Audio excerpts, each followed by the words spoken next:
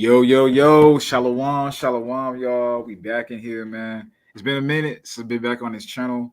Been, had a lot of personal things I'm dealing with at the moment, but Lord will, what I'm saying? This is a great live stream, and all praise to the Most High that we're able to be here and give out this edification, spread this word. And hey Lord, what is edifying, man? I'm the brother Malak, I'm a one.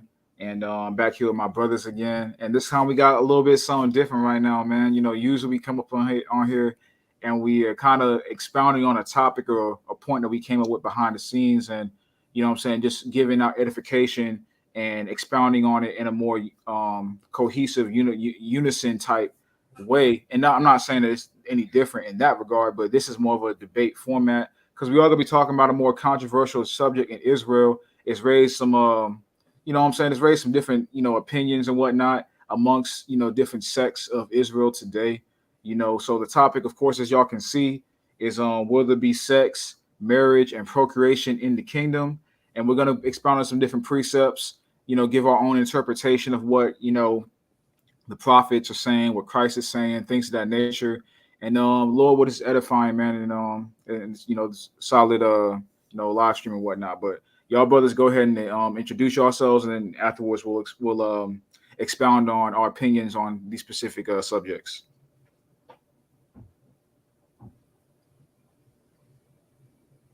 All right, I'll go ahead then. Is my audio coming in good? Yeah, you straight. All right, cool. So this is Spirit of David or D-Band. Some of you brothers might know me as. Today, like the brother Malak said, we just going to go into the scriptures, certain precepts to bring an understanding of, just when it comes to the kingdom to come. Now, me personally, um, a lot of these brothers, they know behind the scenes, and some brothers who I speak with personally already know. Like, I've been just doing some reading, some studying, and I've just been, trying to come to a conclusion for a while now. And the more I've been reading and looking into it, the more I'm starting to believe that personally, no, I don't believe there's going to be sex or marriage or procreation in the kingdom. And that's just my stance on it. We'll get into the precepts, so I want to keep it short. Con, and y'all, both of y'all brothers can go now. Yes, sir, man. All praise to Yahweh Shem Yahweh Shai. May we continue to receive this daily bread, mental, physical, and most importantly, spiritual. And through our transgressions, may the Most High continue to have mercy on us and bless us with the knowledge that we may continue to receive. Because, this knowledge is always flowing like a river. So it's only a matter of time before conversations like these come to pass. So, in my personal opinion, I do not believe as well that there will be any procreation in the kingdom itself. But yeah, like Devan said, I'll save I'll save the details for that, once we get past the introductions and stuff like that. So Con, absolutely. And go ahead, DG. Yeah, what's going on, y'all? My name is DG, man. It's just a blessing beyond with you brothers, and it's a blessing to be able to just get edified. Myself personally, I don't have much understanding on this topic, so I will be asking a lot of questions. But I would say at this point, I believe there would be procreation in the kingdom, but we're gonna have to see what the precepts say. Con, let the word play it out. Absolutely, I agree with that. And as I stated earlier, my name is Malak. What I'm saying, or Swin, as some people call me. And in my personal stance, I do believe there will be procreation, sex, marriage, concubines, the whole nine in the kingdom. That's been my personal belief. And it's funny because I thought this was kind of more of a uniform understanding amongst Israel that this was going to be happening in the kingdom. But the more I started talking with some more brothers and whatnot, I seen that it wasn't, and that actually kind of surprised me because I thought this was kind of like understood and known that, according to certain prophecies and whatnot, that this was going to be a thing that was going down and it was going to be going out in abundance. I thought that was kind of a universal understanding amongst Israel today. But like I said, talking with more brothers and getting some more insight behind the scenes in regards to what brothers believe and whatnot, I saw that there was actually more. Discourse and just brothers having different opinions in regards to that subject, and that kind of surprised me. But it's good, but it makes for good edification because Brothers can expound on why they say what they say, and we can edify the brothers, and we can get edified ourselves, and what I'm saying, everyone can learn from it and just grow in the spirit because of it. So like I said, in my opinion, I think that there will be, all of that will be going down, that everything in the title, and in abundance as well. And what I'm saying, but let's go ahead and get into it, and get on this topic. So the first point I want to go to is the main. I think, and y'all correct me if I'm wrong, but I think we should go and start out with the main sticking point of where this kind of stems from. And I want to go to the words of Yahweh Shai in Matthew the 22nd chapter, because I think that's kind of where, like, because we can go into the prophecies as well, and we definitely will do that. But I want to start out with Matthew 22, because I feel like that's kind of where, like, you see an impasse where people are kind of more like defending, okay, other things have to be interpreted this way because this says this right here. Or some brothers like myself will say, well, this is saying this because of other prophecies saying this, that, and the third. And I think that's kind of where the like I said, like kind of like where the transition point is in going into, in terms of brothers believing certain things and whatnot in regards to how things will be going down in the kingdom, going into Matthew the 22nd chapter. So I'm gonna go ahead and pull it up on BLB, and we can go ahead and get into it through the spirit, man. All right, come on. Can y'all see the screen well? Yeah, we can see it perfectly fine, brother. All right, for sure then. So we know the beginning of Matthew 22, going into what the kingdom of heaven will be like in regards to more of a parabolic way, going into the oil, wedding ceremony, and things of that nature. Not the oil. The oil is in Matthew 25, but this is going into the wedding ceremony, the garments. Make yourself ready for the wedding, the bride, the bridegroom, things of that nature. We all know that. But the point about this right here, I want to start at Matthew the 23rd chapter, because we start with as it says, Yahweh Shai answers the Sadducees. And I'm going to just go ahead and read it. And any point in time y'all brothers want to butt in, y'all can. This is Matthew 22 and 23. The same day came to him the Sadducees, which said that there is no resurrection, and asked him, saying, Master, Moses said, if any man die having no children, his brother shall marry his wife, and raise up seed unto his brother. Now there were with us 7 brethren, and the first, when he had married a wife, deceased, and having no issue, left his wife unto his brother. Likewise, the second also, and the third unto the 7th. And the last of the woman died also. Therefore, in the resurrection, whose wife shall she be of the 7? For they all had her. So before we go into Yahweh Shah's response, I want to just get a quick recap of this in regards to how we all see it, and we can all say our different opinions on it. Basically, how I'm interpreting this and how I'm reading it is this is just a simple, to me, this is just some more classic Pharisee Sadducee shit where they're trying to trip up Christ. They're trying to trip up Yahweh Shai, trying to, get him to go against Moses. And, it's basically doing the same thing they did. One of the more infamous, commonly spoken with amongst Israel forms of this is in, I think that's Matthew, the 14th chapter, where it goes into eating with unwashed hands. And the Pharisees trying to say basically that if you don't wash your hands before you eat, you're breaking the law or something like that. But I want to get that real quick. I think it's Matthew let me get it real quick.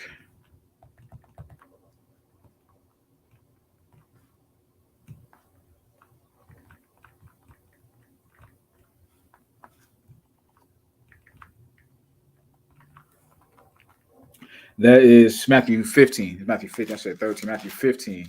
That goes into that. Basically going to how the Pharisees are trying to trip up Yahweh Shai by saying, if you eat with unwashed hands, you're defiling yourself, because they're trying to make that into a law. Typical Pharisee shit. And I kind of see this in the same way with the Sadducees, basically trying to trip up Yahweh Shai because they don't believe in the resurrection. And I want to go to a point before we continue. I want to go to Acts, the 23rd chapter real quick. And I'll just pull it up in my Bible. Because before we continue, I just want to get some just a brief understanding of the the Sadducees, and kind of, what they was about and things of that nature. This is Acts chapter 23, and I'm gonna start at 6. But when Paul perceived the one part were Sadducees and the other Pharisees, he cried out in the council, "Men and brethren, I am a Pharisee, the son of a Pharisee.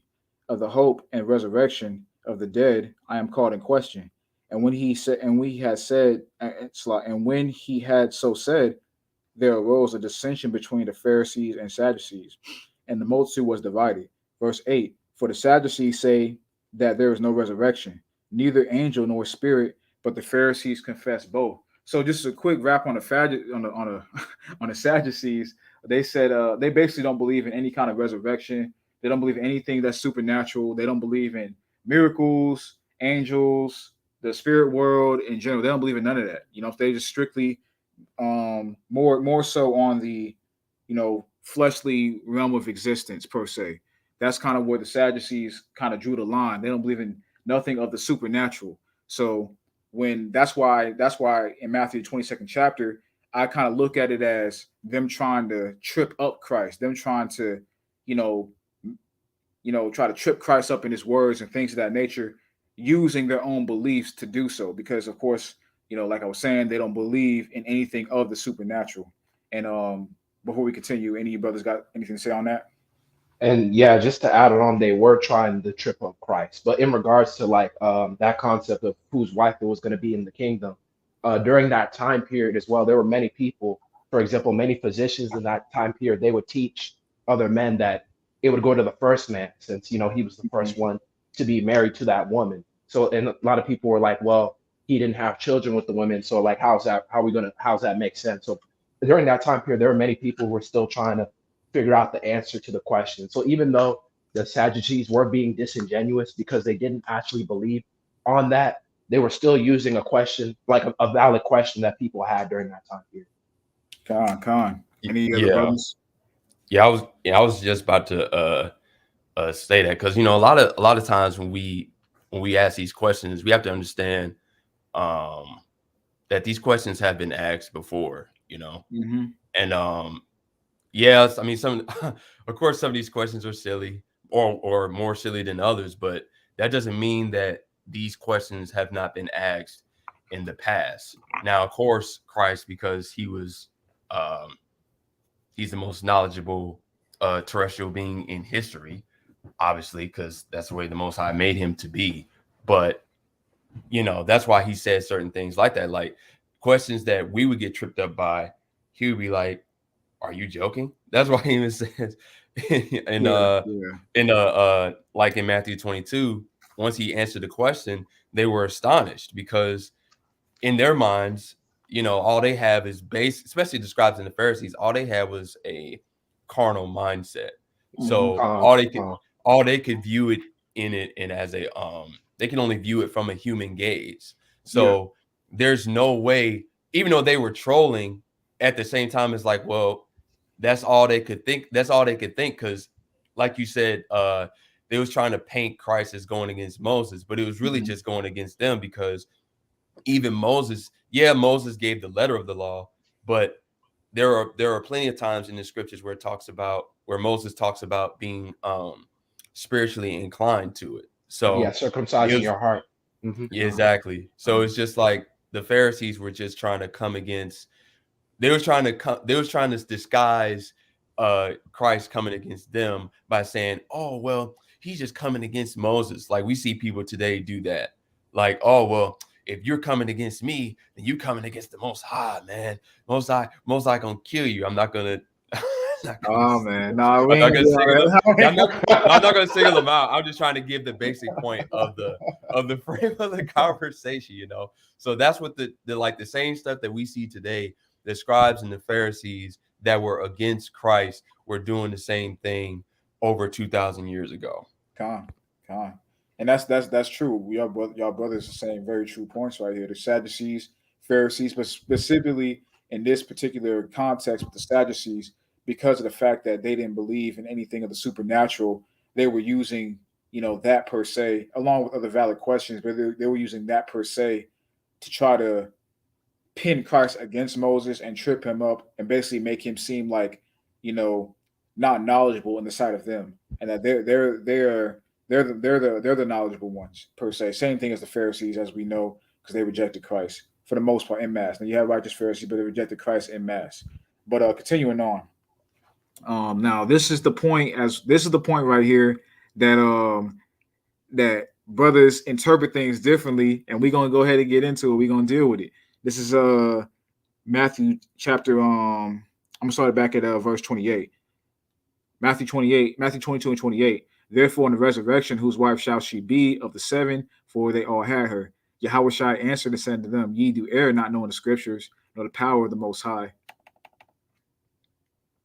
For in the resurrection, they neither marry nor are given in marriage, but are as the angels of God in heaven. But as touching the resurrection of the dead, have ye not read that which is spoken unto you by the Most High, saying, I am the God of Abraham, the God of Isaac, and the God of Jacob. God is not the God of the dead, but of the living. And when the multitude heard this, they were astonished at his doctrine. All right, so going into Matthew, the 22nd chapter, verses 20 verses 30 through 33, but specifically 30 and 31. I want y'all brothers to kind of touch on that and explain to the people, to everyone listening, what is y'all interpretation of this?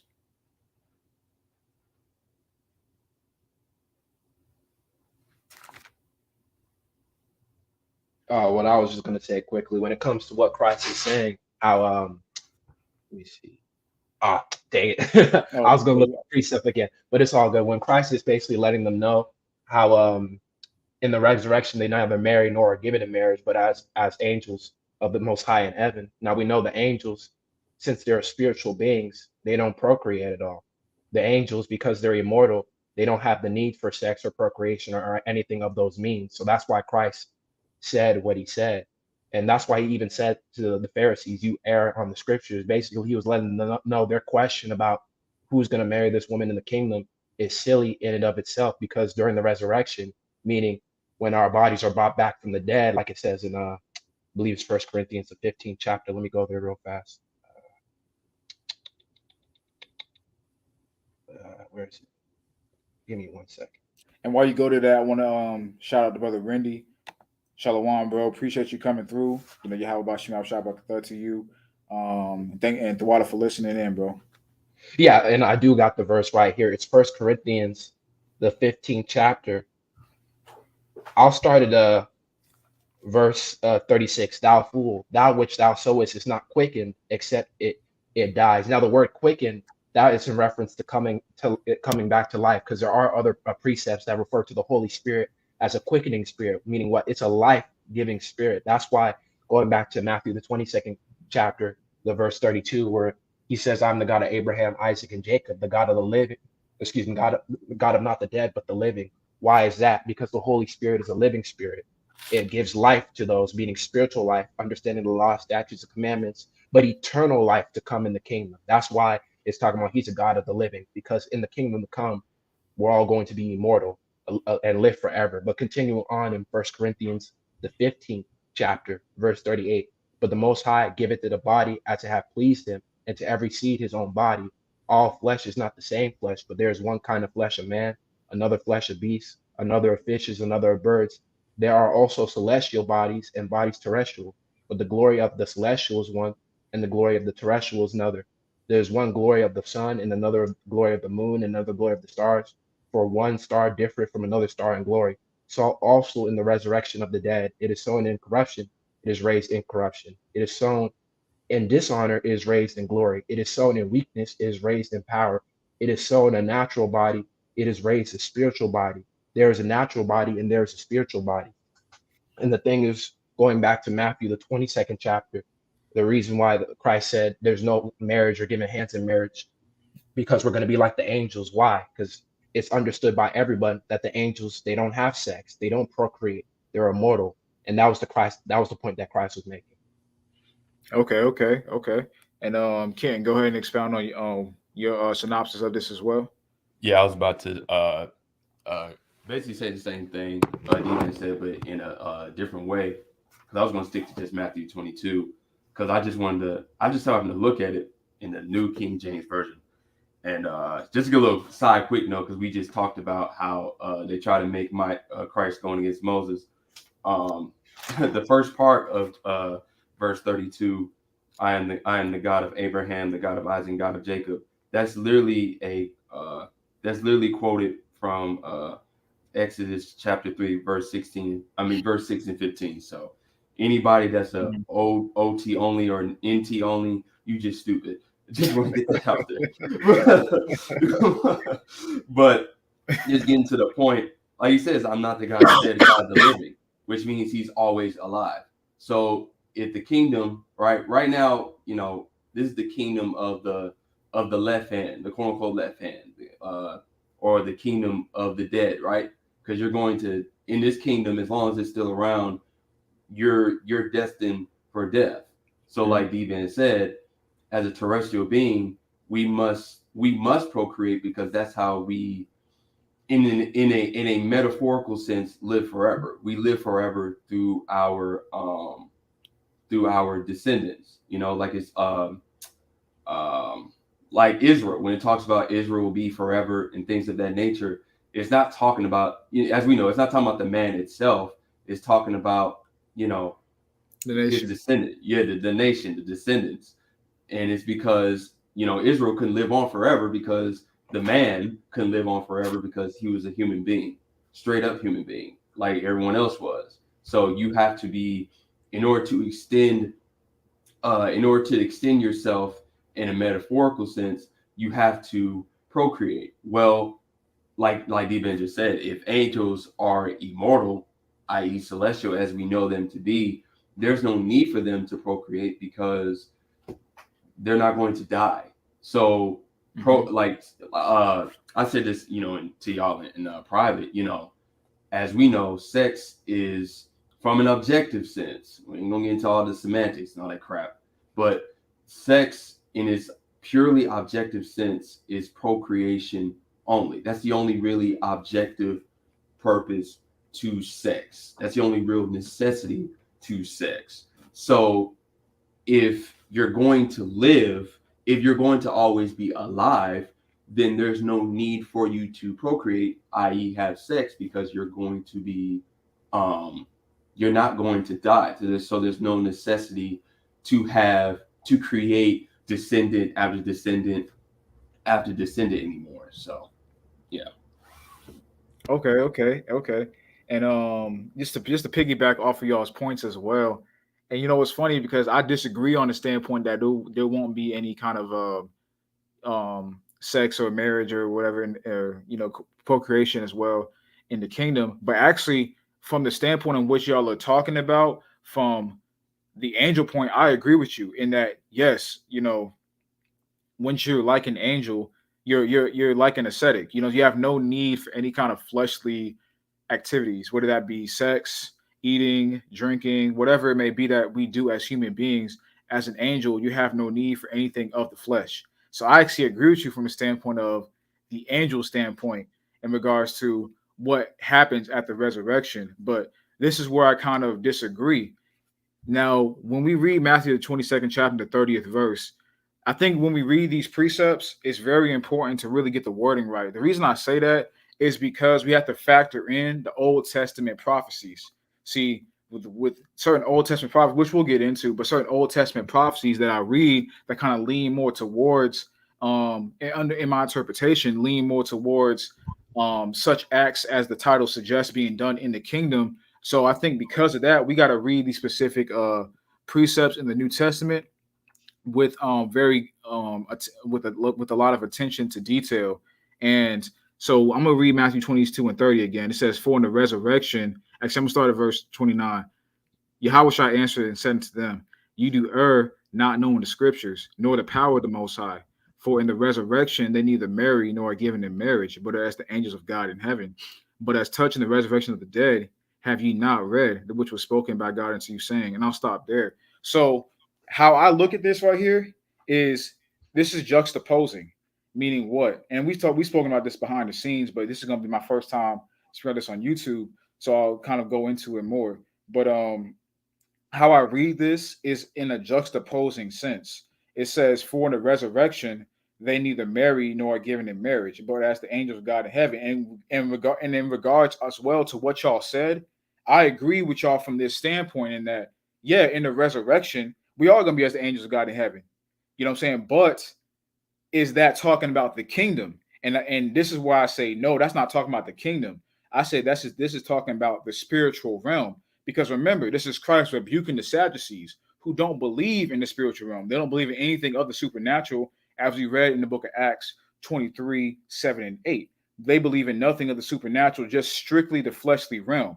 So when he says for in the resurrection, they neither marry nor are given in marriage, but as the angels of God in heaven, that's true from the standpoint of the spiritual realm, the spiritual world. And we can go into Luke, the 20th chapter, and it was kind of the same thing as this right here.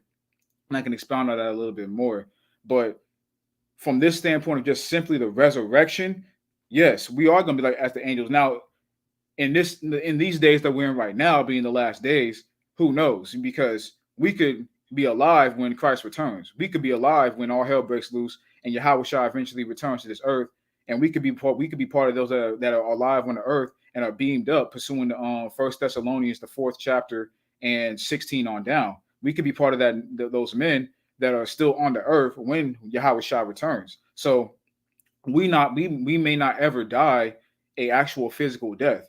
You know what I'm saying? But we'll see. You know, Lord's will, that does happen in our lifetime. But we'll see. But going into everyone else, or if we do happen to die in this lifetime, when it goes into the word resurrection, now let's go into that. Let's kind of break that down, because we know pursuing the let's go to Ecclesiastes. Let's go to the book of Ecclesiastes real quick.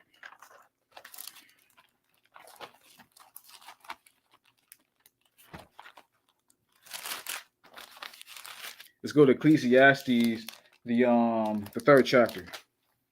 I want to read a few precepts from Ecclesiastes, the 3rd chapter. The first one I'm gonna get is verse 16. It's Ecclesiastes chapter 3 and verse 16. And moreover, I saw under the sun the place of judgment, that wickedness was there, and the place of righteousness, that iniquity was there. Now, you got some brothers in camps who use this right here to prove reincarnation. Now, I'm not doing that because reincarnation is not biblical. But the reason I'm pulling this out right here is because they say that judgment under the sun is talking about the earth. But we got to remember the foundations of the earth. Now, the foundations of the earth are going into Sheol, Hades, what people in the Christian church call hell. Now we know that hell just means Hades in the Greek, but we know hell is not actually what they try to interpret hell to be, being this place of fire that you go to and you live out the remaining of your days in hell and there's no judgment. We know that would defeat the purpose of Judgment Day or the time of judgment on the earth. So that's not, and that would defeat the purpose of Revelation, the 20th chapter, being what. Now, this is not a biblical term, the final resurrection, but I call it that because of the fact that is going to be the time where all souls are raised, pursuing the Revelation chapter 20 and verse 13, where it goes into the sea and the gave up the dead, which were in it, things of that nature, when that time that everyone is raised up to get their final judgment. But going back to Ecclesiastes chapter 3 and verse 16, now this is like I said, attention to words and how things are phrased is extremely important, because it's extremely important in this precept as well. Because like I said, some brothers, especially brothers that's kind of stem from the One West camps, they use this verse to prove that this proves reincarnation, because your spirit goes up and you get back, you're sent back on the earth to live out your judgment in the place of wickedness on the earth. No, because like I said, we got to remember the foundations of the earth being going into Sheol and going into Hades. Or as known as well in what's that, Luke, the 16th chapter, going into the Lazarus and the rich man, when you go into the bosom of Abraham. Also stated in the missing verses of 2nd Esdras, the 7th chapter, which of course this is a debate whether that's canon or not. I personally think it is, but that's a whole other subject for another day.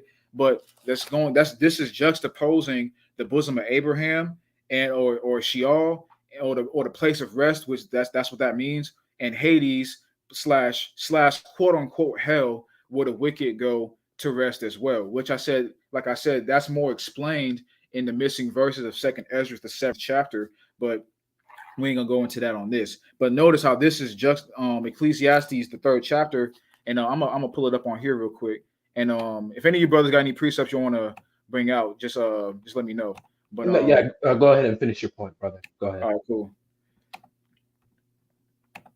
Going back to Ecclesiastes 3 and 16, it says, and moreover, I saw under the sun the place of judgment, that wickedness was there, and the place of righteousness, that iniquity was there. Like I said, the place of judgment being the place of rest where you go to live out your, your judgment until the final judgment. Your that being the spiritual world, the spiritual realm, the spiritual plane of existence, however you want to phrase that, going into the two juxtaposing places, the wickedness and the righteousness being Sheol slash bosom of Abraham slash spiritual place of rest, the wickedness being where the wicked lie, or quote unquote hell or Hades per se.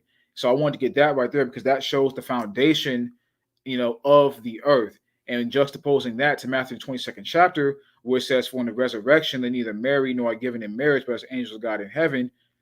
Going back to Ecclesiastes 3 and 16, that resurrection is talking about, let's go to Ecclesiastes 12, because this is the resting place, but I want to go into the actual process as well.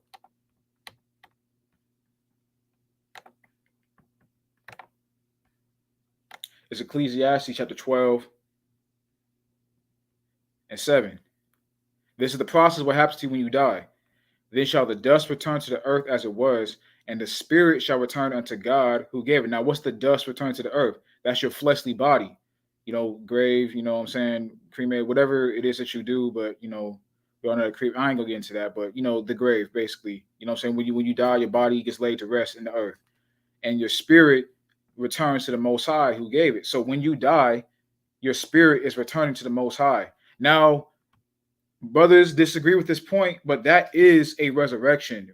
If you literally go by the meaning of that word, that is the process of a resurrection. It's the resurrection of your spirit. Resurrect means to rise up. So in verse 30 right here, where it says, for in the resurrection they neither marry nor are given in marriage, but as angels of God in heaven, that's talking about when you die and you go to the spiritual realm. And the reason why I say that is because verse 31 is clearly, to me, talking about two different things, because it said, like I said, the wording is extremely important. It says, but as touching the resurrection of the dead. Now it's like I said, this is juxtaposing. It's talking about two different events right here. It says, but as touching the resurrection of the dead, have you not read that which was spoken unto you by God, saying? So this is two different events. So when it says that they neither marry nor given in marriage, but as the angels of God in heaven, that's all true, because in the spiritual realm, you're in the spiritual world. You have no need for anything of the flesh in the spiritual world. Now, this reason I say this is not talking about the kingdom of heaven on the earth, because the kingdom of heaven on the earth, now there's different elements to it, but it is going to be, which I think we all agree on this, it is going to be an actual kingdom, like an actual run, society on the earth. It's, of course, it's going to be way more glorious than this wicked place, but it's going to actually be a ruling society run by the Israelites, specifically Yahushua and then the elect. We're talking about the apostles, the 144,000, and the elect. That's going to be the ruling powers of the kingdom of heaven on the earth, the kingdom of Israel, the kingdom of Yasha Allah on the earth. We can go into Psalm, the second chapter, that shows that, where it talks about how Christ is going to just real quick, brother, just because I don't want to stop you right there, but just getting into the point, when you're reading Matthew, the 22nd chapter, and you're making a distinction between verse 31 and 32, I mean 31 and 30, how can you do that when only one question was asked? There wasn't two separate questions. So Christ is expounding on that one point. But just real quick, I also wanted to get into certain precepts, because when that word resurrection is used, it's always in reference to the resurrection of the dead, because that's what our people believed in.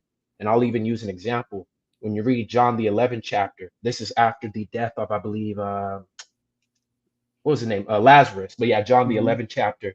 I'll start at verse 20.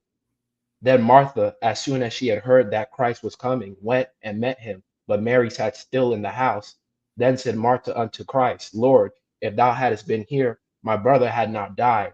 But I know that even now, whatsoever thou wilt ask of God, God will give it to thee. And then it says, Christ said unto her, thy brother shall rise again. And this is what she says. Martha said unto him, I know that he shall rise again in the resurrection at the last day. But then Christ lets her know, he said, and then Christ says unto her, I am the resurrection and the life. He that believeth in me, though he were dead, yet shall he live. And whosoever liveth and believeth in me shall never die. Believest thou this? So again, the whole concept of the resurrection was always in reference to the resurrection of the dead. And in fact, that's what the apostles always preached as well. For example, if I would go to Romans, the first chapter, uh, I'll even start at verse 1. Paul, a servant of Yahweh Shai the Mashiach, called to be an apostle, separated unto the gospel of God, which he had promised afore by his prophets in the holy scriptures concerning his son, Jesus Christ, our Lord, which is made of the seed of David according to the flesh, and declared to be the Son of God with power, according to the Spirit of holiness, by the resurrection from the dead. And as another example, that's why throughout the scriptures it always says we're joint heirs with Christ, and how Christ was the first fruit. Why? Because he was the first one to be resurrected from the dead. And that's what everybody is hoping for. So when they're speaking about the resurrection in the scriptures, it's talking about the resurrection of the dead. And just to add on another point, if what you're saying is true and it's not talking about the kingdom to come, it's talking about the spiritual realm, then that means the questions that the Sadducees had is a valid question. Whose wife is that going to be in the kingdom when we're brought back from the dead? Yeah, I was gonna. Yeah, go ahead. Okay, yeah, I was gonna say that last part as well, like, because the thing is, when you I thought it was already understood amongst pretty much any brother in knowledge that like the resurrection of the dead, like the dead itself, the soul going back to the Most High, who gave, as in Ecclesiastes 12. I thought that was already understood. I think the contention is trying to figure out what happens to the living that's still alive on the earth in that time. Like, what's the fate of them? Because obviously, if you're dead, but just real quick, like, not to cut you off, but like it already explains what the fate of the living is. That's why I read Corinthians the 15th chapter earlier. Basically, of the living, we're going to be made those celestial beings as well. So like whether you're dead or alive, you're going to be a celestial. So it really doesn't matter. Yeah, that's what I'm saying. I'm just speaking on the contention, because there's no way that you can say, there's no way you can make try to associate the same fate for the dead as the fate for the living. So I always thought that the contention was, okay, how will the like what will be the destiny for those who are alive? Now, of course, when you go to 1 Corinthians 15, from my knowledge, from our understanding, it does interpret that. It does even communicate that to us. I believe it's 2 Thessalonians, the 3rd chapter as well. No, it's 1 Thessalonians 4 and basically 13 through 18. I'll just go ahead and get, because I'm already there. I'll just go ahead and get it real quick. All right, thank you, Slack brother. Yeah, for sure. Because in this chapter right here, and for what you just said on Kitten's point, you said, what is the fate of? Well, correct me if I'm wrong, but you said the fate of the living is not the same as the fate of the dead. Is that what you said? Yeah, as in the sense of the resurrection part. Because obviously, if you're dead, we know that it's what I'm saying, all you have is your soul is going to be resurrected. But as in a living, you're still alive. So in flesh. So how is a living person gets resurrected? What does that look like? I think that was the contention. That's what's explained in 1 Thessalonians 4. It basically says 1 Thessalonians 4 and I'm sorry, 13. But I would have you to be ignorant. But I would not have you to be ignorant, brethren, concerning them which are asleep. We know what sleep means, dead. That ye sorrow not, even as others which have no hope. For if we believe that Yahweh Shai died and rose again, even so them also which sleep in Yahweh Shai will God bring with him. For this we say unto you by the word of the Lord, that we which are alive and remain into the coming of the Lord shall not prevent them which are asleep.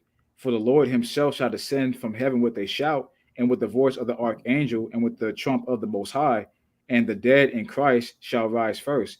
Then we which are alive and remain shall be caught up together with them in the clouds to meet the Lord in the air, and so shall we ever be with the Lord. Wherefore comfort one another with these words. So basically, to answer your question, you said what is the resurrection of the living going to be like? Is that what you said? Yeah. So yeah, this explains what's going to happen to the living at the last day. Basically, the dead is going to rise first, and then the living is going to rise up after. Follow the dead, but we're still going to receive the glorified body, and we're still going to be like it explains in Matthew the 22nd chapter. We're still going to be like the angels at that point, just because we didn't just because we didn't physically die doesn't mean we're not going to inherit the kingdom, and we're not going to, our flesh is not going to be made incorruptible. So the fact that even those who are us who are living, assuming we're alive that time, we're still gonna, our flesh is still gonna be made incorruptible, and we're still gonna be likened unto the angels. So like, I don't think that's really a point of contention. I'll be honest. Well, Yeah, also, I was gonna go get ahead, to that go ahead, point. Ken. Yeah, I was gonna get to, my bad. I was gonna get to that point, which you just said. That was gonna be my last point. Like, if it really, you know what I'm saying? Of course, there's gonna be a difference, like in the sense of like the order of the resurrection, like, you know, the actual dead get risen first. But if the dead and the living both receive the glorified body, as in the sense of immortality, then, you know, both are made like the angels. So I don't think there's a difference in being made in Matthew 22 um between the dead and the living. I mean, I could be looking at it the wrong way, but I don't think there is. I don't think that's what Yahushua is communicating there. I could be wrong though. You talking That's how about in I'm looking relation to Matthew 22 and 30? Okay. I think I see what you're trying to say. So are you saying essentially, because in the resurrection there's no distinction made between the living and the dead, that it doesn't make sense to go to Matthew and say that's talking about the spiritual realm, when the at. resurrection of the living and the dead are going to receive that immortal body like the angels? Yeah, that's all I'm saying. Because if we come in, you Got know, you. because kingdom's coming to earth, yeah, we know there's going to be a actual form. You know, that's a form of a kingdom. It's not been. We're not speaking metaphorically here, or we're not speaking like that. You know, but that kingdom is going to be based off of celestial principle. It's going to have a celestial foundation to it, as we know. So my thing is, so that's why I'm saying, like, is there a, other than the order of the resurrection, as in who rises first and who rises second, is there any real difference between uh the dead, the resurrection in the dead and the resurrection of the living? No. This is the thing about it, because I want to touch on kind of similar to both of y'all's points.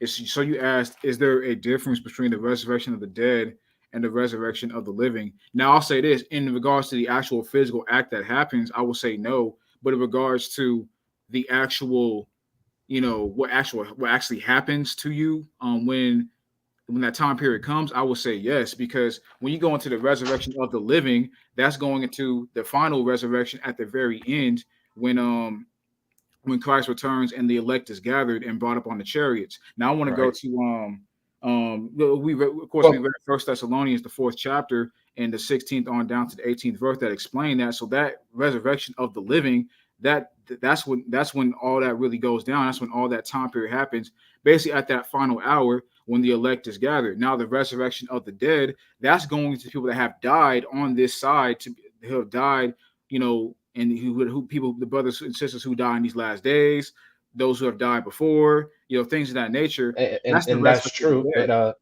But no, I didn't mean to cut you off, and that's true. But like we read in Second Thessalonians, both the dead and the living are going to be raised on that day as well. So Yeah, it's of course. both. Yeah, I, I'm not saying otherwise. Yeah, of course.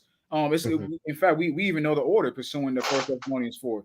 We know the dead is going to be the ones that rise first, and then the living is going to follow. So yeah, I'm not saying that's happening at two separate events. That we know it's going to be simultaneous. The dead is going to be first, and the living is going to come. But the point I wanted to make is that you said that anytime a resurrection, correct me if I'm wrong, but you said when there's a resurrection of the scripture, and the scriptures refer to as a resurrection, it's always talking about the resurrection of the dead, and you use the precept in John to prove that. And I'm not necessarily disagreeing with that point, because there are resurrection. Because for the most part, when you read the Bible, it is talking about the resurrection of the dead. But like I said, we have I don't really see how this word is any different, because we do that with any other word. We break it down. We go into the roots of things of that nature to be able to explain and expound what it's actually talking about. We do that with everything, so we have to do it with resurrection as well. The process of as we read in Ecclesiastes 12 and Ecclesiastes 12 and 7, Ecclesiastes the 3rd chapter as well, the process of you dying and your spirit rising up, that's a resurrection. And then also too, at the very last hour, when the living rise, that's also a resurrection. But and I understand, but again, when it comes to Matthew, the 22nd chapter, it tells you that it's talking about the resurrection of the dead. And again, like your spirit rising up, that's not you coming back from the dead. You're dead. You're not living again. The resurrection. That's why when we read verse 32, Christ says he's not the God of the dead, but of the living. When you're a spirit in the spiritual realm, you're not alive, you're dead. Yeah, that's true. You are that's the thing about it. That's why in verse 32, that's why I think it said, "I am the God of Abraham, Isaac, and the God of Jacob." The God's not God of the dead, but the living. So the Sadducees are asking this question about what's going to be going on. This and the third. Christ is basically telling them, "Look, God is the God of the living. You know what I'm saying? Like you don't even believe in the spiritual realm. You know, in the spiritual realm, you're dead. That's what he's saying. In the spiritual realm, you're dead. You're in the spiritual realm. You're at rest. You're like the angels. You're dead. So why are you sitting here saying, and if they're sitting there in the spiritual realm at rest, why are you saying who's gonna be who is this woman gonna be with? They're at rest. They're like the angels. There's gonna be no marriage in that spiritual world. Well, But I again, think the issue. I think that my bad, D-Man. But if no, I think go the ahead, issue Kevin. Go is ahead. okay. I just think that if the issue, I think the question is: Are both the dead and the living when they're resurrected? Are they both made like the angels? In Yeah, we already established that. So If that's what I'm saying. So if that's the hold on. case, are they both immortal then? Yes, when you talking about in the kingdom? Yes, they're both immortal. Yeah, they're both They're immortal. both. Yeah. But the thing is, like in terms of what Christ is saying here, the question that they were asking wasn't in reference to the spiritual world. It was in reference to the kingdom to come. Because everybody knows when you're dead, you're not going to be married or No, doing any of that. well, everyone didn't know that because the Sadducees don't believe in the spiritual realm. Yeah, So he's I answering got no. them. Yeah, they don't believe in the spiritual realm, but they were still using a valid question to trip up Christ. That's why they asked him, "Whose wife is this going to be?" Because if we just say, "Okay, there's a kingdom to come, and people are procreating and people are marrying," then that the question that they asked is an actual valid question. Whose wife is that man's going to be in the kingdom? You would have to actually know that answer. That's why Christ said, you do err in the scriptures," basically saying that it's silly to even ask this question because in the kingdom they're going to be like the angels. There's no marriage, they're not giving hands in the marriage. That's why Christ said that question. That's why he even said further on in the resurrection, neither do they marry nor are given in marriage, but are as the angels of the Most High in heaven. And like I read in First Corinthians, it even it lets us know we're not going to be in a corruptible flesh. We're going to be in an incorruptible flesh, like the angels. And on to the point that Ghetto Genius said earlier about when it comes to the difference between a celestial and a terrestrial, the only reason that we as terrestrials have sex and procreate is to have children. In the kingdom to come, we're going to be immortal. There's not going to be a need to procreate. That's why angels don't procreate. That's why the Most High Himself, He doesn't really procreate. You know what I'm saying? Yeah, I see what you're saying, and we'll get into the prophecies. I definitely want to get into those prophecies too to expound on the point a little bit further. But I want to touch on First Corinthians. I'll get back to the point in Matthew 22, but I want to go to First Corinthians 15 again, because you was hitting on that, and I want to go to that. All right, so this is First Corinthians 15, and I'm gonna start at verse 35. Con and my bad, brother, but yeah, we can touch on First Corinthians 15, and then like after that, let's go into like the Old Testament Yeah, we prophecy. could do that. All right, First Corinthians 15, and I'm gonna start at 35. Excuse me. So it says First Corinthians 15 and 35. But some men will say, how are the dead raised up? And with what body do they come? Thou fool, that which thou sowest is not quickened, except it die. But that which thou sowest not that body that shall be, but bare grain. It may chance of wheat or some other grain. But God giveth it a body as it hath pleased him, and to every seed his own body. All flesh is not the same flesh, but there is one kind of flesh of men, another flesh of beasts, another of fishes, another of birds. There are also celestial bodies and bodies terrestrial, but the glory of the celestial is one, and the glory of terrestrial is another. There is one glory of the sun, there is one glory of the sun, another the glory of the moon, another glory of the stars. For one star differeth from another star in glory. So also is the resurrection of the dead. It is sown in corruption, it is raised in incorruption. It is sown in dishonor, it is raised in glory. It is sown in weakness, it is raised in power. It is sown in natural body, it is raised a spiritual body. There is a natural body and there is a spiritual body. So yeah, I'm gonna stop there because I want to hit on this point right here because I would even argue in 1 Corinthians 15 that this is also explaining two different resurrections. And let me explain. So you go into 1 Corinthians 15 and 35 to 41. How I interpret this is that this is talking about the resurrection to the spiritual world. Let me explain. So when it says in 1 Corinthians 15 and 40, it says there are celestial bodies and there are bodies terrestrial, but the glory of the celestial is one and the glory of the terrestrial is another. Now we know, now also going back into verse 35, it says, but some men will say, how are the dead raised up, and with what body do they come? Thou fool, that which thou sowest is not quickened except it die. So of course, like you were saying earlier, going into quick, that word goes into to being made alive and things of that nature. You have to die in order for that process to happen. That's basically what Paul is saying right here, and that's the process that you have to go through to get a celestial body. You do have to die in this context that Paul is speaking about right here, because in order to go to the spiritual realm to get a celestial body, to be like the angels, you have to die on this. You have to die on this current plane of existence, this physical plane of existence. Now, of course, I'm not talking about at the very, very, very end. That's a different context. I'm not talking about that. I'm just talking about just normal proceedings per se. Because it says in verse 40, there are also celestial bodies and bodies terrestrial, but the glory of the celestial is one, the glory of the terrestrial is another. So he's explaining right here the difference between the celestial and the terrestrial. The glory of the celestial is one, meaning what? When you're in the spirit realm, that comes with a certain glory. You're like the angels. Your body's being made. You're literally. You're not. Think of an angel per se. An angel has a perfect vessel in their plane of existence for the Most High. They literally don't. They can always fast. They don't have any fleshly needs at all. Literally, what I'm saying, can be a vessel perfected to the Most High. When you're in the spiritual realm, when you're in the spiritual plane, in the bosom of Abraham, in quote unquote, in the place of rest, Sheol, as I was going to earlier in Ecclesiastes, the 16th chapter, that juxtapose that righteous and that wicked place of rest. Once your spirit is once you die and your spirit is raised, going to that place of rest, that bosom of Abraham, that Sheol, that's where you're a celestial body. You're like an angel. Pursuing back to Matthew the 22nd chapter, where we read, but the touching the resurrection, they neither marry nor given in marriage. You're like an angel because you have a celestial body, but the terrestrial has a different glory as well. Now I'm gonna go into verse 42. Now you read thirst. Yeah, go ahead. No, yeah, I was about to say, since you're on first, it also says, so also is the resurrection of the dead. It is sown in corruption, it is raised. So it's basically saying, like, everything that you laid out earlier, the same is going to be in the resurrection of the dead. But go ahead, bro. But yeah, I was saying verse 4, like I said, this is similar to Matthew the 22nd chapter, where it juxtaposes two different resurrections, verse 30 and verse 31.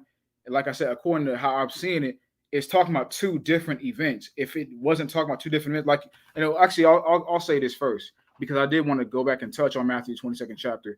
So I'll go ahead and do that real quick, and real quick before I go into 1 Corinthians 15 again. So I'm gonna pull back to Matthew 22 real quick.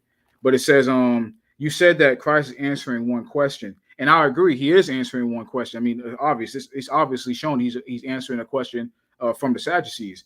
But he's answering one question. But you can answer a question and give multiple responses to that same question in two different contexts. We do that. We do it all the time. You may answer a question and you'll give one perspective, but you'll give another perspective as well. You're just adding on to the question that you just answered. We do. People do that in their everyday lives. So that's all he's doing. He's answering the question about what happens in the spiritual realm, but he's also going into the resurrection of the dead, being that final resurrection, being that resurrection at the last trump, being that resurrection when the dead and the sea give up the dead and things of that nature, pursuing the Revelation, the 20th chapter. That's also what he's answering the resurrection in regards to what Paul is explaining in 1 Corinthians 15, where you die and then you get that celestial body because you're like the angels in the spiritual realm. And he's also answering in verse 31 the final resurrection, when basically at the end of this eon of existence per se, where you know, the dead are raised up. The people who are already dead are raised up. So going back to what we talked about, First Thessalonians, the 4th chapter, going into the resurrection of the living, right? So that right there is basically like the resurrection. We know that the resurrection of the dead is going to come before the resurrection of the living. As I said, the dead are going to get raised up first, and the living are going to follow right after that. So that's why I said I want to, that we know that's going to happen, but I don't want to use that in this context because that's a whole different event. That's not normal proceedings. That's talking about the very last trump, the very last end. But verse 31 right here is still going to happen at the same time of First Thessalonians, the 4th chapter. I think that's the 16th or the 17th verse. So, are you talking about Matthew 22 right now? Verse 31, was that what Yeah, you're I'm talking talking about about? Matthew. Okay, Yeah, I'm talking about Matthew 22 and 31 because okay. that says as touching the red. And like I said, it says but before that. So like I said, to me, when you say but, I mean, when we say but in our everyday existence, and when we say but in our everyday language and speech, and how we use that word, we're giving a juxtaposing point. If I say I'm going to the store, but I got to stop at home first, that's saying, hey, I'm going to go to the store, but I have to also do this. That's all Christ is doing. He's saying he's giving Well, them an answer to that question, but but he's adding to it as well. the thing is, that's the thing when you have to look up certain translations, because when you look up that word "but" in the Greek, it can also mean moreover, and, or etc. That's why if you look at other translations, verse 31, it just says now concerning the resurrection of the dead. So it's just a continuing of what Christ was saying. He's not making a distinction, but like he's not making a distinction in between verse 31 and 30. 31 is just a continuing on of what he explained in verse 30. Like everything that he's explaining right now is one concrete point. It's not two different points. It might be Okay, But well. go ahead, Well, Ken. Go ahead. go ahead, Ken. yeah, because well, after this, I want to I actually wanted to touch on 1 Corinthians 15 because while you was Yeah. reading it, I was reading some of the precepts on down near verse 50. But I actually want to touch on that because what you're saying is possible when you're saying, yeah, he's answering one question, but it's identifying two different events. yeah, two different things or two different events at the same time, which that is possible. But it all kind of goes back to my point of, is there any difference between when it comes to the dead and the living other than who gets resurrected first? Because even if that's the case, does that even necessarily matter? Because if everybody's immortal, yeah, he might be discussing the resurrection of the dead in this sense right now, but maybe he's using the sense of the resurrection of the dead to emphasize the fact that no matter who you are, if you get resurrected, whether dead or alive, you will be made like the angels. Because if that's the case, then we have an understanding why, then we have a full understanding why of why that question is completely ridiculous, made by the Pharisees of that time. Because it's like, wait a minute, if you're you know what I'm saying, if everybody's made like the angels in the kingdom, whether it's because we know heaven, there's three of them, you know what I'm saying, like we're talking about the first, really we're talking about the first and the third heaven right now, you know what I'm saying, the kingdom coming to earth, that'll be the first heaven, and then the spiritual world is the third heaven, right? So my thing is, if you're dead, obviously you're going to, you're going to be resurrected Slocky, to the most high, you know what I'm saying, in third heaven, right? But if you're alive, you'll be resurrected to be made immortal to dwell on the earth. If I'm saying that correctly. If I'm wrong, Just real quick, because both the people who are dead and alive are going to be on the earth. So, but I think I okay. know what you're getting at. Essentially, because Swint, your whole point is in that verse right there. It's talking about the spiritual realm, and because they're going to be angels in the spiritual realm. But like what Ken is asking, well, isn't that also going to be true during the resurrection in the kingdom of come? We're also going to be like angels as well. So if they're going to be angels in the spiritual realm, and we're going to be angels in the kingdom of come, and like it says in that verse, that since they're like the angels, they're never given the hands of marriage, or basically they're not married or joined in that way. So wouldn't that mean that it's really a moot point? Because in both cases, we're going to be like the angels. So in both cases, we're going to be celestial, whether it's in the third heaven when we're dead, or in the kingdom to come where we're in the celestial bodies. I would, to answer that question, I would say that in the kingdom to come, I mean, in terms of being like an angel, yeah, we'll be like an angel in the sense that we're going to be, kings and priests, aka messengers of the Most High to the other nations, and that's proved in the Old Testament only prophecies in regards to how we will teach these nations our ways of living, our laws, our statutes, and our commandments, going into the judges of the world, the governing body, pursuing the wisdom of Solomon, the third chapter. Actually, matter of fact, I'm going to actually go to that real quick because if you want to, And like, use, yeah, go ahead. I was going to say go to Wisdom of Solomon, but I think since we're mentioning it now, I think it's a good segue to move on into like the prophecies of the Old Testament. Go ahead and get Wisdom of Solomon. Well, actually, I wanted to go back to 1 Corinthians 15 to address what is it verse Okay. 45 through like 51 after this though. But you Okay, go so ahead. this is what we'll do. This is what we'll do. Address your point in 1 Corinthians 15, and then I have another point I want to address in 1 Corinthians 15 as well. Then we can go to Wisdom of Solomon, and then we'll go into the Old Testament prophecies. Okay, cool. Because we might be heading in the same direction in 1 Corinthians. Yeah, I might have a question.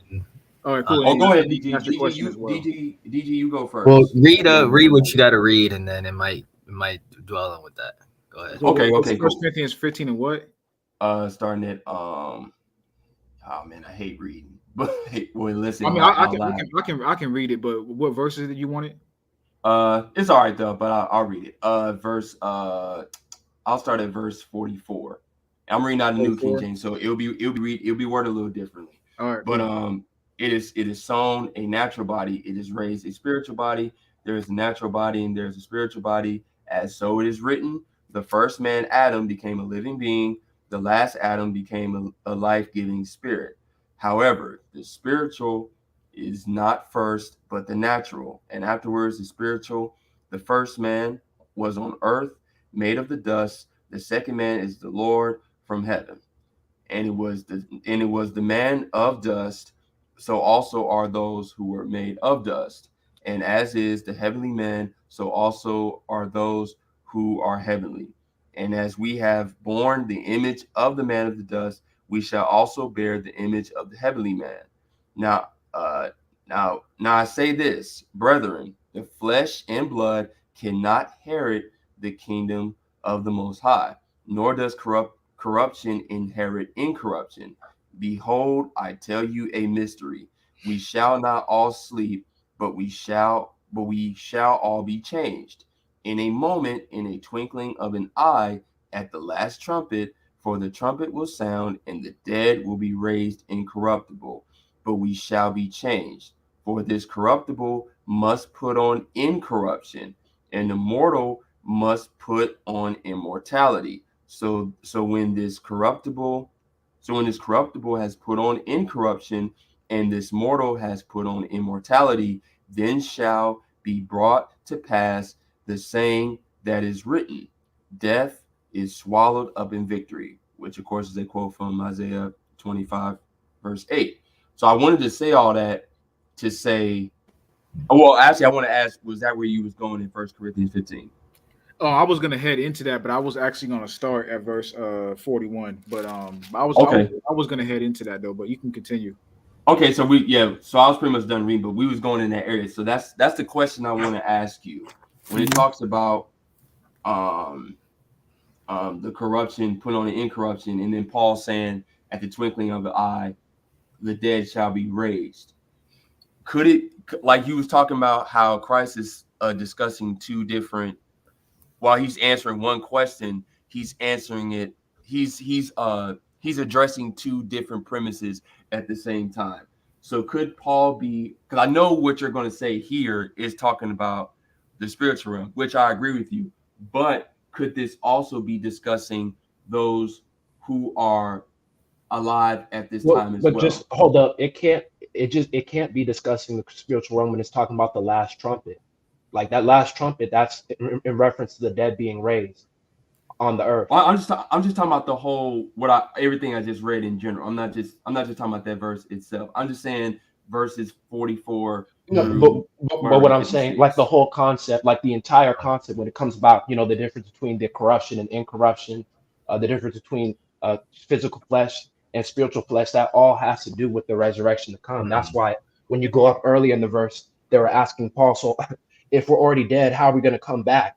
Because I'm sure there were a lot of silly people like, are we going to come back as zombies? Is our body going to be Right. rotting? And Paul was letting them know, look, when you come back, you're not literally going to come back a fleshly man. You're going to come back a spiritual man. That's why he went into detail about the difference between, the physical and the spiritual, because I'm Yeah, sure there were Tim. some silly ass people who are believing if we come back from the dead with just our bodies, what the fuck are we going to look like? That's why I Paul have had to Good make a point. distinction between the physical and the spiritual. That's why he Because said it's sown in incorruption and raised uh, it's sown in corruption and raised incorruptible. He's making a distinction between when you're dead, you're a fleshly body. When you're risen again on that resurrection, after the trumpet, you're a spiritual body. That's all he yeah, was because saying. I was going to say that part because in a historical sense, we have to keep that historical in mind here because these messages was directly given to the sons of Israel at Corinth. Well, at Mm-hmm. that time period, well, they're already dead. So my thing is, these lessons are for us to learn, so that way, if wherever that generation that's still alive in that time, they will experience uh verses 50 through 54. So it's like D-Man just said, it because it's literally talking about people that are alive. The mortal, i.e., a living being in the flesh, must put on immortality. So that can't really be talking about them themselves, even though the lesson was given, the message from Paul was given to them to teach, their descendants, or however you want to look at that. That's true, but the problem is that they're not going to be alive. You know what I'm saying? When that last trumpet sounds, they're already dead. So my thing is that, what I'm saying, could that be talking about, what I'm saying, is that really talking about, those that are alive in whatever time period that everything pops off and it the end Well, truly fulfills itself. well, it is talking about those who are alive in the latter chapters of First Corinthians 15 from 44 to 4 to 50, because it tells you in verse 52, in the moment, in the twinkling of an eye, at the last trump, for the trumpet shall sound, the dead shall be raised incorruptible, and we shall be changed. So it's talking. I mean, you could say it's talking about both if you want to say that, then, because it said the dead will be raised incorruptible, meaning those who have died, and then we shall be changed. That's going to those who are alive are going to be changed. You're going to be in a moment or a twinkling of an eye. That both, and the reason I say that is because it's already explained in First Thessalonians 4 what that's talking about. It's talking about both. Now, it doesn't specifically state both in First Corinthians 15 and 52, but we know it's talking about both, pursuing the First Thessalonians 4 and 16 through 18. But then Because, just real quick, I just wanted to say this real quick. It's just going back to the point that Ken made earlier. Why are we making the distinction between the two when the end goal is the same? Whether you're well, okay, dead or so this alive, you're going to receive that immortality. So this is okay. So this is what I wanted to say about First Corinthians 15. So going back to verse 42, the reason why I say that this also was talking about two different resurrections is because verses third, like I said, in verse 40, it's describing a celestial state of being, which, in my opinion, that's what you are in when you're in the spiritual realm. I mean, that's commonly known. When you're in the spiritual realm, of course, you're in the celestial state of being, because you're like an angel. You need nothing. You know what I'm saying? You don't need to eat. You don't need to drink. You don't need to have sex. You don't need to do none of the flesh when you're in the spiritual realm, resting. When you're in the bosom of Abraham, Sheol, the place of rest, resting. In that righteous, waiting for the day of judgment. You know what I'm saying? You're like an angel because you have no need for anything. So I think that's what Paul is referencing in First Corinthians 15, especially in verse 40, but really 35 through 40, but especially in verse 40, because it says there are celestial bodies and bodies terrestrial, but the glory of the celestial is one, and the glory of the terrestrial is another. That glory of the celestial, like I was saying earlier, that glory of the celestial in First Corinthians 15 and 40 is going into that that glory that the state of glory that you're in once you're in the spiritual realm, Well, because just you could be a perfect vessel for the Most High, in the fact that you have no need of anything of the flesh at all because you're literally not in the flesh. You're in a spiritual state of being because you're at rest, waiting for the kingdom of heaven to be established on the earth, which is going to be a fleshly plane of existence. Yes, there's going to be different spiritual elements that this society does not have, but it's still going to be on the actual earth. So it will be a fleshly plane of existence. But we're So I still going to believe, be spiritual beings, though. Going back to the fact that that's the whole reason why it says in the resurrection, we're going to be incorruptible. We're going to be spiritual beings, similar to like, because there was many times where the angels came on the scene, or even Christ himself after the resurrection. They were I still, believe, they were Well, that's still. the thing. We Just real quick, bro. Just real quick. They were still on the physical plane, but they were not mortal men. So like the thing with the kingdom is not a quote unquote fleshly kingdom, and the reason that I'm saying that is because essentially the kingdom on earth is going to be a reflection of the heavens above. So like in the heavens above, the Most High and the angels rule, and on the earth, when that kingdom comes, the Most High, well, specifically Yahweh and his angels, that being us, will rule over the other nations of people. But we're but still going to be spiritual beings. that's why we'll have fleshly elements to it because we're going to have other nations in the kingdom as well, and they're not going to be immortal and celestial. that's what I'm saying because I'm like, Yeah, but we why but would we I are want to? but we are though. That's what I'm saying. Why would I want to? Why would I want to eat the fruit of my vineyard as a? You know what I'm saying? I wouldn't have the desire to eat, but the scripture said Well, we gonna eat the well, fruit. well, the And we thing is gonna, that's it likened to a parable because it also Yes, tells us in scripture. metaphorical. Yeah, it's metaphorical because it also tells us in the scripture we're going to suck the breast and the milk of the other nations. That's not talking about actual milk. It's a reference to their riches. So when it's talking about eating the vine and sucking the breast, basically it's in reference to like wealth, riches, and glory because we're going to be greater than all the other nations. That's all that means. Or like the chariots when I'm it out. talks about eating the flesh. The eagles will consume the flesh. Obviously, it's not talking literal because cannibalism is an absolute no. So it's talking about how easily the We're going to destruction will destroy them. come. Yeah, how Mhm. easy that destruction will come. It's like when Shaq says barbecue chicken. It's like that. You know what I'm saying? He's not literally saying you getting the These niggas pulse are of your barbecue body. chicken. Yeah, he's taking a barbecue chicken. Let me get a bite. No, he said like it's easy food. You know what I'm saying? It's you know what I'm saying. You're just dead weight. You know what I'm saying? So and like was it First Corinthians? Like, and that's why I bring up the historical point because this this this message, especially starting in verse 50, this message. When Paul says we, I think maybe that's the issue of contention because you might think, oh well, because there were Israelites that were obviously dead before Paul. So Paul, when he says we shall not all be asleep, but we all shall be changed, he's not necessarily talking about his generation. You know what I'm Well, saying? the thing is, I want to stop you. Technically, he was because he like the forefathers and the apostles. They didn't know how much longer this time would come, and like I know a lot of brothers don't understand this. All this stuff that was written was not written directly toward us. They weren't thinking of us when they wrote this down. He was thinking Yeah, that's what I was of his saying. That's what I was audience. trying to get at. That's what I was Okay, Well, go trying to ahead. get the at. thing Yeah, about that, it is, though, you could say he's talking about.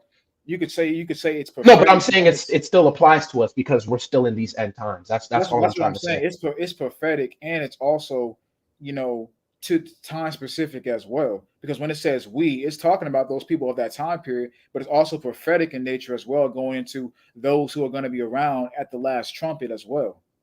yeah, that's what I was saying. Like some people, because they see that, they might like we talk about all the time how a lot of people take stuff of the scriptures and they like to take the wrong parts of the scriptures and apply it to themselves because they want to be on the same level as the men actually during the time period where these things were spoken. And that's what I'm kind of like, that's what I'm trying to make sure that that's not happening. That's not happening with this right here because of course Paul didn't necessarily know, but that's the whole point. He didn't know. So my thing is there's no way that he could be like emphatically saying, okay, that's definitely going to be us. He's just saying in the sense of just in case, you know what I'm saying? Just in case if it's us, we shall be changed Oh, in he's our just. generation.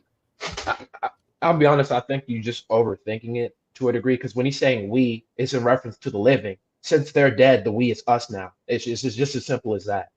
Yeah, that's we was I'm not saying that we don't understand that. I'm just saying for the people no, that but I'm okay, I got you. But I'm saying that's why yeah. Paul said we, because they're the ones who are alive at the time, but they're not. Yeah, yeah, So yeah. he's no longer the we. We're the we because we're the ones who are living. But I'll be honest. Swint, do you want to get that precept and wisdom of Solomon, and then we can move on to the prophecies of the old? Yeah, I don't really have Yeah. anything else to say in regards to I mean, I've pretty much explained my points in regards to the New Testament precepts of Matthew 22 and First Corinthians. I'll just wrap up.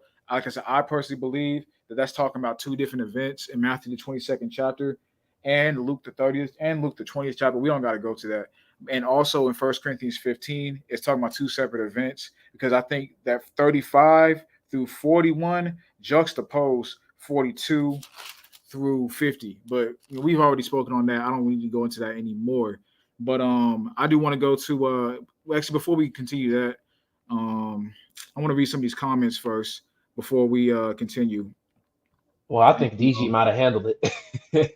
Yeah, I see DJ will respond to the dude, but to G Blaze D Killer, but I'll get into that though. Hey, Shalom, yours truly. Appreciate you coming through, bro. Yahweh Bashim Shabbat the water for your support, brother. G Blaze the Killer.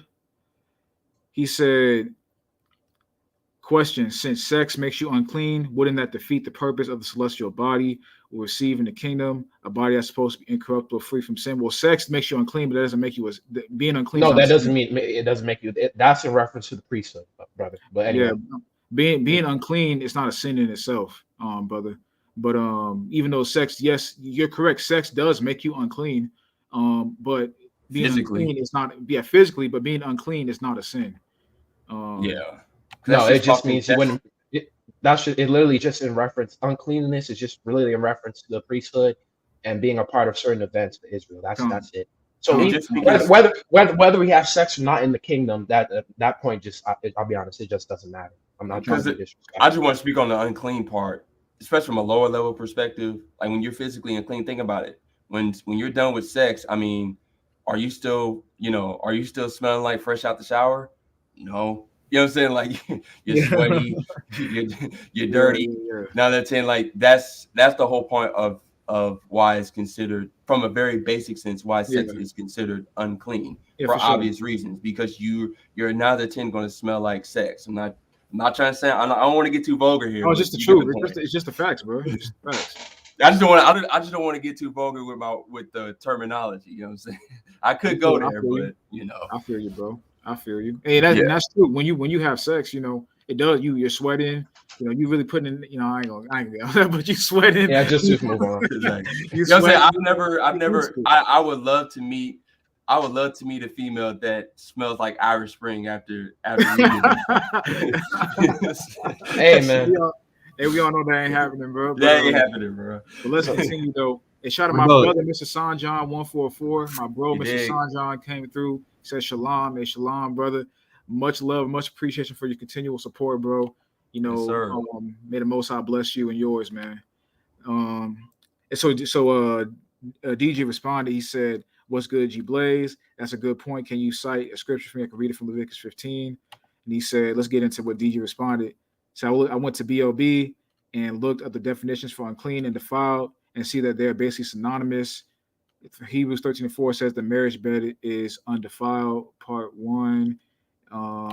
Hebrews 13:4, marriage is honorable in all, and the bed undefiled. That's a great point. But whoremongers and adulterers, God will judge. I don't believe sex is a sin or makes you unclean. Well, brother, sex does. It does. But you're right in that it is not a sin.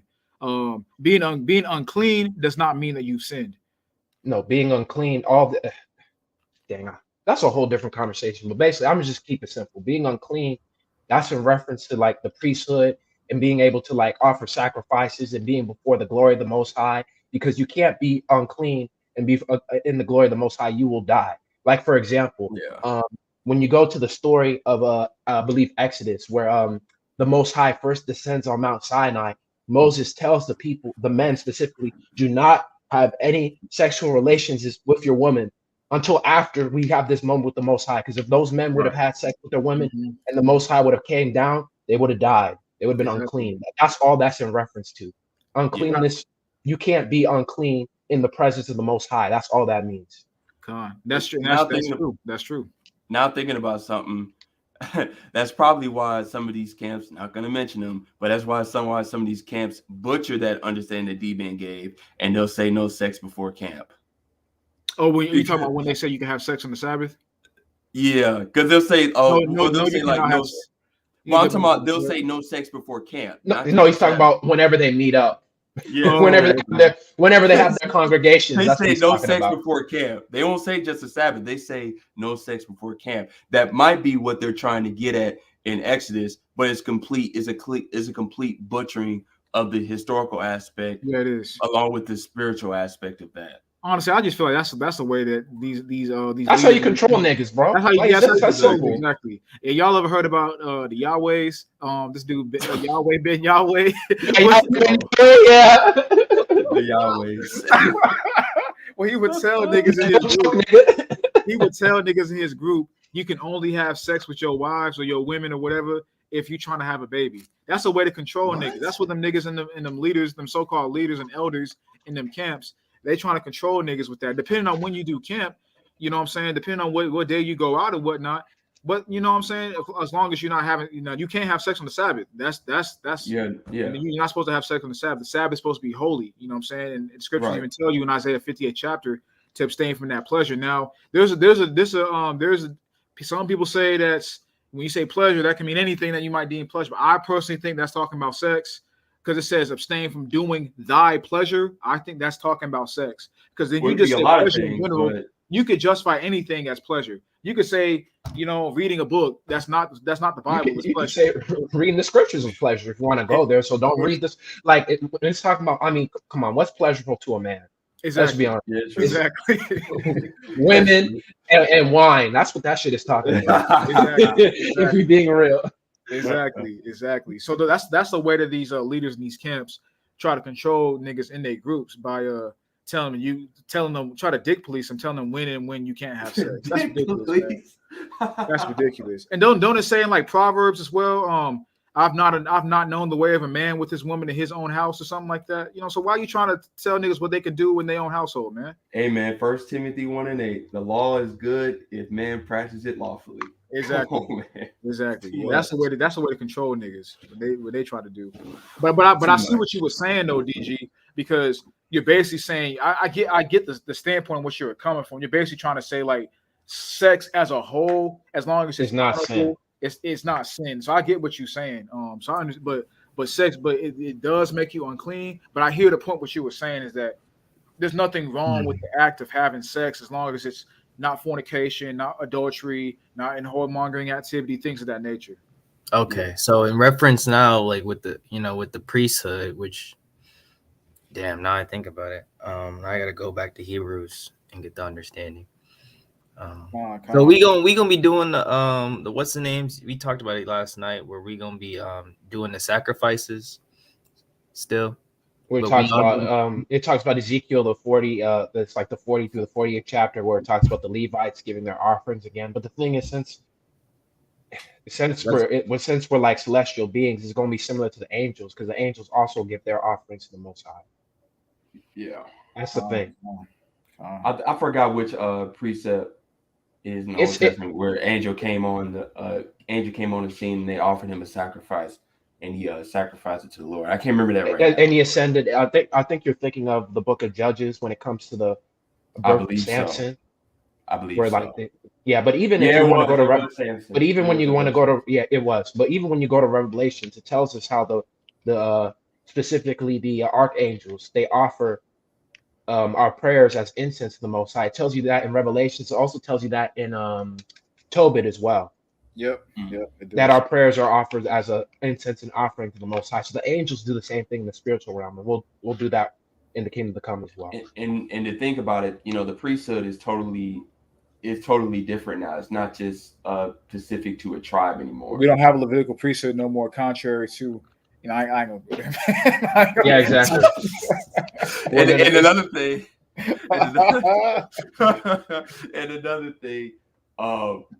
we're like we talk about all the time.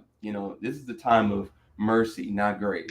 So we're in the time of practice. You know what I'm saying? This is our time to learn and study, not to be trying to act all divine and things of that nature. You know what I'm saying? Because there's a whole nother. Because if you want to act like you're a priest now, I mean, you can do that if you want to.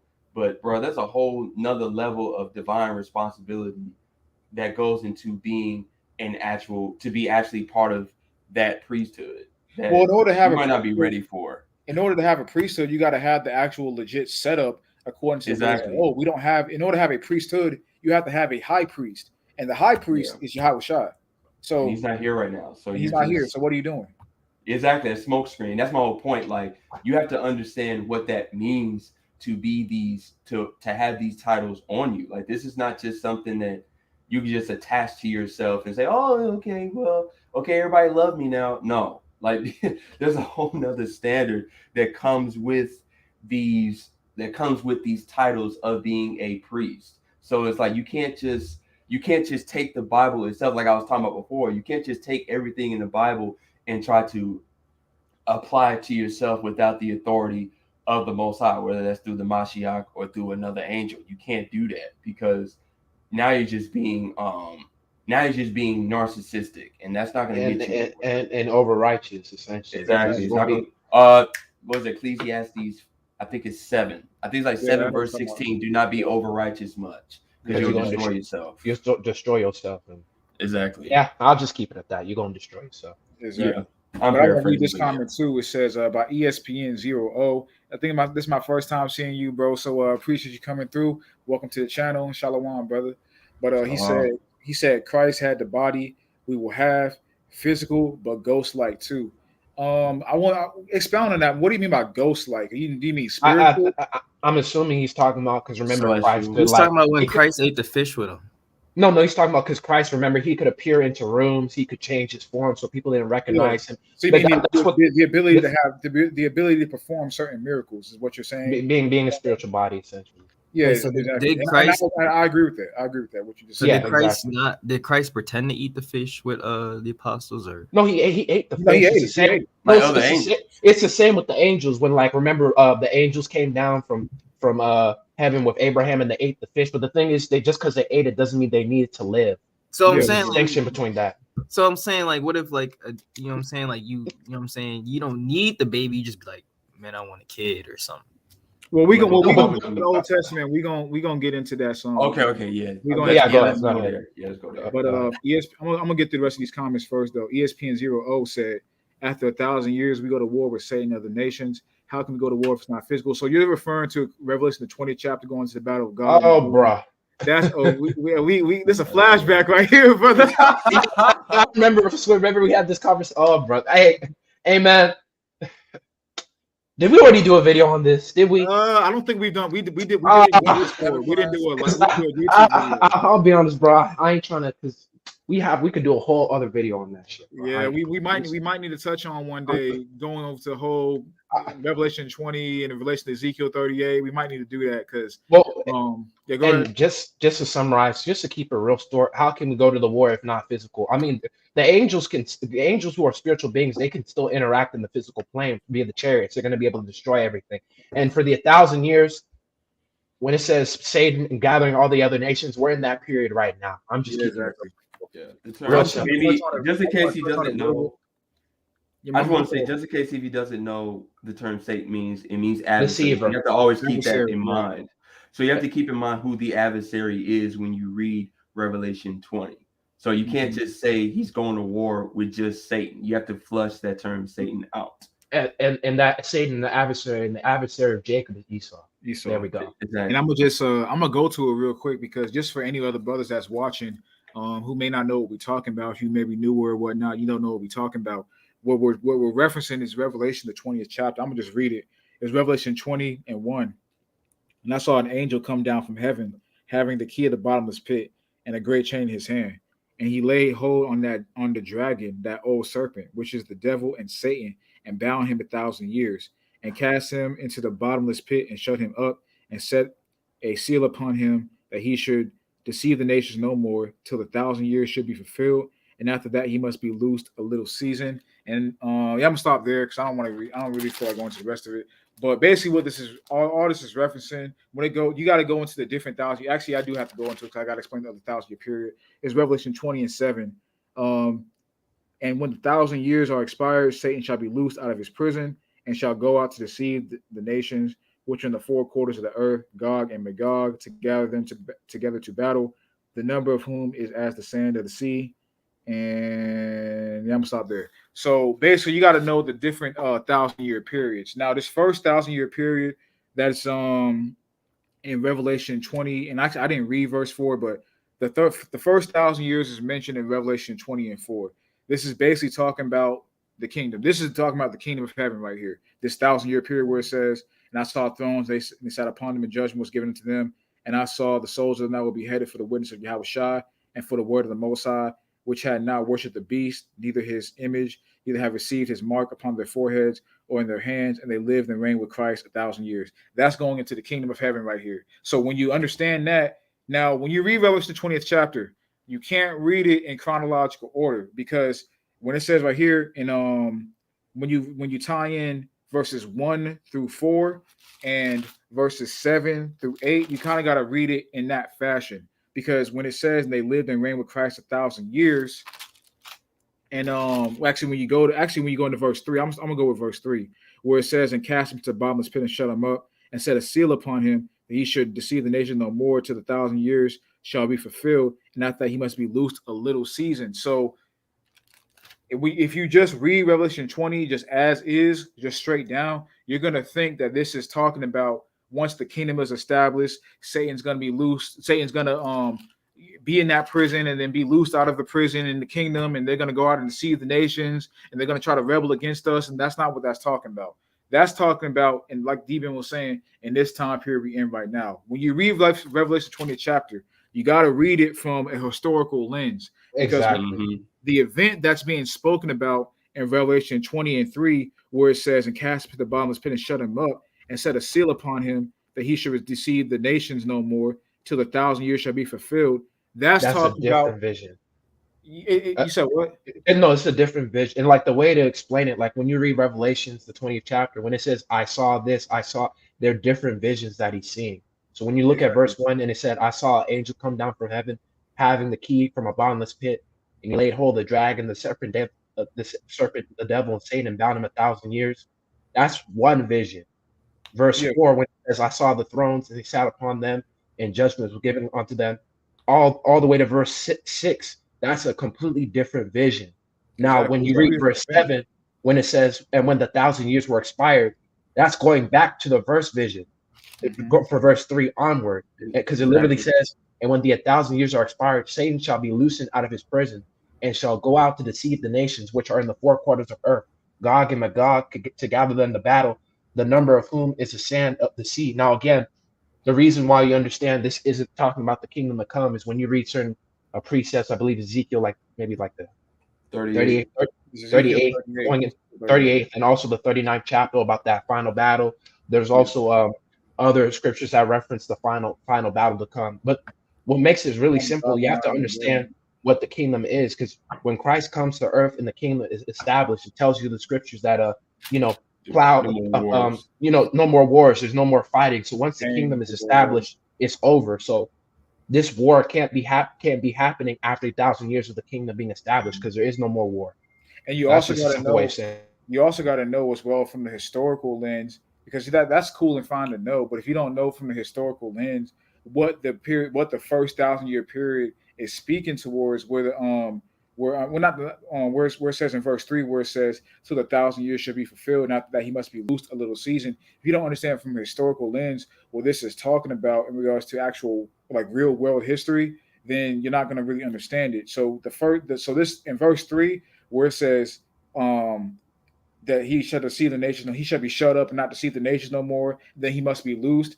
That Now him being loosed, that's the time period that we're in right now, where Satan slash Edom is ruling over the world right now, especially because concerning the wicked elite. They're ruling over the world right now and prepping the world for the future world to come, which especially on this channel I've spoken about, and us as well ad nauseum about, in regards to the direction that the world is headed into, the new world order per se, if you want to use those terms, the kingdom of the beast, if you want to use those terms as well, the preparation for the worship of the horn god. That's the war that we're headed into. That's him being loosed for a little season. Because remember, they haven't been in power that long. They've only been in power for what, like 200 what, years. like two, maybe 300 years.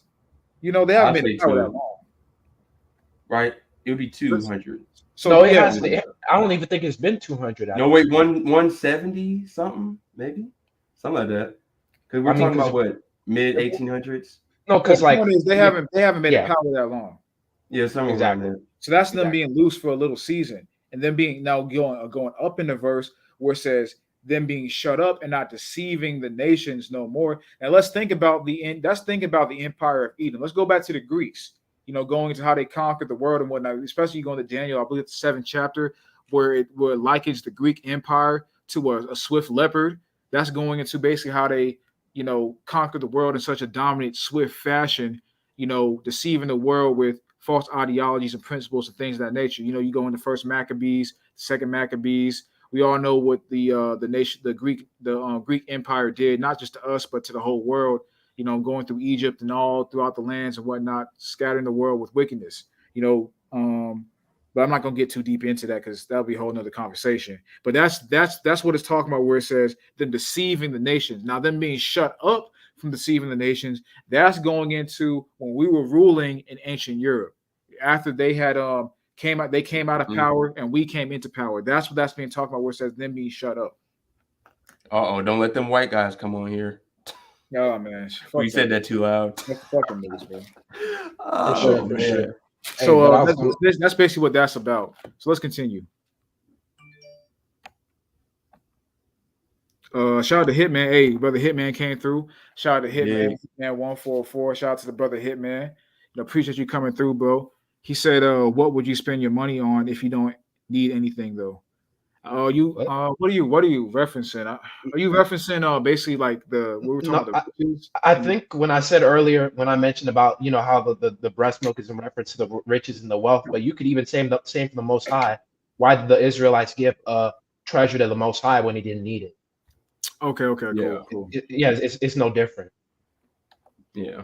I mean, everything in that time, just speak from a general sense about the kingdom, everything is going to be, there will be no need for money and things like that because everything is going to be forever replenishable. You know what I'm saying? The resources are going to be unlimited in the kingdom. So there will be no need for you to spend on stuff. And the thing is, when it always talks about the riches of the Gentiles and it's the earth, bro. It's rulership over the earth, and basically their riches is everything because we're going to be in control of everything.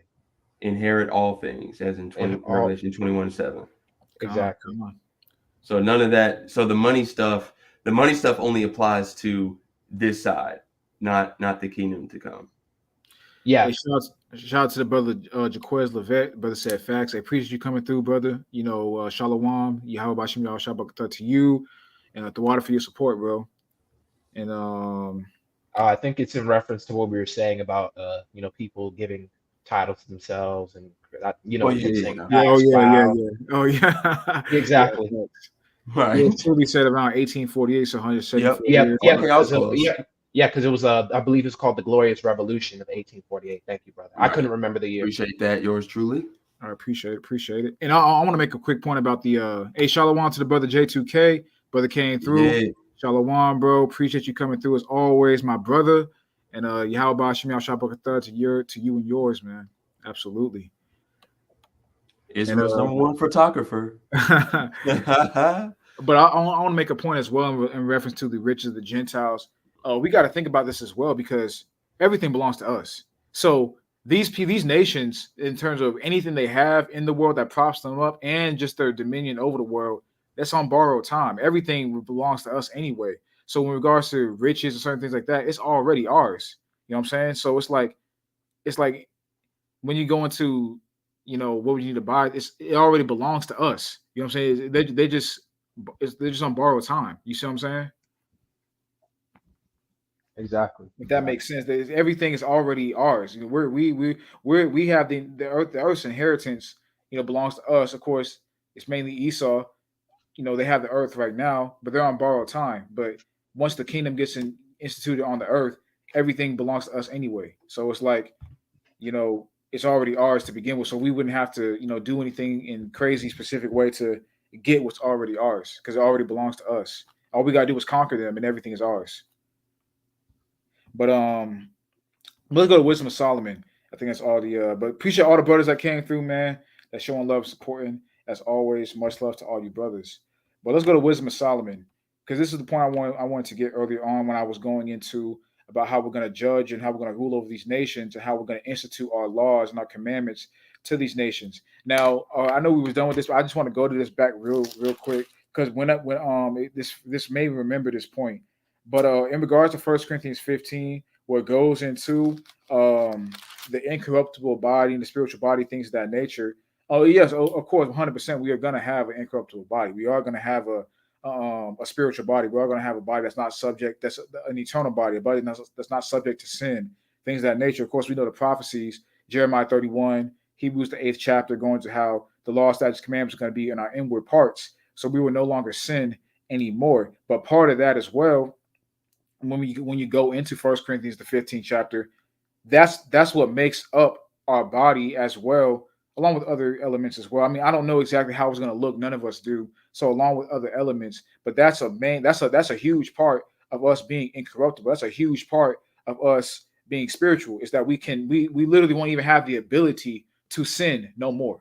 That literally won't that need to do certain things. Well, I wouldn't say need, but that kind of that feeling you got inside of you sometimes where you want to do something, but you know it's not that inner Satan trying to speak to you and say that you do this, do this. It's not going to be there no more because we're literally going to be perfect. The Most High's laws are going to be programmed within it. Just how we're programmed in society to follow the ways of Babylon, we're going to be programmed in the kingdom to be perfect and perfect vessels and honor the Most High in perfectness and not be subject to no sin at all.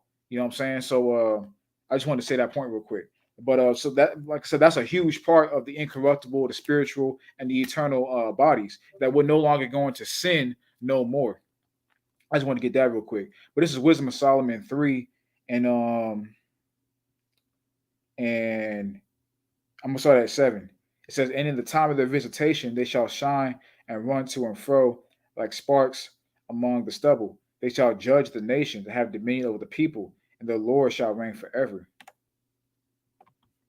They that put their trust in him shall understand the truth, and such as be faithful in love shall abide with him. For grace and mercy to his saints, he hath care for his elect." So I wanted to get that right there because this shows and outlines, well, it's just one precept amongst many that shows and outlines how part of our job, Lord will, if we have that number, is going to be to judge these nations, have dominion over the people. Meaning what? What is part of judging these nations?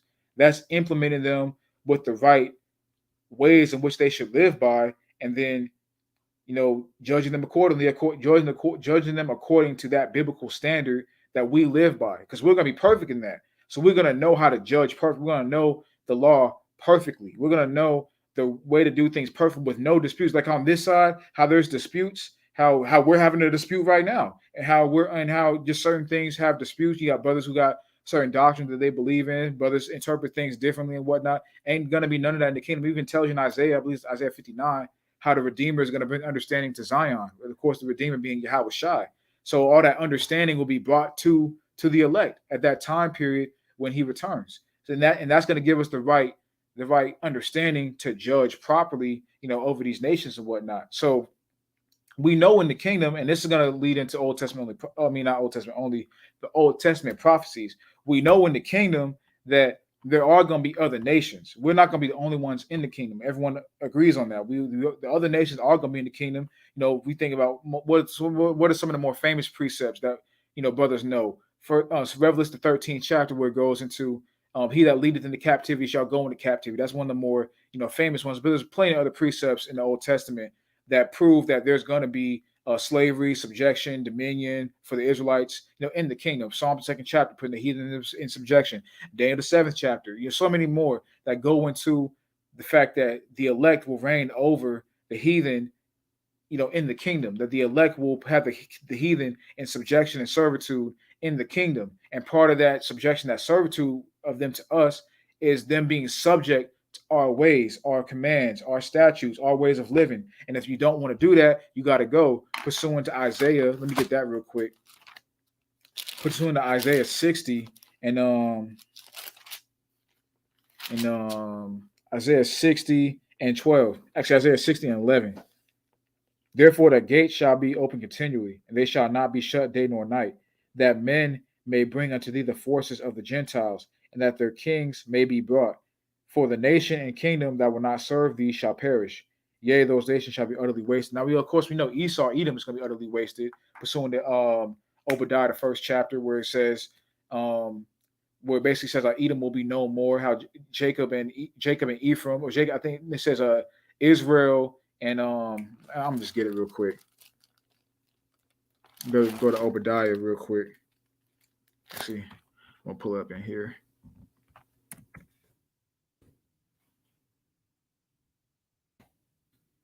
Where it says Obadiah 1 and 18, and the house of Jacob shall be a fire, and the house of Joseph a flame, and the house of Esau for stubble, and they shall kindle them and devour them, and there shall not be any remaining of the house of Esau, for the Lord has spoken it. So there's going to be no more of Esau. So we know Esau is going to fit into this prophecy right here, but also just any of these other nations or any of these people of these other nations that are not going to be subjected to what our ways. That's part of judging them. When you judge someone for a punishment, or you judge someone to give them a judgment per se, whatever it may be. When you are judging someone, you're judging them according to a standard, which the standard, it's like in this society, you judge them according to the laws of the land. A judge judges you according to the laws of the land. In the kingdom, the laws of the land are going to be laws of the Most High. So that's going to be what, Lord will of that number, what we're going to be judging these nations based off of. And then pursuing to Isaiah 60 and 12, that any nation or kingdom or people or whatever that don't fit, that are not trying to fit that standard, that don't want to live according to that standard, that want to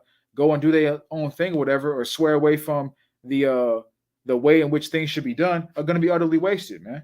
You know what I'm saying? So I just wanted to lay that framework and that foundation before we go into these Old Testament prophecies concerning either having children in the kingdom or not having children in the kingdom, depending on what standpoint and what opinion brothers is coming from. So I wanted to go to Isaiah the 4th chapter real quick. I just want to start out with this just real quick, because this is not a main one I want to get, but this is one that I want to get as well, because I think this honestly is just pretty plain. But there's many more as well though. But this is the book of Isaiah chapter 4 and verse 1. It says, "And in that day 7 women shall take hold of one man, saying we will eat our own bread and wear our own apparel. Only let us be called by thy name and take away our reproach." Verse 2. "In that day shall the branch of the Lord be beautiful and glorious, and the fruit of the earth shall be excellent and comely for them that are escaped of Israel." Verse 3. "And it shall come to pass that he that is left in Zion, he that remaineth in Jerusalem, shall be called holy, even every one that is written among the living in Jerusalem." Verse 4. "When the Lord shall have washed away the filth of the daughters of Zion, he shall have purged the blood of Jerusalem from the midst thereof by the spirit of judgment and by the spirit of burning." I'll stop there. But I think this honestly, I'll use this precept for this reason. Now, I know that brothers use this precept to talk about this plane of existence, which is true. I'm not saying that's not true. But the reason why I say this also kingdom connotative is because it tells you in verse 2, "In that day shall the branch of the Lord be beautiful and glorious, and the fruit of the earth shall be excellent and comely for them that are escaped of Israel." So what is it? What is being escaped of Israel? That's going to escaping the judgment. That's going to escaping the plagues. The last trumpet. The escaping the second death. I did a stream a while back, like maybe about a couple months ago, going to escaping the second death. What are the things we need to do to escape the second death, pursuant to that lake of fire, and Revelation the 20th chapter, going to that second death. And like it says in Revelation 20 chapter, the second death, which the first resurrection hath no power over. So those who are escaped of Israel are going to be those who escape that judgment that's going to come down from the Lord in these last days. So basically, those who are going to be those, that's basically talking about the elect. Those who are going to make the chariots, those who are going to make the kingdom. Matter of fact, let me pull it up in here real quick. So I got to pull up on my Bible, but let me pull it up here that way y'all can see. Basically, going into, like it says, a remnant prepared. That remnant is going to be the remnant is the elect, the ones that make it.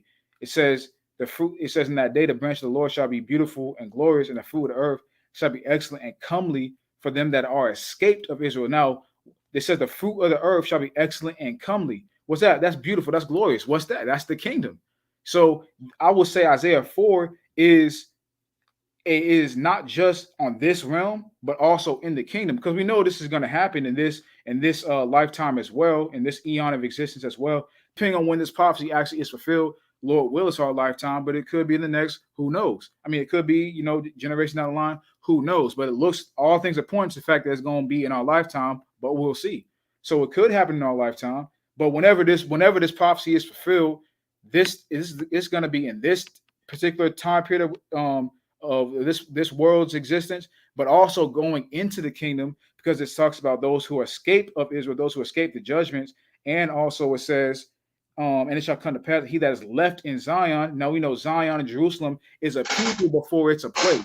So you think about Zion and Jerusalem today, you think about what the Caucasian Jews live over there. It's not talking about them. It's talking about those, and it's talking about the people who basically of the elect, who don't get caught up in the plagues and whatnot, in the judgment the Lord's going to bring down to this world, who are Israelites, whether that be in America or wherever we're scattered throughout the world. It says those who that is left in Zion and those who remain in Jerusalem shall be called holy, even everyone that was written among the living in Jerusalem. And that holy right there, of course, holy, separate things of that nature. That holy is going into the spiritual bodies. That holy is going into those who are going to have the laws, statutes, commandments written within us. But it also says with this right here that it's still going to be 7 women taking hold of 1 man. So that's going to show. And it says, let us be called by thy name and take away our reproach. Now, when a woman is called by a man's name, when a woman takes a man's last name, that's the act of marriage. And what is marriage consummated by? Marriage is now. I'm not saying marriage is sex. Let me get that on the table. I'm not saying marriage. I'm not saying sex equals marriage, because sex is not just that's a very base way to put it. That's not going into the fullness of it. Sex consummates a marriage, but sex is not equal in marriage. Sex consummates a marriage. So because of that, that's the process of a woman being called by a man's name. Well, Is a marriage, and with marriage is consummated through sex. well, just hold up, brother. I understand what you're saying when it comes to Isaiah, the 4th chapter. Um, I'm just be honest. Is it like the main? I know you're using it as a side priest, but I don't think this even necessarily goes into the topic specifically when we're talking about sex, marriage, and procreation in the kingdom. It is also. Hold up. What I'm saying is specifically, I do know what you mean when you go to like verse 2, verse 3, and 4. It's talking about the salvation of Israel, during the day of the Lord. But verse 1, when it's talking about 7 women shall hold unto 1 man, they're saying we will eat our bread and we are wear our own apparel. Just let us be called by thy name to take away our reproach. So it's talking about great shame and basically regret and disgust, and that's not going to happen in the kingdom to come. That's talking about the time we're in now, where That's why. That's many why of I our say. women. My I fault. was just going to say where many of our women, or the quote unquote daughters of Zion, which can also be a reference for the nation as a whole, will understand their sins and repent, and will try to change their ways. I always thought that's what it was a reference to, not necessarily the kingdom to come or procreating or anything like that. And I agree with you. It is talking about on this. So that's why I said it's going to um it's talking about this side transitioning into the kingdom. But so are you saying that verses, I mean, well, in that context, I don't think that verses 2, verses 3, and on down are taken away from what's being said in verse 1. Of course, we know in the kingdom, this part right here in regards to anyone being ashamed of Israel is not going to be happening in the kingdom, because we know the kingdom is going to be excellent and glorious. That's why it says in verse 2, and the fruit of the earth shall be excellent and comely for them that are escaped of Israel. But the concept of 7 women, now we know 7 just means completion. So it's not talking about 7 specifically. I mean, it could be 7, but it's not talking about 7 specifically. That's just around complete number. But I want to say this as well. Not only is this talking about just women in terms of actual like physical women to one physical man, but also going into the elect clinging to Yahweh Shai being that man. So we know in the kingdom that's still going to be going on. So if we're going to say that this is only talking about this plane of existence and not going to the kingdom, then we would also have to say that the women, in regards to that the spiritual one, the higher level understanding of this precept in regards to the elect clinging on to Yahweh Shai is the same as the woman clinging on to the man. We would have to relate both of those to just this time So period. And we know in the kingdom the elect is going to be clinging to Yahweh Shai. We know that. Yeah, Well, but in regards to women in the kingdom, if you want to take that verse, then you would also say in the kingdom, 7 women will hold on to one man and tell them to take away that reproach. That's why you can't really use that specific verse and tie it into the kingdom to come. This is Well, the thing, this well, like I was just saying, hold up, bro. I was gonna say, like, when it comes to these specific verses, it's all prophetic. It's in reference to, of course, the nation of Israel repenting from their sins, being mournful, and then in that day, which is the day of the Lord, going into the resurrection of the dead and the gathering up of the nation and like the rest, basically the restoration of Israel. That's basically what all this chapter is about. yeah, and I was gonna say like the process, because like Devian said that transition period, right? Y'all can hear me because I'm kind of next to a yeah, you fan. good, you good. Okay, I'm good. Okay. Um, like D-Man was talking about that transition period. Like I think what Isaiah 4:1, because we've all discussed this chapter before, especially verse 1 and 2, right? So I think now understanding it, looking at it now, I think it's more so talking about like that the process of like D-Ben said, Israel uh turning Being back, restored. turning back to the Most High, which of course is specifically talking about the women here per se. Because if you want to take it physical, yeah, what you're saying is true, but I don't think that's necessarily talking about the kingdom itself. I just think that's talking about the process all the way up on this side up until the kingdom comes. Well, Exactly. And look, but just just real go quick, go go ahead, go I ahead, want to go ahead. respond to Ken's point. So you're saying that you don't think it's talking about the kingdom itself. Well, how can it not be talking about the kingdom itself when it says in verse 2, in that day, the same day as all this is talking about, in that day shall the branch of the Lord be beautiful and glorious, and the fruit of the earth shall be excellent and comely for them that are escaped of Israel. Now, correct me if I'm wrong, but when I read those that are escaped of Israel, I'm thinking about those who make it to the kingdom. I mean, No, the escape, but that's the remnant. It's talking about exactly. like but it's talking about the gathering of the kingdom, not like Yeah, the gathering of the that, people. not New Jerusalem, not New Jerusalem and us ruling over the heathen. It's talking about the gathering of the people. It's just giving it in a very spiritual sense. And there are many precepts throughout Isaiah that say the same point. Like, for example, I want to go to Isaiah the 44th chapter. I'll start at verse 1. Yet now hear, O Jacob, my servant, and Israel, whom I have chosen. Thus saith the Lord that made thee and formed thee from the womb, which will help thee. Fear not, O Jacob, my servant, and thou Jeshurun, whom I have chosen. For I will pour water upon him that is thirsty, and floods upon the dry ground. I will pour my spirit upon thy seed, and my blessing upon thy offspring, and they shall spring up as among the grass, as willows by the water courses. So again, reading verse 2, it says, in that day shall the branch of the Lord be as beautiful and glorious, and the fruit of the earth shall be excellent. Meaning what? That's a branch that's sprouted up. That's a branch that's been given to life. It's sprung up. But continue on, verse 5 of Isaiah 44. One shall say, I am the Lord's. Another shall call himself by the name of Jacob. Another shall subscribe with his hand unto the Lord, and shall name himself by the name of Israel. Thus saith the Lord, the King of Israel, and his Redeemer, the Lord of hosts, I am the first, and I am the last, and beside me there is no God. And I just want to stop there. That's just one precept getting to the point, but I'll go into others as we continue on. I mean, in regards to Isaiah the 44th chapter, and things of that nature, I look at it like this right here. All this is like this is going into the last days connotation, right? This is going into the gathering of the nation, the establishment of the kingdom, things of that nature. That's a process. That's a whole process that's going to happen around. I mean, we don't know exactly how close in proximity all this is going to happen. Of course, we're gonna have to wait and see. But this is all happening around the same span of time. Yahweh Shah comes back, gathers the nations, were changed, and the kingdom is beginning to be established on the earth. That's happening around the same time period. So when you go and talk about verse 44, where it says, verse 3, for I will pour water upon him that is thirsty, and floods upon the dry ground. I will pour my spirit upon thy seed, and my blessing upon thine offspring, and they shall spring up as among the grass, as willows by the water courses. One shall say, one shall say, I'm the Lord's. Another shall say, another shall call himself by the name Jacob, and another shall subscribe with his hand unto the Lord, and surname himself by the name of Israel. Yeah, that's going into us being redeemed, especially going to verse 7. I mean verse 6 that says, Thus saith the Lord, the King of Israel and his Redeemer, the Lord of hosts, I am the first and the last. Beside me, there's no God. Of course, that's going to the nation of Israel being redeemed. Yeah, which and the same thing as Isaiah 4. That's also going into the nation of Israel being redeemed as well. But the point I wanted to get and why I say that now, verse Isaiah 44 is less talking about that.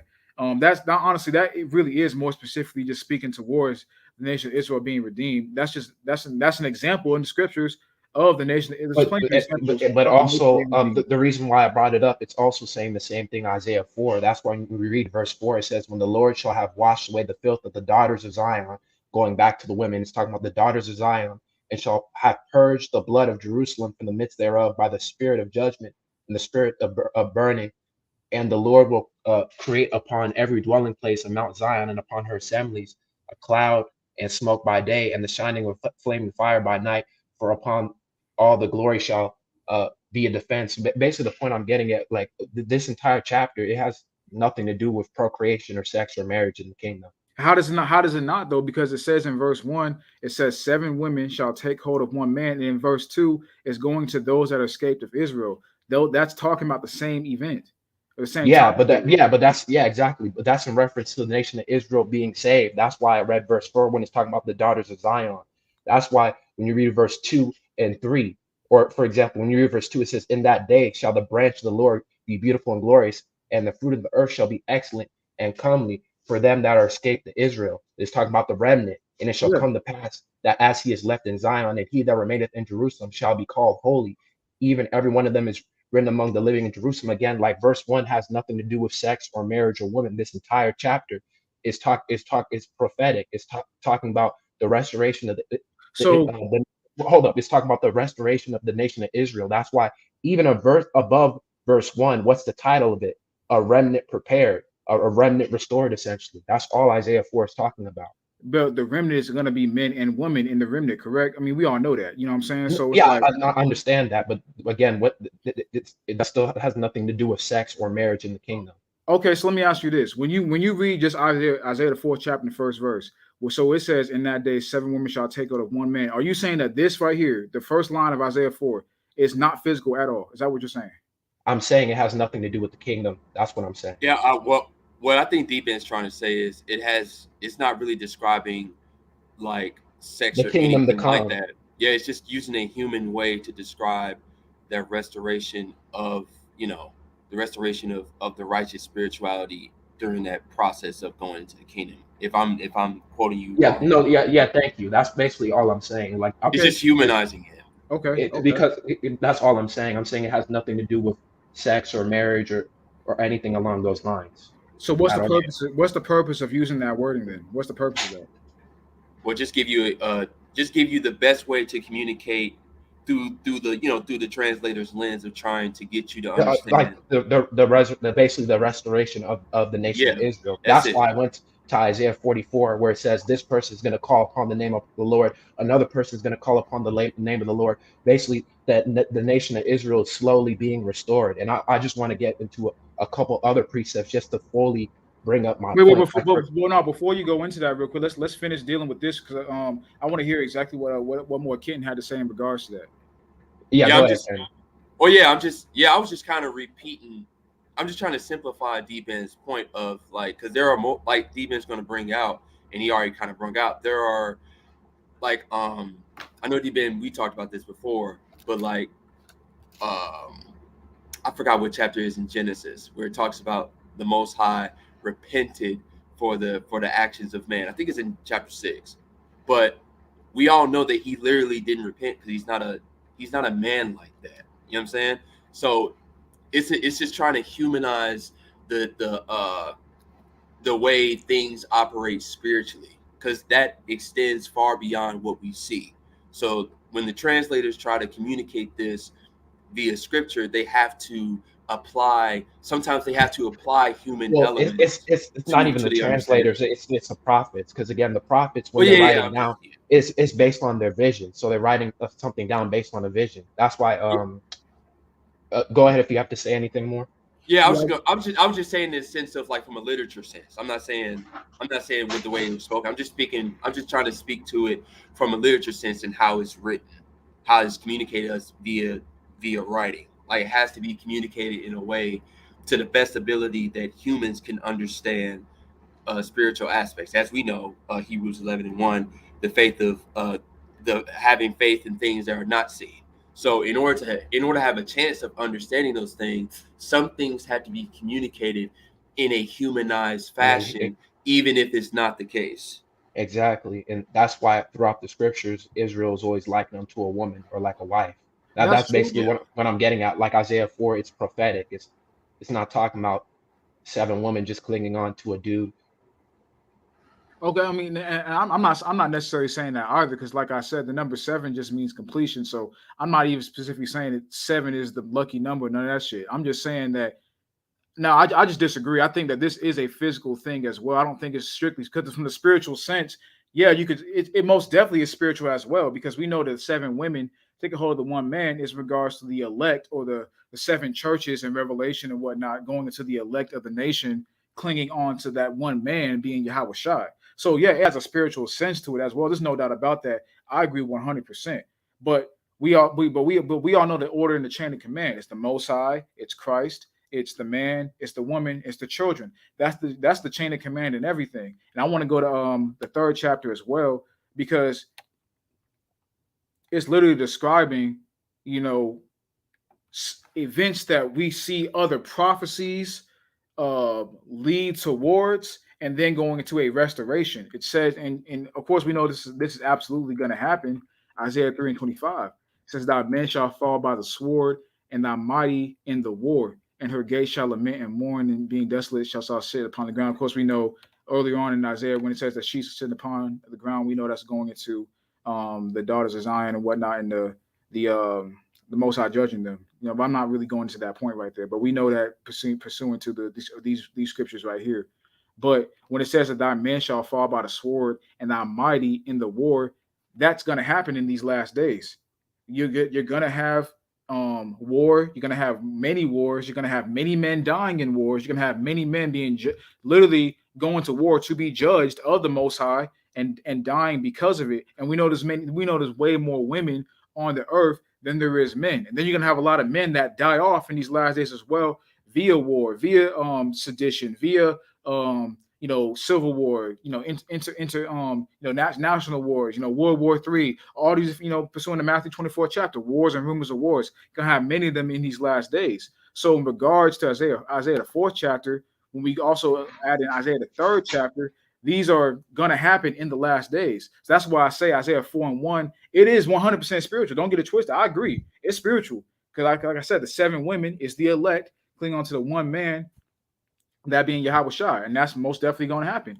But it's also physical as well, because Isaiah the third chapter describes a physical event. It describes men dying in war, which is going to happen in these last days. And because of men dying in war, you're going to need you're gonna that's what's gonna I ain't gonna say need, because I don't know what's gonna happen specifically, but that's why it's gonna create the product of seven women to one man, because all the men that are gonna go out in these various wars in these last days.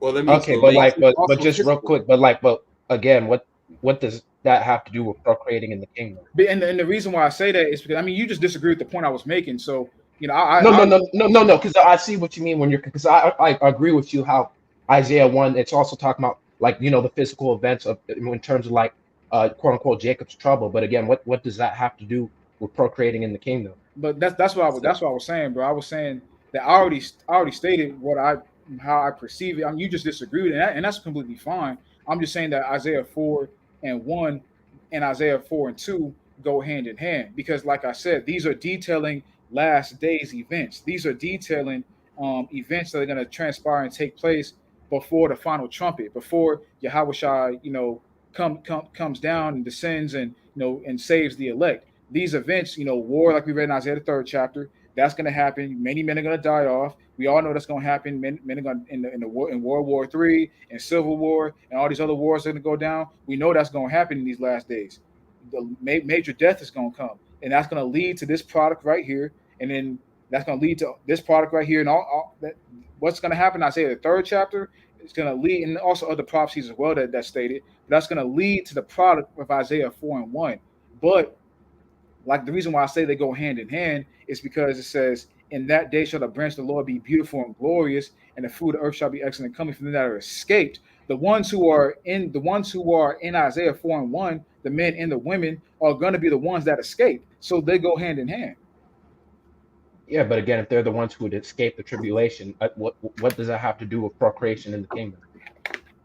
Because it says 7 women to 1 man, and it says, "Let us be called by thy name." I mean, what is that process right there? What is the process of a woman being called by a man's name? Yeah, but you're saying those are all detailing events prior to, like, because you're saying No, I those didn't. are I all didn't. I didn't say prior. I said they're going to be happening simultaneously. That's what I said. Okay, so well, here's the thing: are you talking about? So you're saying that all is going to happen in the kingdom? I'm saying that it's Yeah, going to happen in this realm of existence in these last days, and it's also going to take place in the kingdom because this right here is going to be the ones that escape.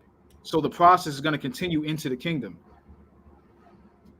Okay, I'm just trying okay. to make sure. I'm trying to make sure we get that right because I think what D Ben's trying to say that all of this is the process itself, and then And then, and like, then it there's doesn't really. then there's the kingdom.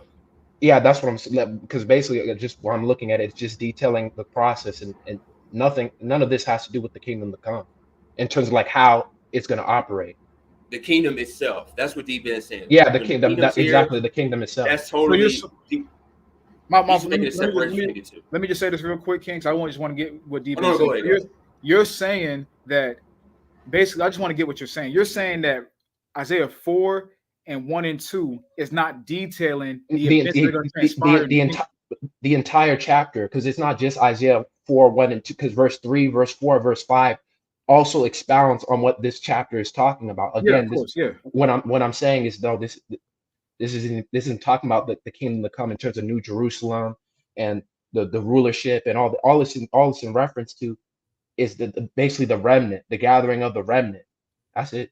So That's how what was I'm how was saying. it not how was it not detailing what's going to go down in the kingdom, or how is not detailing how is it not king also is how is it not kingdom connotative at all when it's describing those who are going to escape of Israel being those who are going to make the kingdom, and it also says in verse 3 those who are going to be left in Zion, like I said, people before it's a place, those who remaineth in Jerusalem, people before it's a place, and are called holy. When we know that's going to be going down in the kingdom, we're going to be called holy because we're going to be perfect. No, yeah, now I understand. What I'm saying is this entire, like, series of events. That's why I went to Isaiah 44 earlier when it's talking about going back to verse 1 and in verse 2, essentially when it's talking about in that day, that's the day where the trumpet is blown and the nation is gathered, and like basically the glorified bodies are given to the people. But like none of this has to do with procreation or sex in the kingdom. That's what I'm saying. Because I'll say this because you saying in that day. Well, we all know the term day is there's a lot of meanings to that, and in Yeah, this of sense, course. I think that day is referring to a time period. So I think that what you're talking about, you're saying that these events are literally going to take place not only throughout the process itself, but literally at the end when the kingdom is here, we're going to be doing the same things in the kingdom. And I think D Ben was trying to say is that this is just talking about the process itself before that Yeah, kingdom arrives. basically, essentially, that's what I was getting at. Because Thank the you. day of the Lord is not just the kingdom, as we know. It's Yeah, yeah, of it's course, yeah. everything. It's It's the it's wars, everything included. all that stuff. It's Mhm. everything included. So I think that that's what we're trying to uh, make Ex- sure that we ex- get an understanding of. exactly, and that's why I also mentioned how Isaiah, like like that entire chapter is talking about something spiritual, and I wanted to get to a couple other verses in Isaiah to further expound on my point. Like, for example, we Wait, always wait, go to Isaiah. before you go real quick, bro. Yeah, go ahead. Before you go real quick, I just want to get this on. I want to round out Isaiah 4 real quick before we go into it because I want to keep progressing forward. So just to round out Isaiah 4, y'all can rebuttal if you want to. But in regards to this not being kingdom connotative, it says in Isaiah 4 and 5. Actually, I'm gonna go to 4 first because I already explained how I feel about 1 through 3. So I'm gonna go to 4. It says, "When the Lord shall have washed away the filth of the daughters of Zion, and shall have purged the blood of Jerusalem from the midst thereof by the spirit of judgment and by the spirit of burning." Now we know that spirit of judgment, spirit of burning. We can go into Joel the third chapter, especially towards the end of Joel the third chapter. Actually, let me go to it real quick because going to show how our land is going to be cleansed. Um, this is Joel chapter 3 and verse 3. I mean verse 1. "For behold, in those days and in that time, when I shall bring again the captivity of Judah and Jerusalem, I will also gather all nations and will bring them down to the valley of Jehoshaphat, which is that land over there in Jerusalem today, and will plead with them there. I mean, and you could break that down, but I ain't gonna get into all that today. And will plead with them there for my people and for my heritage Israel, whom they have scattered among the nations and parted my land. So that's the process of how our land, is going to be cleansed through that spirit of burning and that spirit of judgment on basically going into World War III, which is the epicenter for that World War III event, the Battle of Armageddon, whatever you want to, however you want to describe the Battle of Gog and Magog, however you want to describe Ezekiel 38 and Revelation the 20th chapter. That's basically the battleground. Now, I'm not saying that you're not gonna have battles fought anywhere else or wars fought anywhere else. Of course you are, but that's the epicenter of what the Most High is targeting in regards to judgment. Of course, we know that's also where the Amalekites are. But I also want to go into um verse 18. It says, and it shall come to pass in that day that the mountains shall drop new wine and the hills shall flow. This is going to Judah dwelling forever in that land, and the hills shall flow with milk, and the rivers of Judah shall flow with waters, and the fountain shall come forth to the house of the Lord, and shall water the valley of Shittim. Egypt shall be a desolation, Edom shall be a desolate wilderness for the violence against the children of Judah, because they have shed innocent blood in their land. But Judah shall dwell forever, and Jerusalem from generation to generation. For I will cleanse their blood that have not cleansed, for the Lord dwelleth in Zion.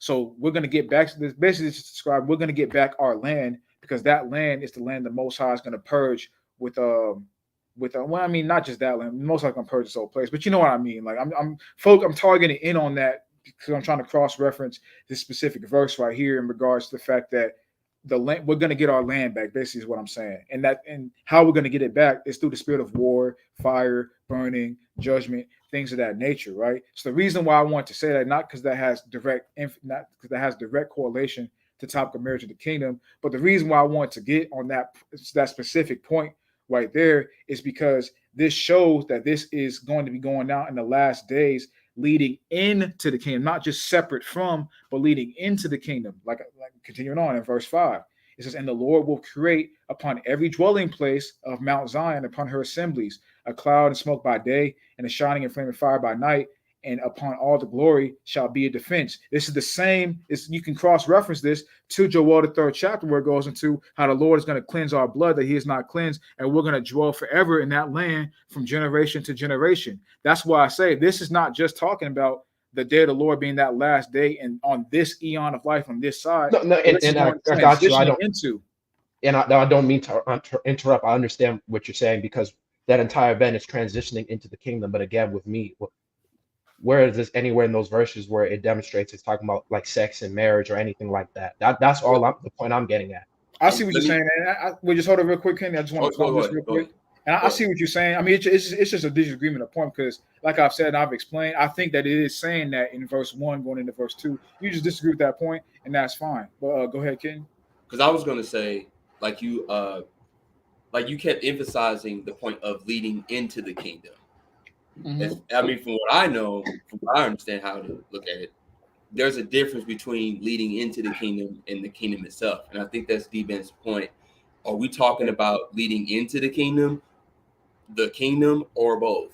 Because if that's the case, there's nowhere in here where it talks about the actual relationship between the man and the woman, like from a, or I guess, intimate perspective, from a celestial standpoint. Yeah, in the kingdom itself. And I think that's the point of contention here, is the fact that you're really speaking about more so leading into the kingdom rather than the kingdom itself. And I don't know if you this other prophecies that I plan on going into that speak about in the kingdom. So I just wanted to warm up and use this one first to explain and go into what I'm going to bring out later. But in terms of, if now I agree, this is not speaking about the kingdom solely itself. I agree with that point. But what I am saying is that it's going, like in verse 1, it's talking about, like I said, it's transitioning. It's both. It's on this side and going into the kingdom, because verse 1 is explaining certain events that are going to go down. And like I said, I personally believe it's physical and spiritual, but that's, it's whatever. But verse 1 is explaining events that are going to go down, and going into, someone will take hold of one man, let's call out the name, etc. And then verse 2 is first two on down. Basically, the whole chapter is going into the process of Israel being redeemed, the transition from this physical plane of existence into our kingdom. So that's why I say that these events. It's not now directly. Is it saying directly this will be going down in the kingdom? No, not in this verse. Now, there's other prophecies that I believe do say that, which we're gonna go into. But I believe this is talking about both. But if you want to narrow it down specifically, yes, it's more leaning more towards this specific plane of this specific life per se. But I do believe it is transitioning though, because like I said, it says in verse 2, those that are escaped of Israel, and in verse 3 on down, going to wiping the filth and new and being holy, and basically describing the events, us dwelling in that land forever. That's why I say verse 1 goes into verse 2 through 6. But what I'm saying, that's Okay, that's standpoint. and you know what? If you're saying that this chapter right here, or these precepts right here, is lean to more so the transition period rather than the kingdom itself, I can get with that because, like you said earlier, you said multiple times, kingdom connotative, right? Well, you know what I'm saying? What starts that? Like in Isaiah 4:1, the repentance, right?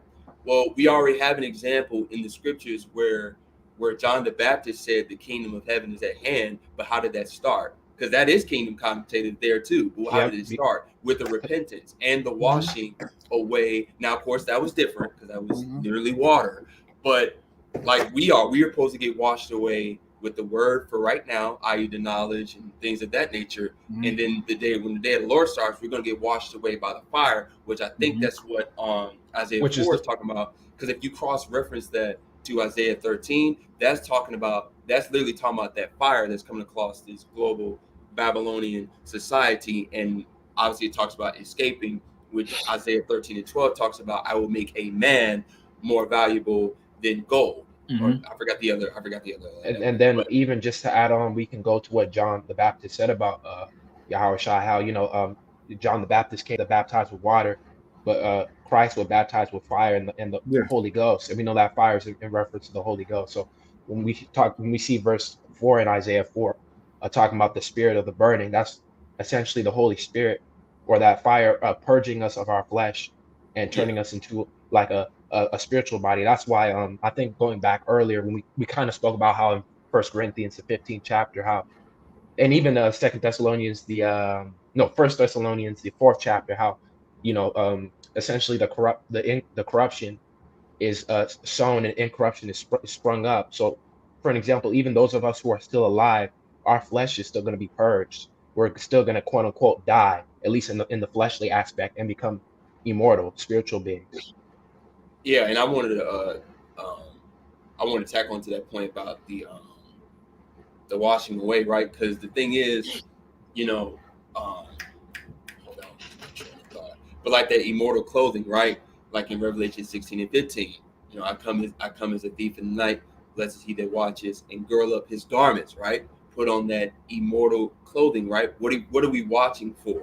We're watching for the signs to come, that destruction, that fire, things of that nature. Because if you don't put on, as in 1 Corinthians 15, if you don't put on that immortal clothing during that time, which is what we're talking about in Isaiah 4, and as I referenced in Isaiah 13, I mean, there will be no repentance for you because you won't even be aware of what's going on. You're still going to think, I can just live this out and I'll be able to survive this on my own, things of that nature, which kind of goes into the kingdom aspect, because there will be no repentance in the kingdom for Israel when the kingdom comes, because there won't be no they're need going to be immortal. Yeah, we don't need to. So I think that's the point. The repentance starts on this side, and then that's it, and then it goes to the gathering, and then we go into the kingdom. Because I just want to focus solely on Israel, because I mean, I just want to say this to everybody out there: you ain't getting shit if you're a Gentile in the flesh. Okay, you're not getting anything. So I want to focus on Yasharallah. We got to focus on Yasharallah because they're the only ones that have the potential to receive that immortal clothing, that truly celestial body. So we need to focus on what will they be in the kingdom. Because I mean, we can get to the actual fleshly Gentiles later, but we need to establish what will Israel be like, because as Sirach 37:25 says, "For the days of man are numbered, but the days of Israel are innumerable." So we need to focus on Israel because they're the only ones that's going to be not only be not only be able to establish the laws, statutes, and commandments of the Most High, but they're the only ones that's going to have the law program in them.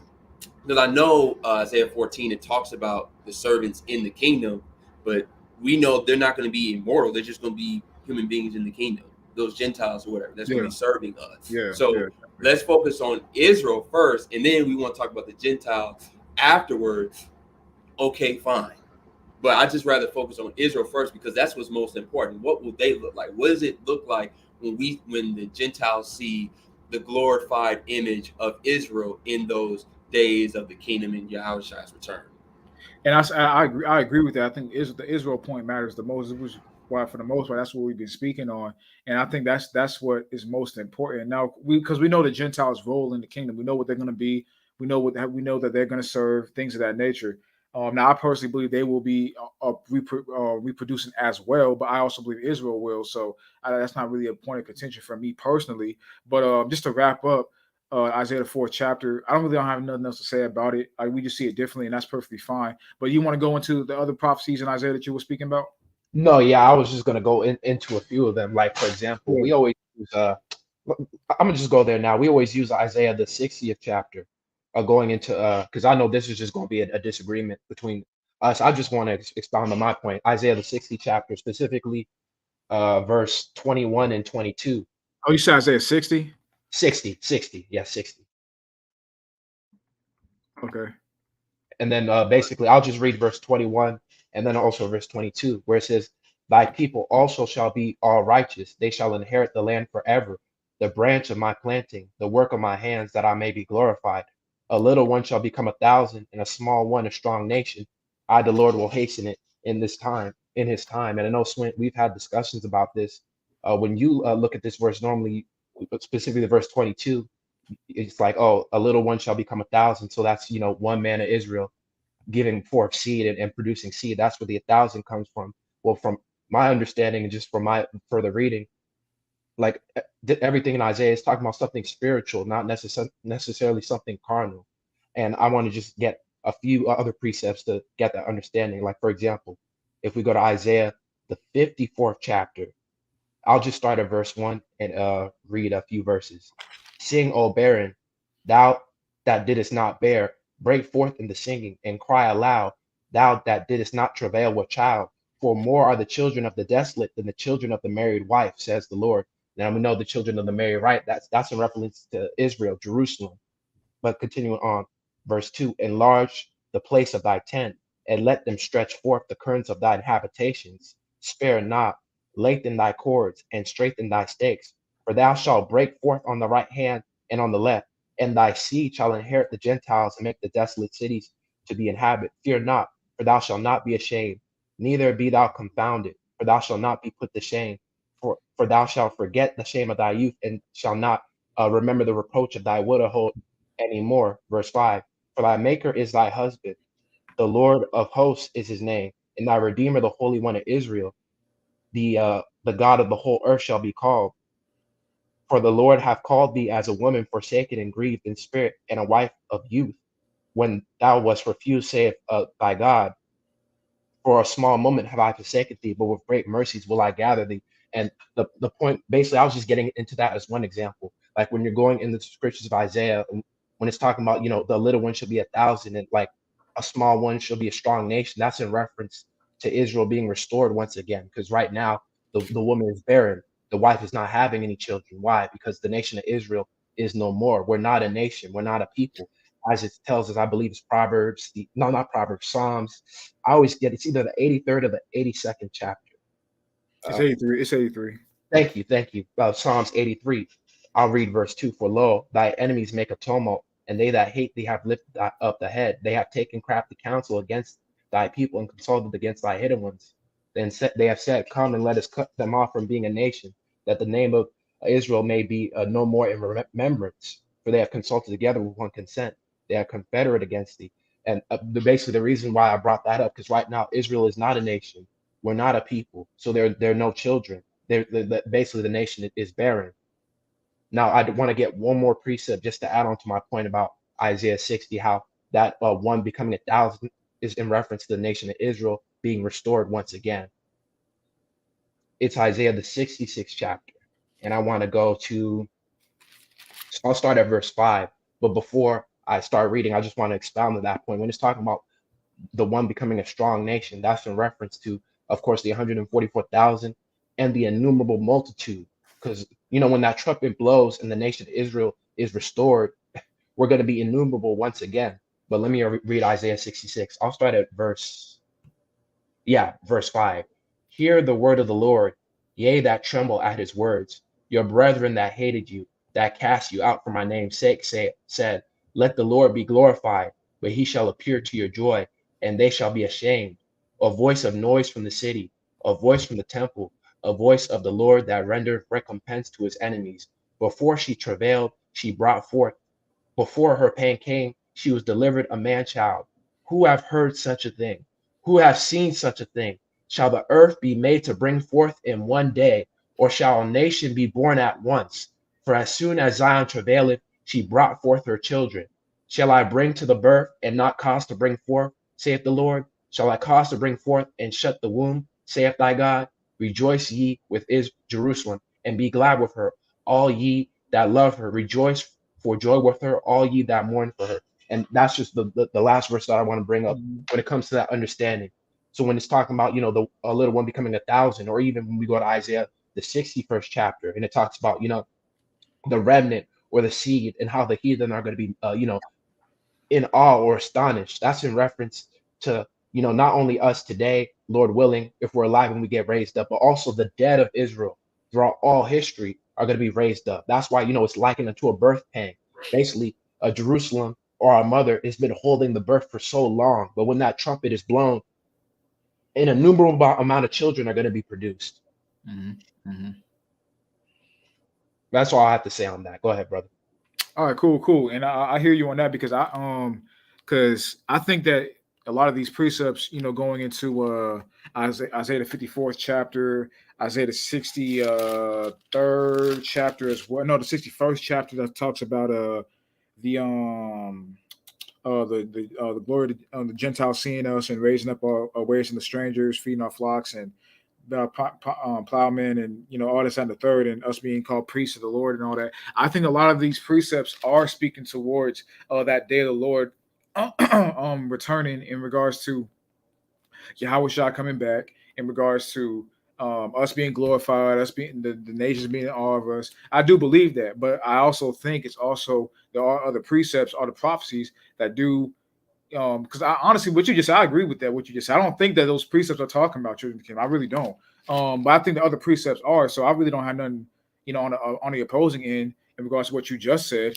Now I disagree with some of the more little minutia, but in regards to the overall understanding of these prophecies, I agree. I think they are talking about the brightness of Yahweh Shah's coming, how we're going to be like that, and basically how we're going to be glorified once the Lord returns. Now, in regards to Isaiah 60, like that was in regard to Isaiah 54 and Isaiah 66. But in regards to Isaiah, I don't think real quick, what I'm saying is Isaiah 60, it's related to those other two verses. That's why when you read verse 22, go to verse 21 first. It says, thy people also shall be righteous. They shall inherit the land forever. The branch of my paring, the work of my hands, that it may be glorified. A little one shall become 1,000. So again, it's in reference to the people as well, the restoration of the people. That's why I was using those other two precepts. I'm saying they're not disconnected. They're all saying the same thing. And I hear what you're saying. That would be my point of disagreement, because in regards to just Isaiah 54 and just Isaiah 66 alone, I think what you said is correct. But in regards to their relation, I think them standing alone, those prophecies standing alone, they're talking about what you just said. There's no disagreement on me on that end at all. They are speaking towards the restoration of our nation. Yahweh Shah coming back, the bright, us being made in that image of the brightness of his coming, and the heathen being in awe of us, and us being restored and us being put on high, and I agree with all of that. That's specifically Well, those prophecies I'm not going. even just that. Like specifically when it's talking about the little one becoming a But thousand. that's The what I'm saying. reason, That's why I disagree with. hold up. I'm just gonna explain one more time, like just for like other brothers, because we've had this conversation many times. Essentially, what I was just trying to say is that the little one becoming a thousand in relation to those other two precepts, that's a reference to the innumerable multitude. That's just my point, essentially. I got you. I got you. And I'm gonna just explain from my perspective why I disagree with that point. So let's go back to Isaiah 60 again, because like I said, I don't really have nothing to say about Isaiah 54 and Isaiah 60 6, because I agree with that. But Isaiah 60 and 20. I mean, so like Isaiah 60 and 21. It says that people shall be all righteous; they shall inherit the land forever. The branch of my planting, the work of my hands, that I may be glorified. A little one shall become a thousand, a small one a strong nation. I, the Lord, will hasten it in this time. I'm glad you actually went here to expound on other points, because I was going to go here as well, and expound on what my perspective on how I interpret this. So I'm glad you went here, so that now we can just piggyback into Con. the other end. So because that's a great precept to use as like a foundation to expound on other prophecies. You know what I'm saying? So like, because it's kind of like a to the point. This is this. You know what I'm saying?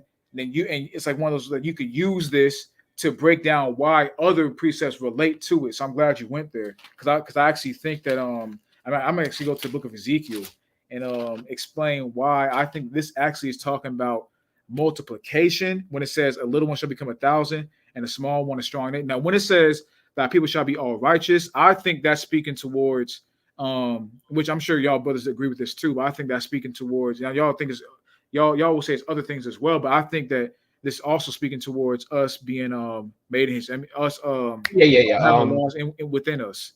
Yeah, Jeremiah, the 31st chapter, Hebrew. And I agree, but what I'm saying, 22 is an extension of that as well, because essentially during that time, that's when the small one will become a strong nation. Because right now, Israel, we're considered the poor of spirit, we're considered the meek, we're not a nation, we're not a people. But when Christ, blows the trumpet and gathers the elect, put the laws within our inward parts, we'll become a strong nation once again. John, I agree with that. I agree with that, and we will. But I also think it's talking about multiplication in number of the nation as well, which will lead into children in the kingdom from the loins of the elect. But I want to go into why I say that. This is the book of Ezekiel. I'm gonna go to Ezekiel chapter 36, and I'm gonna start at verse 4. But the point I want to get is in verse 10, but I want to start at verse 4. And I'm going to read Isaiah 16:22 again. It says, a little one shall become a thousand, and a small one a strong nation. I, the Lord, will hasten it in this time. Now, I think that this is specifically talking about, now it is talking about the restoration of our nation too. Don't get it twisted. But I think more specifically, it's talking about us multiplying in number as well. And this is why I say that. Ezekiel 36:4. Therefore, ye mountains of Israel, hear the word of the Lord God. Thus saith the Lord God to the mountains and to the hills, to the rivers and to the valleys, to the desolate waters and to the cities that are forsaken, which become. Actually, I'm gonna pull up on here.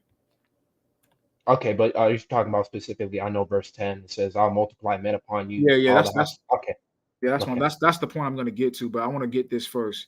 Um, It's Ezekiel chapter 36:5. Therefore, thus saith the Lord God, surely in the fire of my jealousy I have spoken against the residue of the heathen and against all Idumea, which I have appointed my land into their possession, which the joy of the heart with the spiteful minds, to cast it out for a prey. Prophesy therefore concerning the land of Israel, and say unto the mountains, and to the hills, and to the rivers, to the valleys, thus saith the Lord God, behold, I have spoken in my jealousy and in my fury, because ye have borne the shame of the heathen. Therefore, thus saith the Lord God, I have lifted up mine hand, surely the heathen that are about you, and they shall bear their shame. So I wanted to get that just to lead into it, but the real point I wanted to get is going into verse 8 on down. It says, verse 8 of Ezekiel 36. But ye, O mountains of Israel, ye shall shoot forth your branches and yield your fruit to my people of Israel, for they are at hand to come. For behold, I am for you. I will turn unto you, and ye shall be tilled and sown. I will multiply men upon you, all the house of Israel, even all of it. and the cities shall be inhabited, and the ways shall be builded. I will multiply upon you man and beast, and they shall increase and bring fruit. And I will settle you after your old estates, and will do better unto you than at your beginnings, and ye shall know that I am the Lord. So I wanted to get that right there because I think that that's more connected to Isaiah 60 and 21, where it goes to a little one shall become a thousand, a small one a strong nation, because it's literally saying in verse 10 and And 11. Hold on real quick. my bad. Go ahead. Yes, it's literally saying in verse 10 and 11, it's saying, and I will multiply men upon you, all the house of Israel, even all of it, and the city shall be inhabited, and the way shall be builded, and I will multiply upon you man and beast, and they shall increase and bring fruit, and I will settle you after your old estates, and I will do better unto you than at your beginnings, and ye shall know that I am the Lord. So when I'm interpreting Ezekiel 36 and 10 and Ezekiel 36 and 11, it's literally saying that the Most High is going to multiply man, but not just man. He's also going to multiply beasts. So I'm not just saying that man is going to be reproducing in the kingdom, but beast is going to be reproducing. These animals are going to be reproducing as well. We're literally going back to that Eden-like state, which we can go into in Ezekiel 37. But we're literally going back into that Eden-like Garden of Eden like state. That's the state that the world is about to is in the kingdom. That's the state that the world is going to be for us in the kingdom. So it said, I will multiply men and beasts, and they shall increase and bring fruit, and I will settle you after your old estates, and I will do better unto you than at your beginnings. Ye shall know that I am the Lord. So the Most High is saying that He's going to multiply us. So when it goes into Isaiah 60 and 21, 60 and 22, where it says a little one shall become 1,000, and a small one a strong nation. That's not just going to be in regards to us being restored. That's also going into us in number as well, because we're going to be multiplied as a nation, and that's what's going to cause that multiplication for us as a nation. Is what's going to assist in us establishing our kingdom on the earth. Yeah, exactly. And how is Israel going to be multiplied though? Because when you look at verse 11, that word multiply, it can also just mean to enlarge, to increase. But what That's is why. okay? No, but What is real quick. That's why I brought up the other precepts in Isaiah the 66th chapter about the woman who's barren who gave birth, and how could a nation be restored in one day? How is it possible for a nation to be restored in one day? It's not talking about a bunch of people giving birth at once. It's in reference to, of course, the restoration of people who are alive, but also the dead being brought back. That's why when you go to Revelations and it talks about the innumerable multitude, literally as far as the eye could see, the heart couldn't even be numbered. That's the Most High bringing back the nation. That's the Most High multiplying Israel and restoring the people. That's basically what I'm saying. It's in reference to that event, because that's when the Most High will multiply the people, when the nation of Israel is not only those who are dead brought back, but those who are alive are brought back, or excuse me, aren't brought back, but are brought to the Lord and given those glorified bodies. That's when we're going to be multiplied, because at that point we're already going to be innumerous. We're already going to be able to fill the earth and rule. Just real quick, Ken, I want to respond to that real quick. Now, of course, that is going to happen. The dead are going to be raised. The dead are going to be brought back as well. But the reason why I would disagree with that in regards to that, this is only speaking towards that, is because it says man and beast. So you're saying that's going to happen for beast too? Well, beasts multiply through procreation, but I'm saying exactly. So that's going to be in terms of but the beasts, but hold up, but beasts aren't going to have glorified celestial bodies. So we don't have to go back to Matthew, the 22nd chapter, because we just disagree on that point anyway. But like essentially, what I'm saying when it's talking about the multiplication of the nation of Israel, that's in reference to again the innumerable multitude, and the beasts. You could say they multiply because we're going to inherit the riches of the earth, so we're taking everything. You could say that as well. But go ahead, Ken. Oh yeah, because I want to touch on it, because I was reading Isaiah 60, and I know you guys highlighted verse 21, 22, but I actually want to go to verse 20 and read down. Yep. So Isaiah 60, because I didn't realize this when we looked over this before. So Isaiah 60, starting at verse 19. Sorry. Isaiah 60, starting at verse 19. The sun shall no longer be your light by day, nor for brightness shall the moon give light to you. But the Lord Yahweh will be the everlasting light. and your God your glory. Your sun shall no longer go down, nor shall your moon withdraw itself, for the Lord will be your everlasting light, and the days of your mourning shall be ended. Your people shall be a righteousness; they shall inherit the land forever. The branch of my planting, the work of my hands, that I may be glorified. The little one shall become 1,000, and the small one strong nation. I, the Lord Yahweh, will hasten this in this time. Now I read all that from verse 19 because I wanted to highlight verse 19 and 20 because it says the sun shall no longer be your light, nor the moon uh, give light to you. Well, my thing is, this is talking about the kingdom. If, are we all on page Yeah, with that? this is kingdom connotative. Yeah, this is. Okay, so this is my thing. Humans need the sun, just like we need the moon. So if the sun is, as we know, the sun's going to be taken away. That's prophecy. Like sun and the moon are both going to be taken away. Well, if that's the case, then you know what I'm saying. Like, are we? My thing is like, how could we possibly associate this from a terrestrial sense when basic things like the sun and the moon are going to be taken away from us in the kingdom? Because it says the same thing in Revelation 21, uh, verse. Hold on, verse 20. I'm just going to read start verse 22. But I saw no temple in it, for the Lord Yahweh Almighty and the Lamb Yahweh Shai are its temple. The city had the city, i.e., New Jerusalem, things of that nature. The city had no need of the sun, nor of the moon to shine in it, for the glory of the Most High illuminated. The Lamb is its light, and the nations who those are saved shall walk in its light, and the kings of the earth bring their glory to honor it. So my thing is, especially literally when I'm speaking to the king, I'm speaking in the actual city, however that looks like, of New Jerusalem.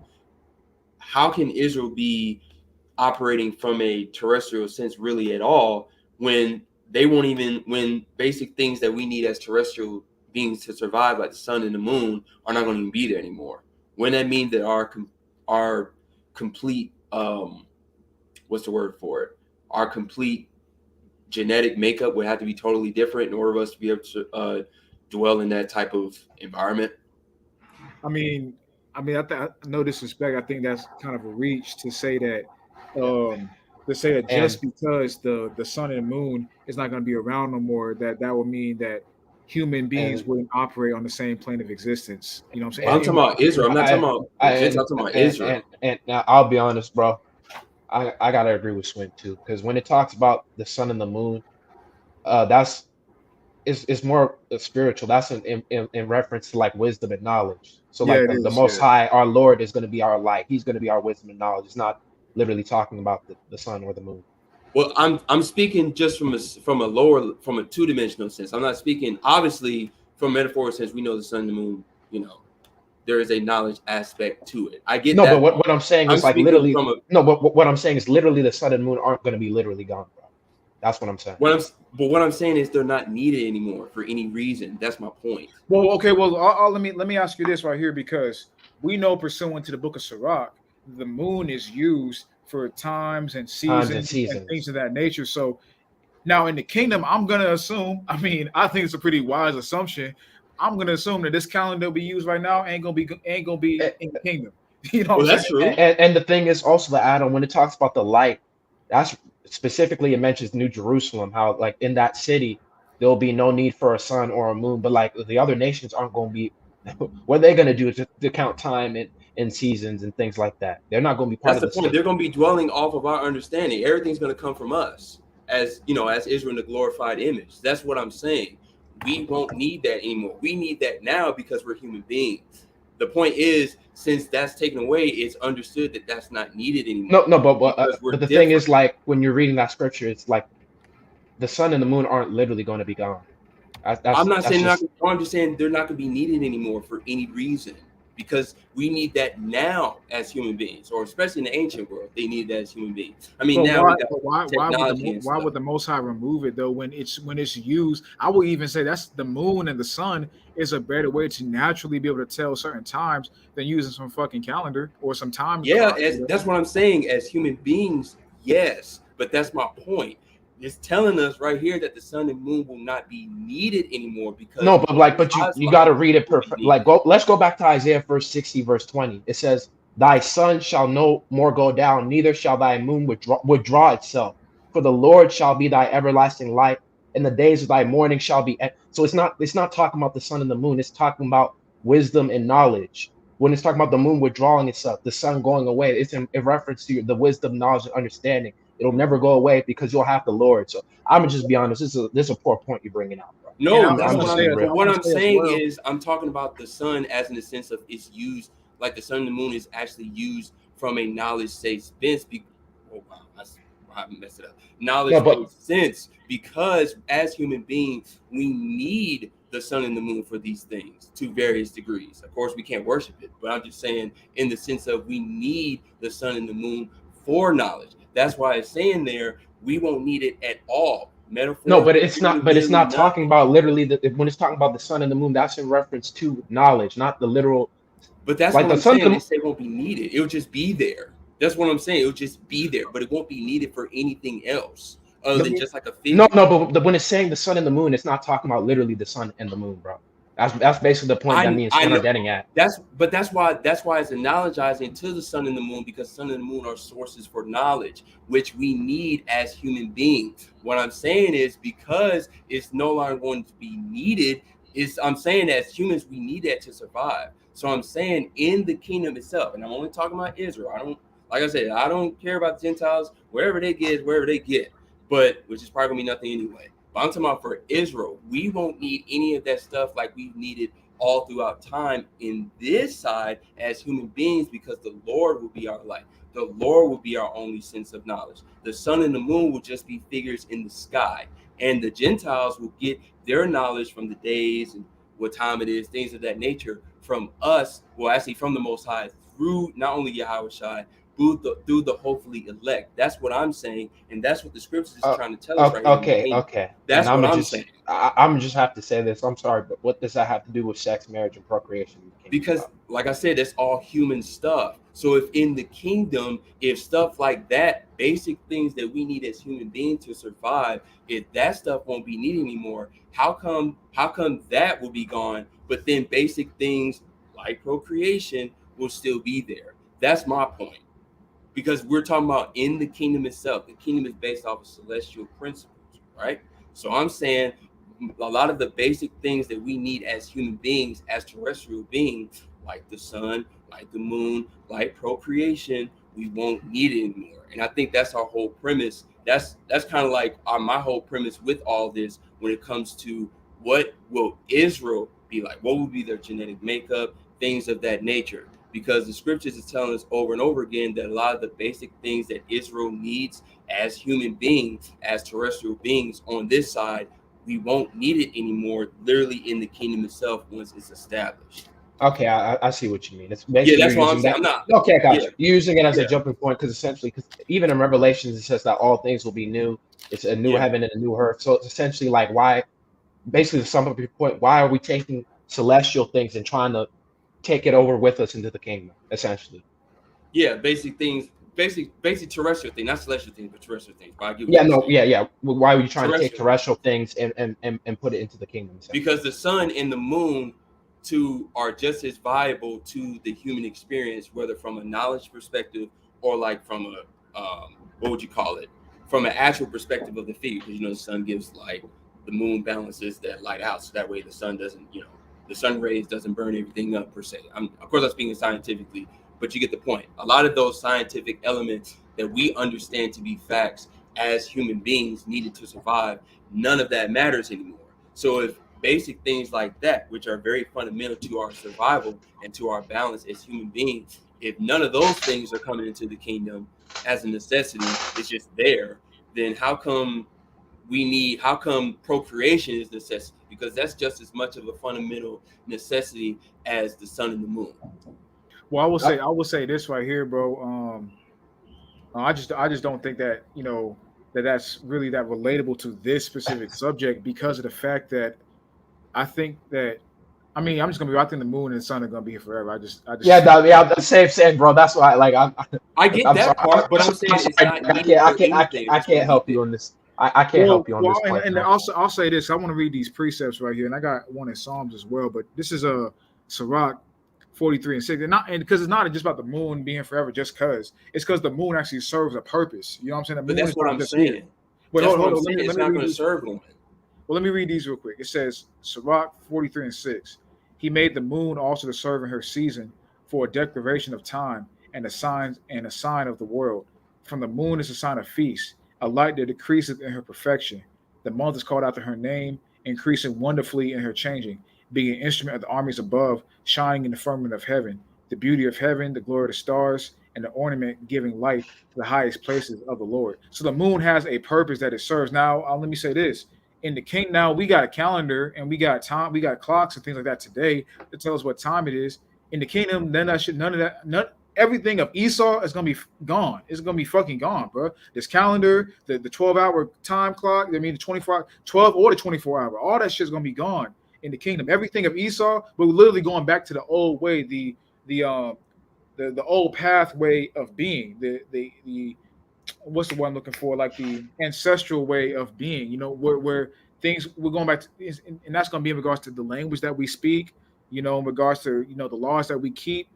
Everything is going back to the ancient way of being. It's not going to be this modern world um, in the kingdom. You know what I'm saying? Now, I don't know exactly how it's going to look. I'm not saying we're not going to have no. I mean, of course, we know it's going to be much more advanced in certain aspects. Don't get it twisted in regards to. I would assume how we travel. I would assume to what we can do, the power that we have. Of course, it's going to be way more advanced in that capacity. But in regards to certain like these things that Esau has come up with, I wouldn't really say come up with, but they've advanced in this society and made kind of their own in regards to the 24-hour time clock, the 12-hour time clock. Now, of course, we know they didn't come up with it, but they've made they've centralized it to them specifically, and how they want to go about doing things and whatnot. That's not going to be around in the kingdom. The kingdom is going to be going back to, like I said, the ancient way of being. So I would assume that in the kingdom, we're going to know what time it is by the moon. We're going to know when the Passover is by the moon. We're going to know when the time of day is by the moon. We're going to know when all the feast days are by the moon, because that's the time. And we're going to know when the month is by the moon, because that's what the Most High instituted the moon to be for. And I want to also go to Psalm the 89th chapter. This is going to be Psalm chapter 89 and verse 34. My covenant will I not break, nor alter the thing that has gone out of my lips. Once have I sworn by my holiness that I will not lie unto David. His seed shall endure forever, and his throne as the sun before me. It shall be established forever as the moon, and as a faithful witness in heaven. Salah. There's certain things that are going to be around here forever, bro. The sun, the moon, and the earth, as the scriptures say in Ecclesiastes as well, earth abideth forever. There's certain things that are always going to be here. The moon, the sun, and the earth are always going to be here. Well, And I agree with that. What I'm again, saying, Ken, I do understand your point in terms of like if there's not going to be certain like terrestrial functions in the kingdom, then we should include procreation. I just think using the sun and the moon, that's just a poor point, bro. I'm just being well, I'm honest. using the sun and the moon as an example because, like you said, I forgot what chapter in Sirach you read that, but about the moon. It's But right up on the screen. It's on the screen. It's I was on the screen, Sirach, the yeah. 43rd chapter. Okay, 43rd it's Sirach 43rd chapter. I get that point, but like it's saying, it's serving a purpose in a season, because even in the ancient world, it was still terrestrial principles. Even our laws, they were given for terrestrial reasons. They're for us as terrestrial beings on this side, like the moon and stuff. That's why it guards us against not worshiping celestial bodies in Deuteronomy 4th chapter. I believe it's like 19 or 20, whichever one was. But one of the reasons why it's hard not to do that is because the sun and the moon are needed for our existence as human beings. Like they actually serve a purpose that's vital for our lives. Okay, I got what you mean. I got what you. You Okay, would I see die. what you're And that's saying. my point. Yeah. Isaiah 60 telling you you don't need that moon and the sun at all for nothing, because the Most High will be your source of life, not the sun, not the moon, not anything else. Now, will it be here? I'll give you that, but it's just going to be there. It's just going to be a figure in the sky. That's why it talks about the Lamb will be the light, will be that everlasting light, i.e., that everlasting knowledge. Like the things that the sun give you, the Most High and Yahweh Shai, the light will give you. The things that the moon give you, the Most High and Yahweh Shai will give you that light. So my thing is, as human beings, as Israel, and I'm only focused on Israel here, as Israel in the New Jerusalem, what am I trying to say? Okay.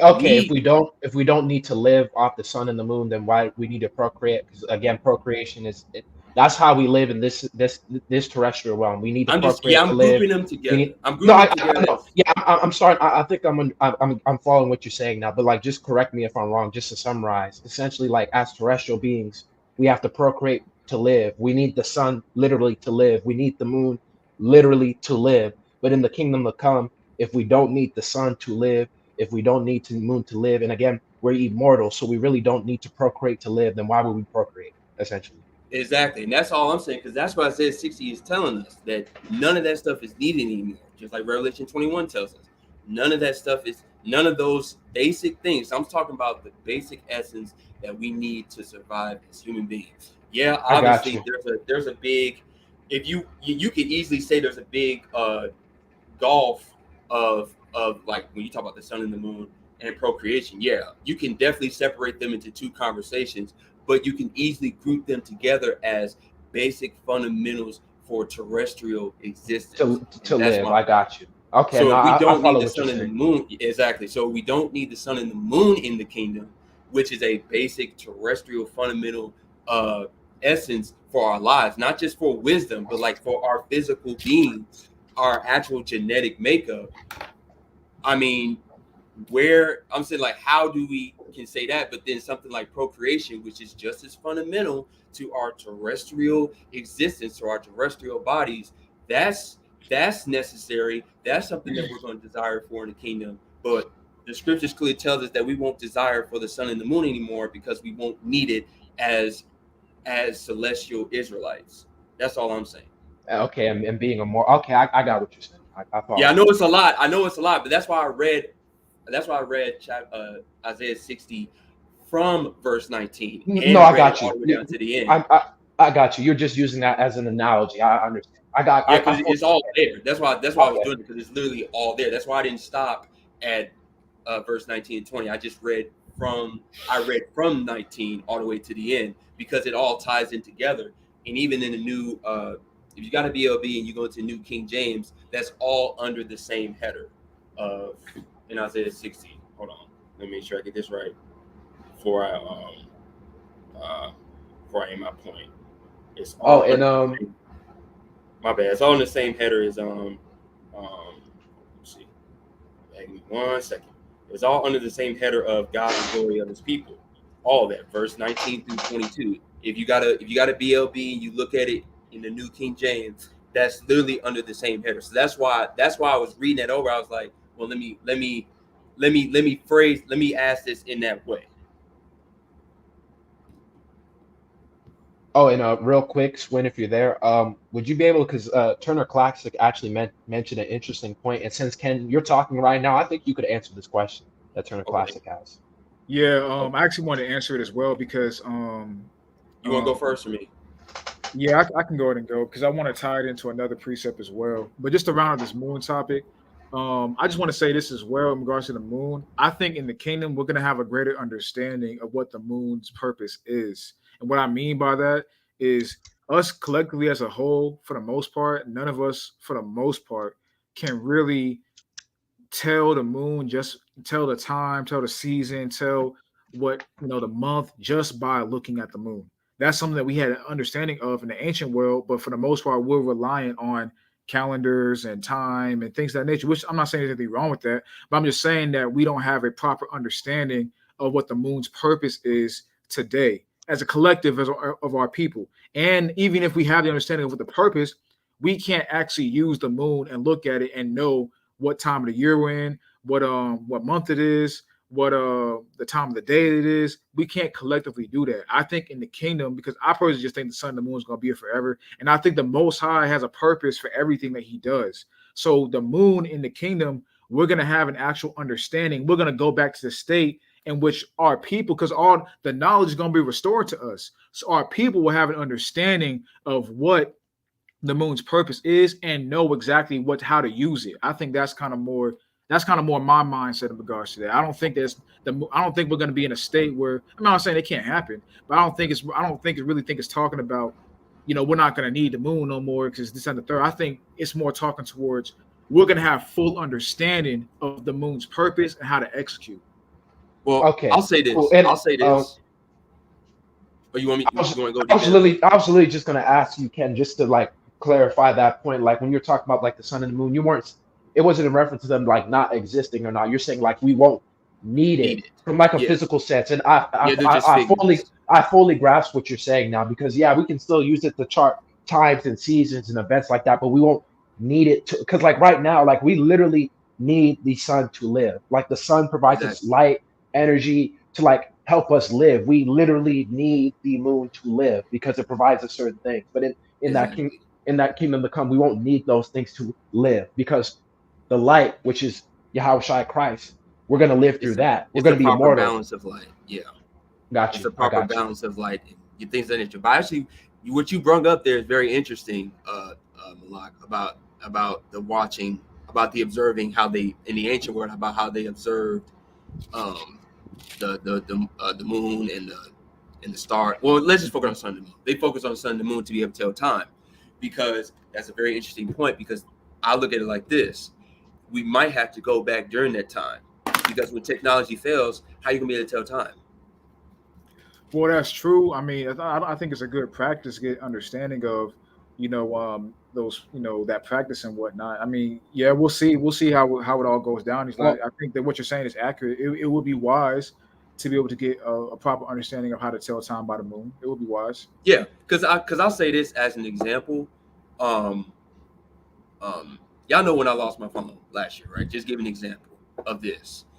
One of the things that I did in order to like kind of get an idea of what the time was, even though it was in the winter time, so it kind of sucks. But one thing I did was when I was sitting, I was sitting outside, whatever. I ain't gonna go into all that. But when I was sitting outside, I would look at the sun, and wherever it was at in the sky, I would guess. Now, of course, like you said, we can't really approximate it like that, just like by just looking at the sun and say, "Oh, it's 5:30." No, not really. But you can approximate the time. So what I'm saying is, in the time of chaos, us using technology is not going to really work, because you know what I'm saying, they're going to be, they're going to be tracking us, it's going to be full surveillance, so we're going to have to forsake these things. So how are we going to be able to properly do the basic things, like be able to tell the time, what day it is, things of that nature, which is where what you're talking about might come into play, about that ancient understanding, that ancient knowledge might return to us via the Holy Spirit during those times, because we won't be able to chronicleize the days at all without it, without no type of source without no source of understanding of how these things work. We won't be able to do it without it. So I think what you're talking about might happen during those times. Well, It could. It could. whatever that wilderness is, however you want to look at it, wherever you're at, you're going to have to do ancient things like hunt, like be able to hunt for animals, or you have to look at the sky and say, okay, well, the sun is, I don't know, the sun is kind of setting in the rising in the west. Wait, is it rising in the east, sets in the west? Am I saying it right? no, it rises in the east, it sets in the west. That's Okay, why, so it's quote partially unquote, in the. it's just an aside, but that's why if we want to talk about LeBron James, that's why he went from Cleveland to LA. He went out Right. west. That's a good point. Very good point. I didn't even realize that until you just said Yeah, that. that's the reason he did that. The sun's setting west, nigga. That's why he did Right. that. Get on that nigga That's very LeBron good. real quick. Get on that, I might have to clip that when I go through this damn video get on again. that But nigga LeBron real quick. because that's really like a brain exploding type of thing right there. But you know, you look up at the sky and it's like, oh, well, it's kind of still in the east, so it's still morning. And we all can tell when the sun's basically in the middle, it's noon. We all kind of get that. That's And easy. when it's its hottest, it's normally around noon to like about like So like, 1, 2 o'clock. That's when it's like its hottest. yeah, so we gonna have to do these type of things in those times because we won't have technology. We might have a calendar, you know, like one of them little paper calendars. Maybe somebody took it with them in a bag or something, but that's wishful thinking. You know what I'm saying? I'm looking for the worst case scenario. Yeah, We ain't gonna have nothing. We gonna see what happens in them times. We gonna see kind of like, you know what I'm saying, how we gonna maneuver and operate. We know the Most High is gonna assist pursuant to Isaiah 65th chapter, Matthew the 13th chapter. We understand that. We understand the Most High is gonna provide and assist in things of that nature. But I'm not sitting here saying it would not be wise. It most definitely would be wise to be able to. It's just like same thing with preparing food. Is it going to be a necessity? I would say no, because I think the Most High is going to protect and provide for the elect anyway. So even if you don't have shit, the Most High is going to make a way. But I'm not sitting here saying that it would be unwise. Of course, it's wise to get food. Of course, it's wise to make sure your physical health and your physical shape is in order. Make sure your finances are in order. Of course, we know what's going to happen to this money system, but still, it's wise to just make sure you got all your ducks in a row, physically, fiscally. You're just keeping yourself, protection wise, provision wise, in terms of food and shelter and all that. Those things are wise to do. Now, at the end of the day, the Most High is going to protect and provide and assist the elect anyway, but those things are still wise to do. You know what I'm saying? So it would be wise to get a good understanding of how to tell time by the sun and the moon and things like that. It's definitely wise.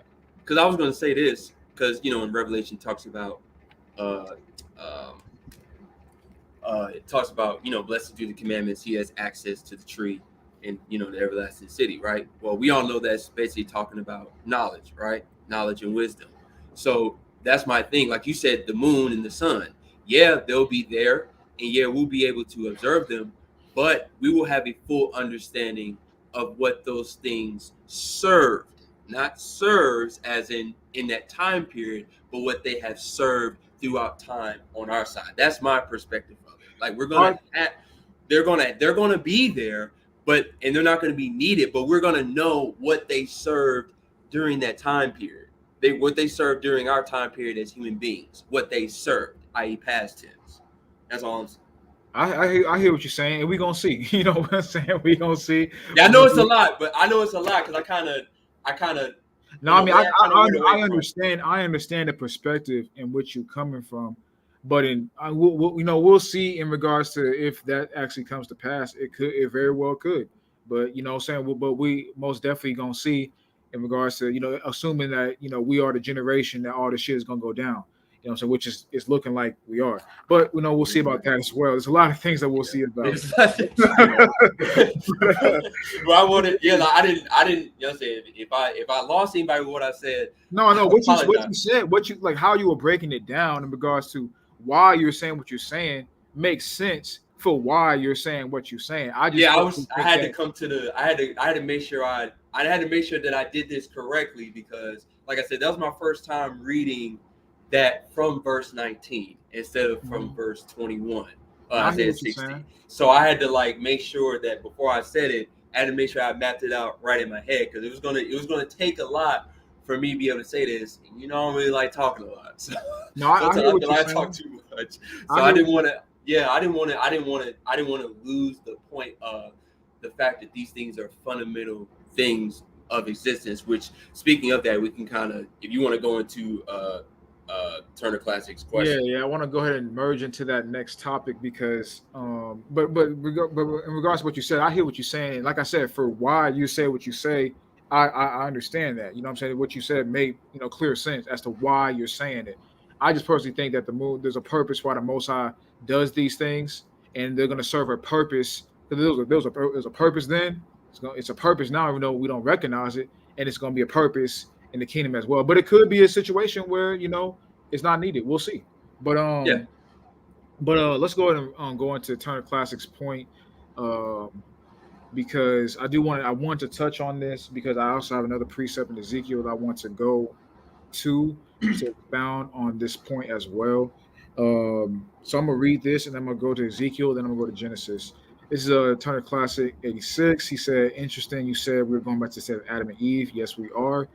Could we say before the fall of Adam there was no sex between Adam and Eve? Something for cannon fodder in this convo. I mean, in regards to that right there, I don't know if we can say definitively yes or no. I mean, I think we just got to go along with what the precepts tell us, and that's what I'm going to do. So I'm going to go ahead and go into Ezekiel and then go into Genesis, just to expound on that point, because that's a really good point you brought out. One that we've spoken about before, and one that, just kind of I was thinking about as well in regards to certain prophecies in Ezekiel. But And just real quick, I was just gonna, because we do got to go into the precepts, but just based on the precepts, you would say no. But me personally, like the scriptures doesn't even detail how long that time period was. So that's that's just true. that's just me.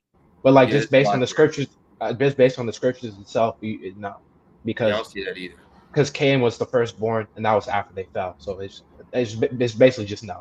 Go And ahead. after they left the garden. Wait, say Yeah, what you said again.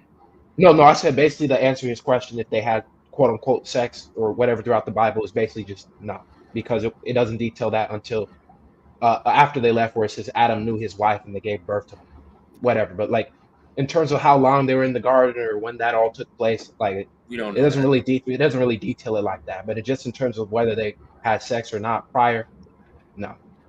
All right, well, I'm gonna go into the precepts, and I mean, I'm sure y'all probably gonna disagree with what I say, but that's fine because this is just for edification purposes, and I think that it's kind of good to go into it and kind of see um, what that state was like, because like you said, the scriptures don't really detail how long that period of time was anyway, so it's kind of hard to kind of use that point to expound on Yeah, reasoning as yeah, to why something would ever reasoning as to what's going to happen in the kingdom because we would have to know we would have to be able to track the time period and the y'all know what I'm trying to say, but we would have to yeah. be But able to track that chronologically.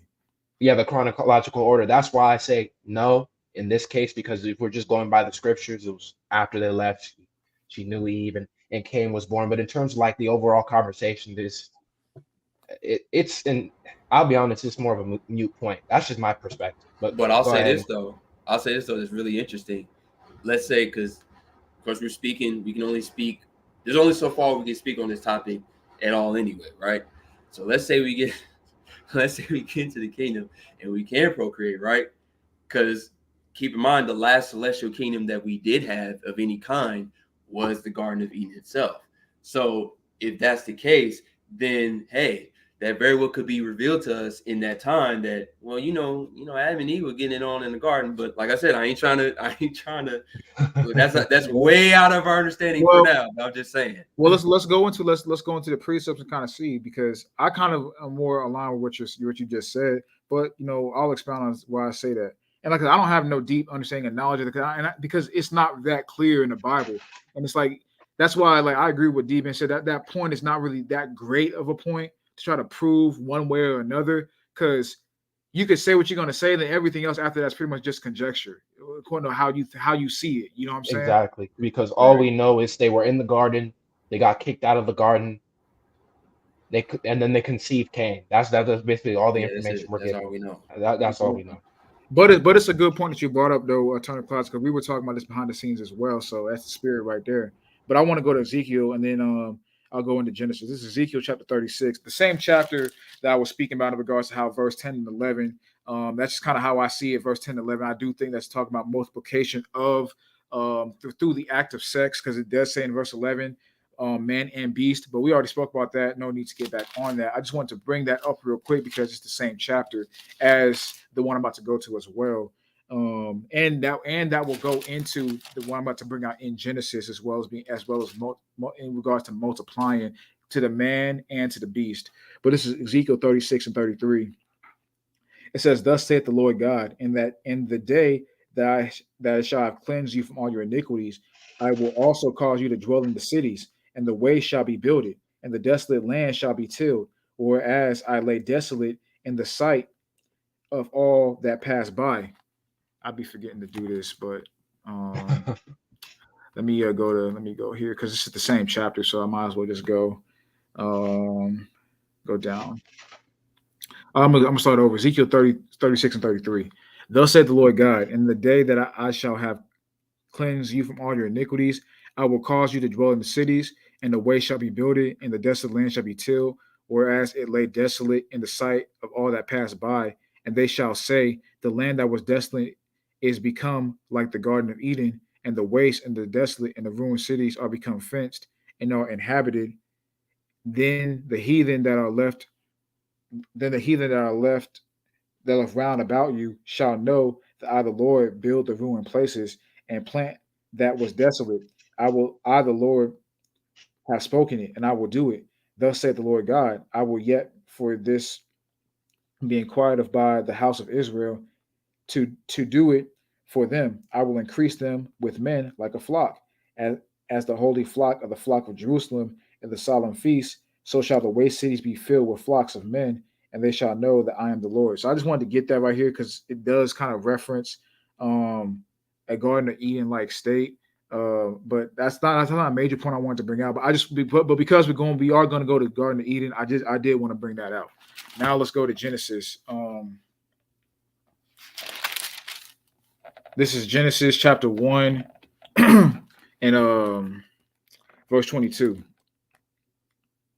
Actually, I'm gonna start at Genesis 1 and 20. I'm gonna start at 20. And God said, let the waters bring forth abundantly the moving creature that hath life, and fowl that may fly above the earth in the open firmament of heaven. And God created great whales, every living. And this is prior to the fall of Adam and Eve. Adam and Eve not even mentioned here, but this is prior to the fall. But and God created great whales and every living creature that moveth, which the waters brought forth abundantly after their kind, every winged fowl after his kind. And God saw that it was good. And God blessed them, saying, be fruitful and multiply, and fill the water fill the water in the seas, and let fowl multiply in the earth. Now, in regards to this point right here, and before you go, I want to finish my point first because I don't want to get lost in train of thought and whatnot. So I just want to say this first before any of y'all brothers go. But in regards to what you were saying earlier, Deben and Ken, because y'all kind of both spoke on it, in regards to the multiplication of our nation being. Now I know this is talking about beast, but we're gonna go into man as well. But it does mention beast as well in Ezekiel 36 and 11 that we just read in regards to the multiplication of our nation. You know what I'm saying? In regards to multiplication in general, this does mention multiplying, and at this point in time, there are no souls. You know what I'm saying, to be raised in this period of time. So are you done, or you got a little bit more to say? No, I'm not done yet. But at this time, there were no souls, to be raised at this particular period of time, right? So if we're gonna be talking about, the kingdom of heaven going back to an Eden-like state, that's something that we can kind of, use and say, okay, well, this is what's going on then, and in the kingdom to come, based off of that multiplication principle, which is why I say in Isaiah 60th chapter and 20 to 21, going into that little one becoming 1,000. I do think that is in regard to multiplication of the actual people. And when I say multiplication of people, I'm not excluding the ones who are died and get raised up. I'm talking about them being included in that as well, and all of that multiplying. That's what I'm speaking toward. I'm not trying to exclude them. I'm including that I'm not including in the multiplication. I think the multiplication is going to be new vessels, but they're going to be engaging in the act of what's going to bring forth multiplication, that being sex, procreation, marriage, things of that nature, going to the title of this video. But continuing on though, going down to verse 26, this goes into man. It says, and God said, let us make man in our image, like in our image, after our likeness, and let them have dominion over the fish of the sea, the fowl of the air, over the cattle, and over the earth, and over every creeping thing that creepeth upon the earth. So God created man in his own image, and in the image of God created he him, male and female, he created them.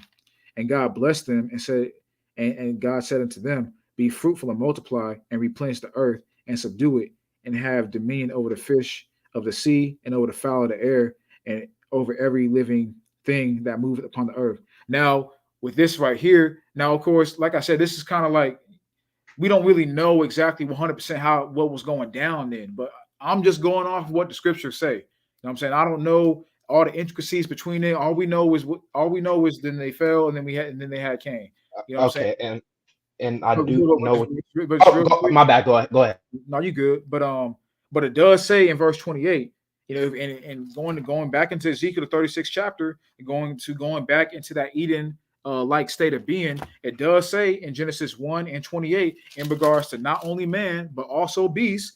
Going back to Ezekiel 36 and 11, where the Most High say will multiply man and beast, it does say as a commandment from the Most High in Genesis 1 and 22, and in Genesis 1 and 28, will tell he commands beasts to multiply, and he says for man to multiply as well. And then we also know, post-diluvial in Genesis the 9th chapter, where the Most High told, Noah and the sons, what I'm saying, to and his sons Shem, Ham, and Japheth to be fruitful and multiply as well. And we know that actually caused them to have children, because we know because we know the descendants of them. So we know that's what that was speaking towards. So if it's using the same wordage, using the same dialect, in that, going into Noah's sons, going into the kingdom in regards to Ezekiel the 36th chapter and verses 10 and 11, and then we read in Ezekiel 36, 33 on down, going back into that Eden-like state. And then it uses that same dialect for a beast and for Adam and Eve in Genesis 1, 22 and Genesis 1, 28. Why would this one be any different?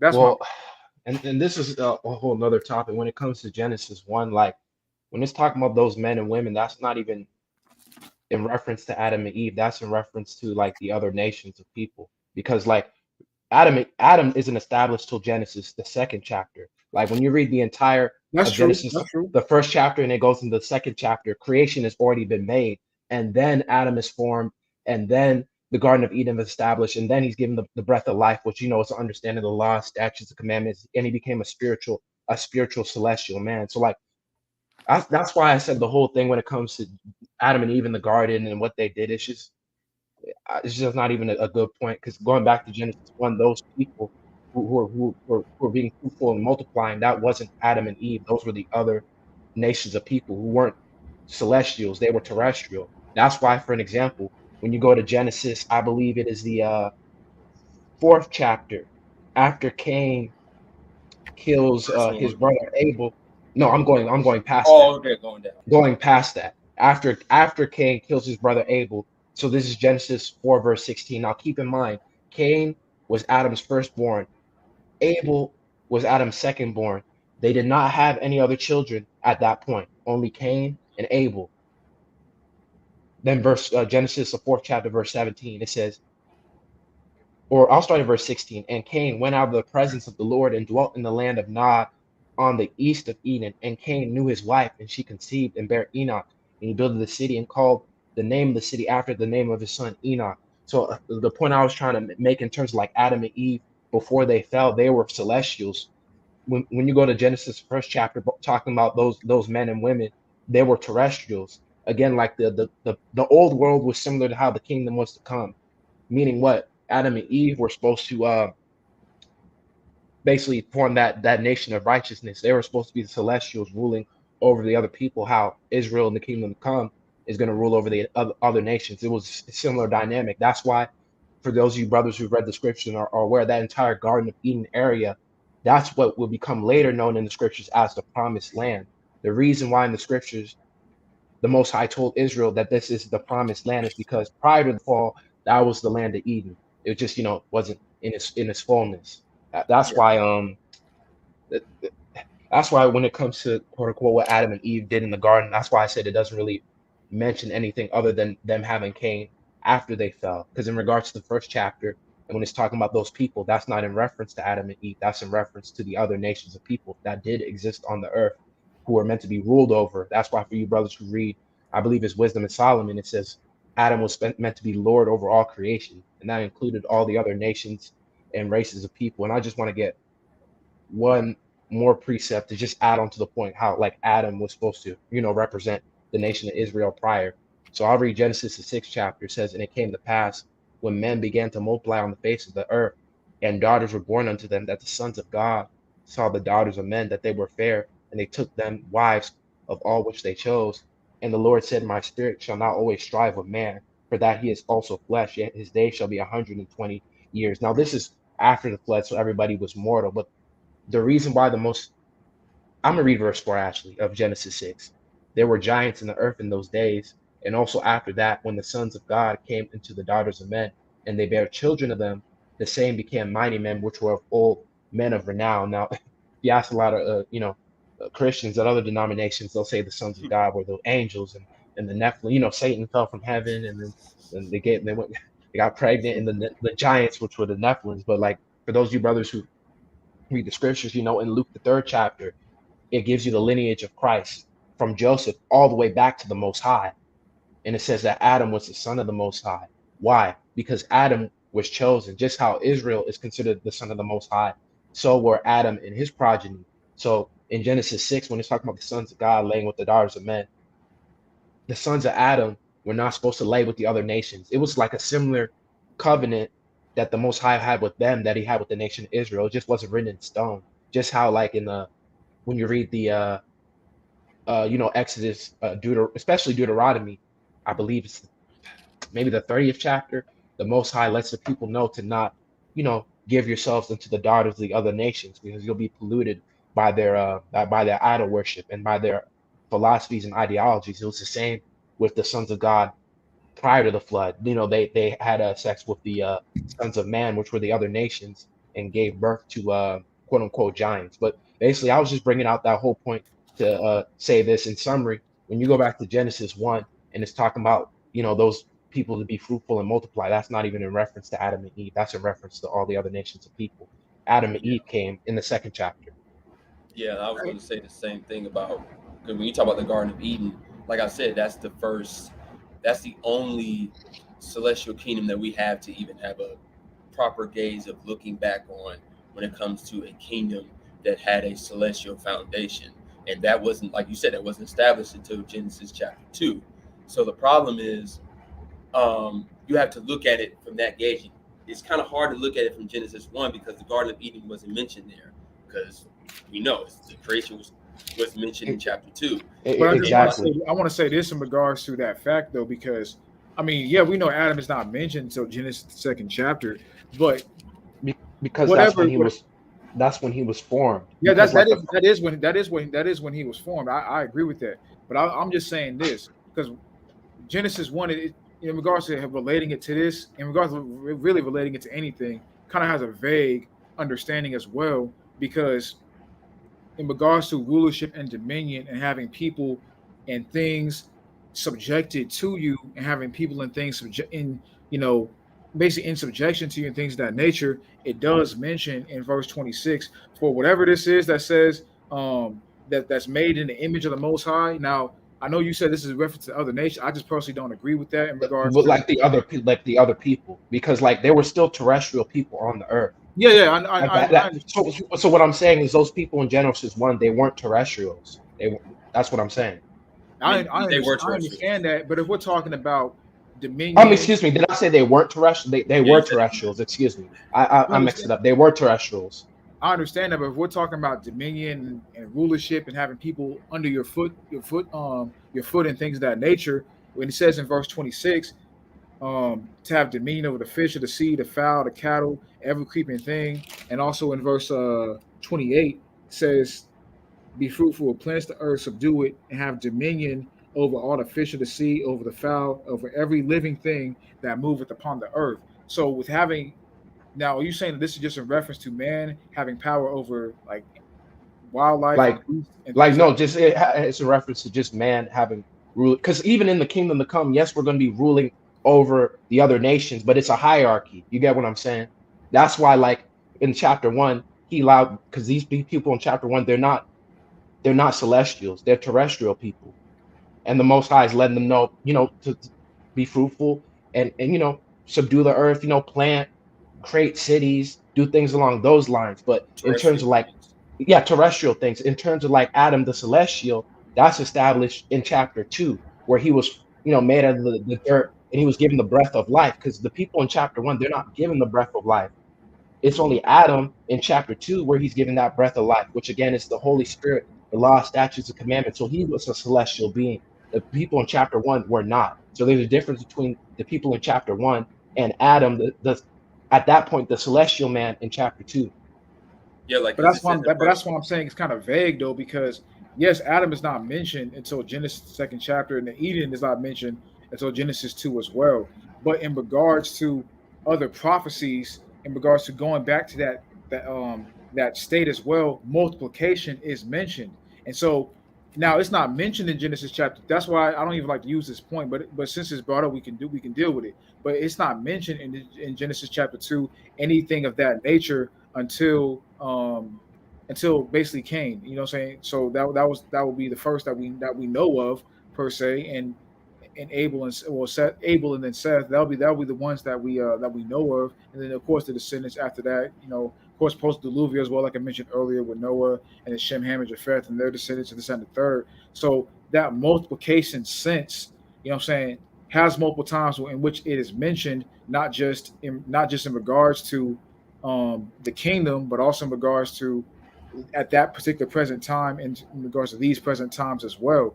And at those particular period of times, they were in relation to repopulating the earth. So why would they be any different if it's kingdom connotated? Well, because in the kingdom we won't even need to have children to repopulate. That's why I went to the precepts in Isaiah, specifically the 66th chapter, where it talks about how can a nation be born in a day, because it's not just limited to the 144,000. It's Of going to course be not. No. the innumerable multitude who's going to be brought up. That's going to be the nation. If we're already innumerable, then what more do we need to multiply if we're already innumerable? Yeah, and then Because go go ahead. Oh, okay. Because I was gonna say, because like you said, yes, Adam wasn't mentioned until chapter 2, but so isn't the first celestial kingdom. Wasn't mentioned until chapter 2. So that's the point. There's no mentioning of that kingdom in chapter 1. It's just the premise of what the human beings from a terrestrial sense was given a purpose of. Now you could say, okay, Genesis was Genesis chapter 2. Adam was part of that first flock, but then they plucked him in the garden chapter 2. You could try to say that if you want to, whatever. But the point is that the kingdom, there wasn't a celestial kingdom, nor a celestial ruler until Genesis chapter 2. And that's the thing. We have to go by that. So yes, that Genesis was it 1 in 20, 1 in 20 hold on, help me out.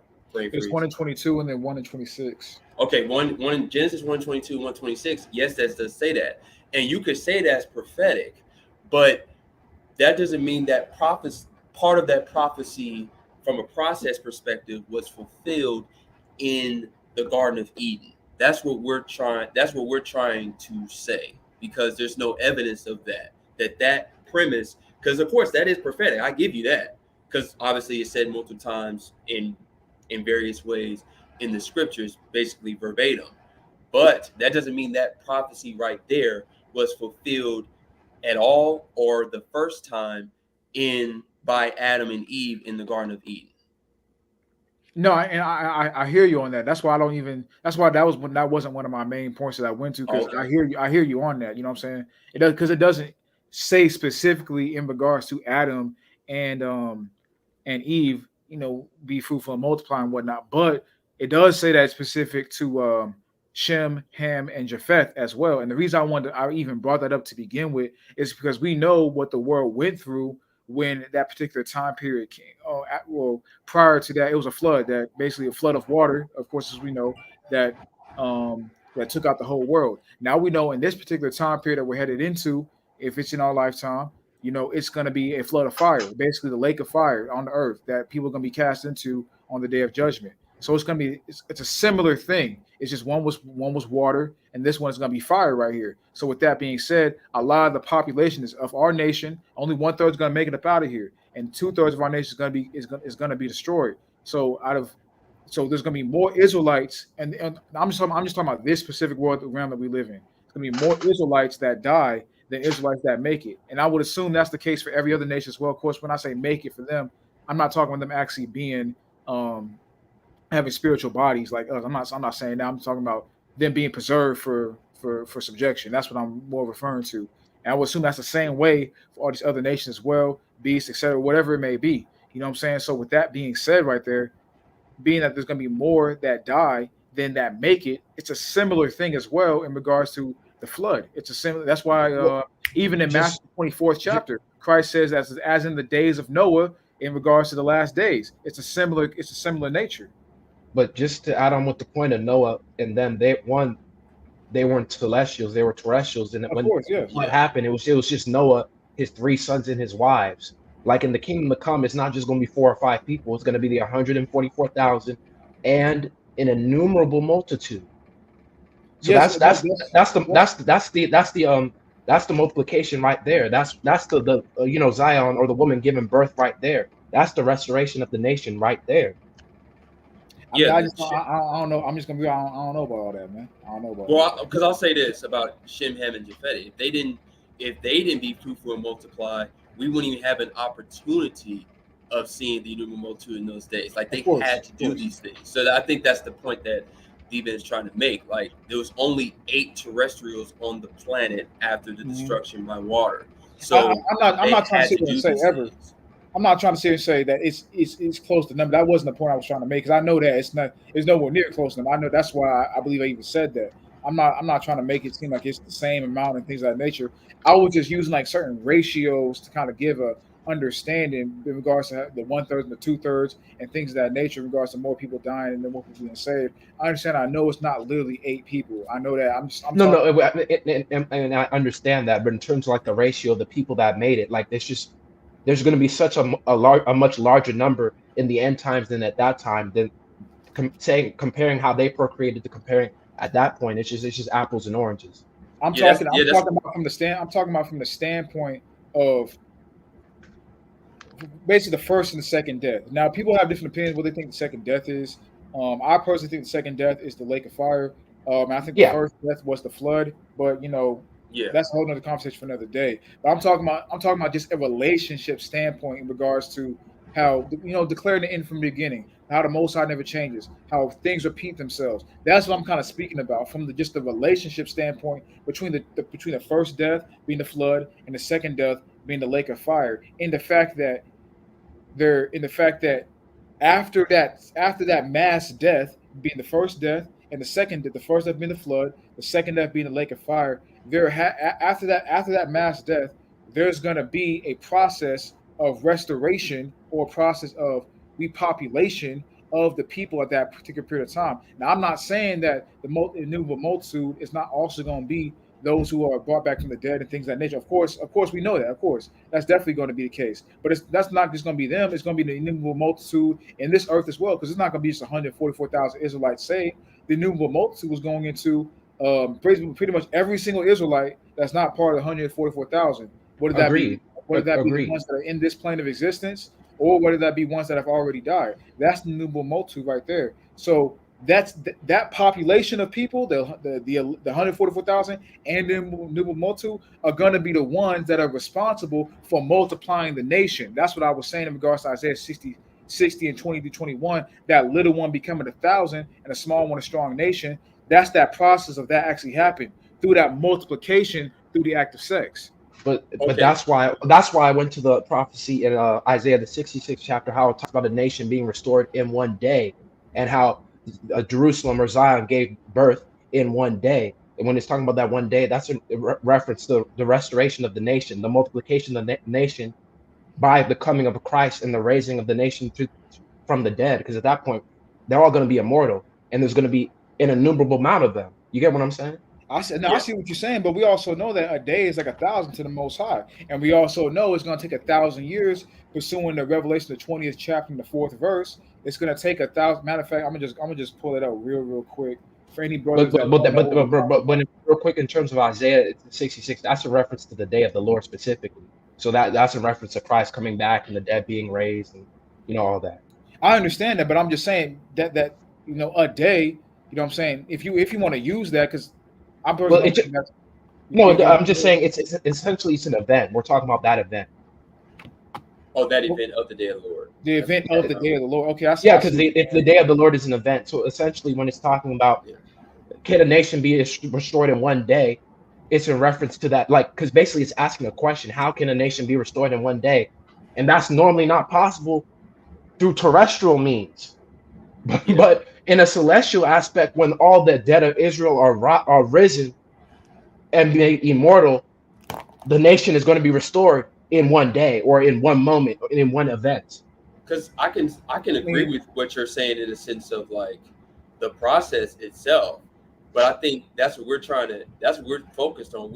I think that's what me and D-Ben are kind of getting to the point of. Is like, is this multiplication going to happen in the kingdom itself or during the process?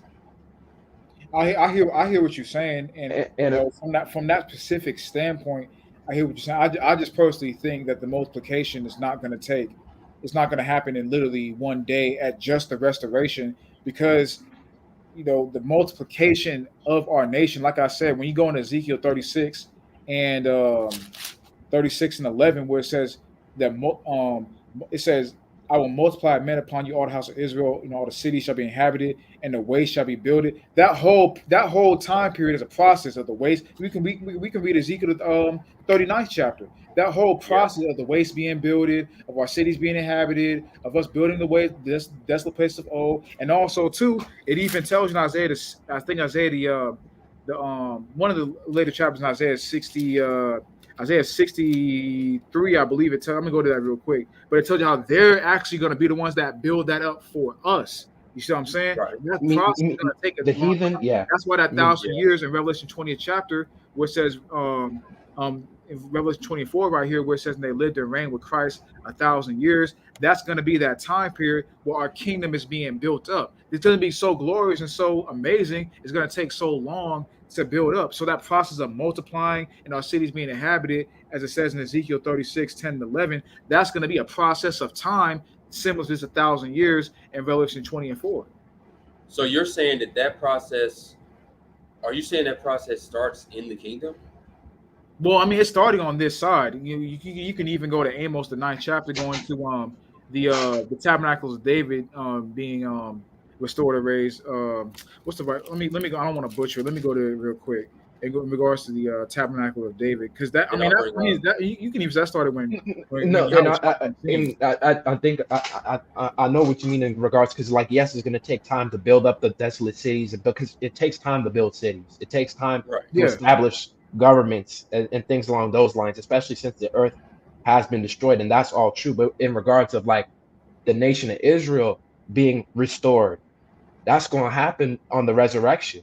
And when the trumpet is blown, it's not going to take a process of time to build back up the nation. That's why I always go to these specific verses, especially Isaiah 54 or Isaiah 66, where it talks about the woman that's barren and how she'll give birth in abundance, basically in one day or one moment. So it's letting us know that one day, that one moment where Israel is restored, is when essentially Christ comes and the both the 144,000 and the innumerable multitude are raised. That's why, even for example, when you read Ezekiel, I believe it's a 37 chapter, when it goes into the valley of dry bones, the prophet Ezekiel, the Most High tells him to put the spirit of life into them, and he breathes that breath, and then immediately stands up an army, an innumerable army. But it didn't take a long period of time to build up that army. It was one event, being the spirit, that brought back that army, that multiplied the people. And that's what the point I'm getting at in terms of like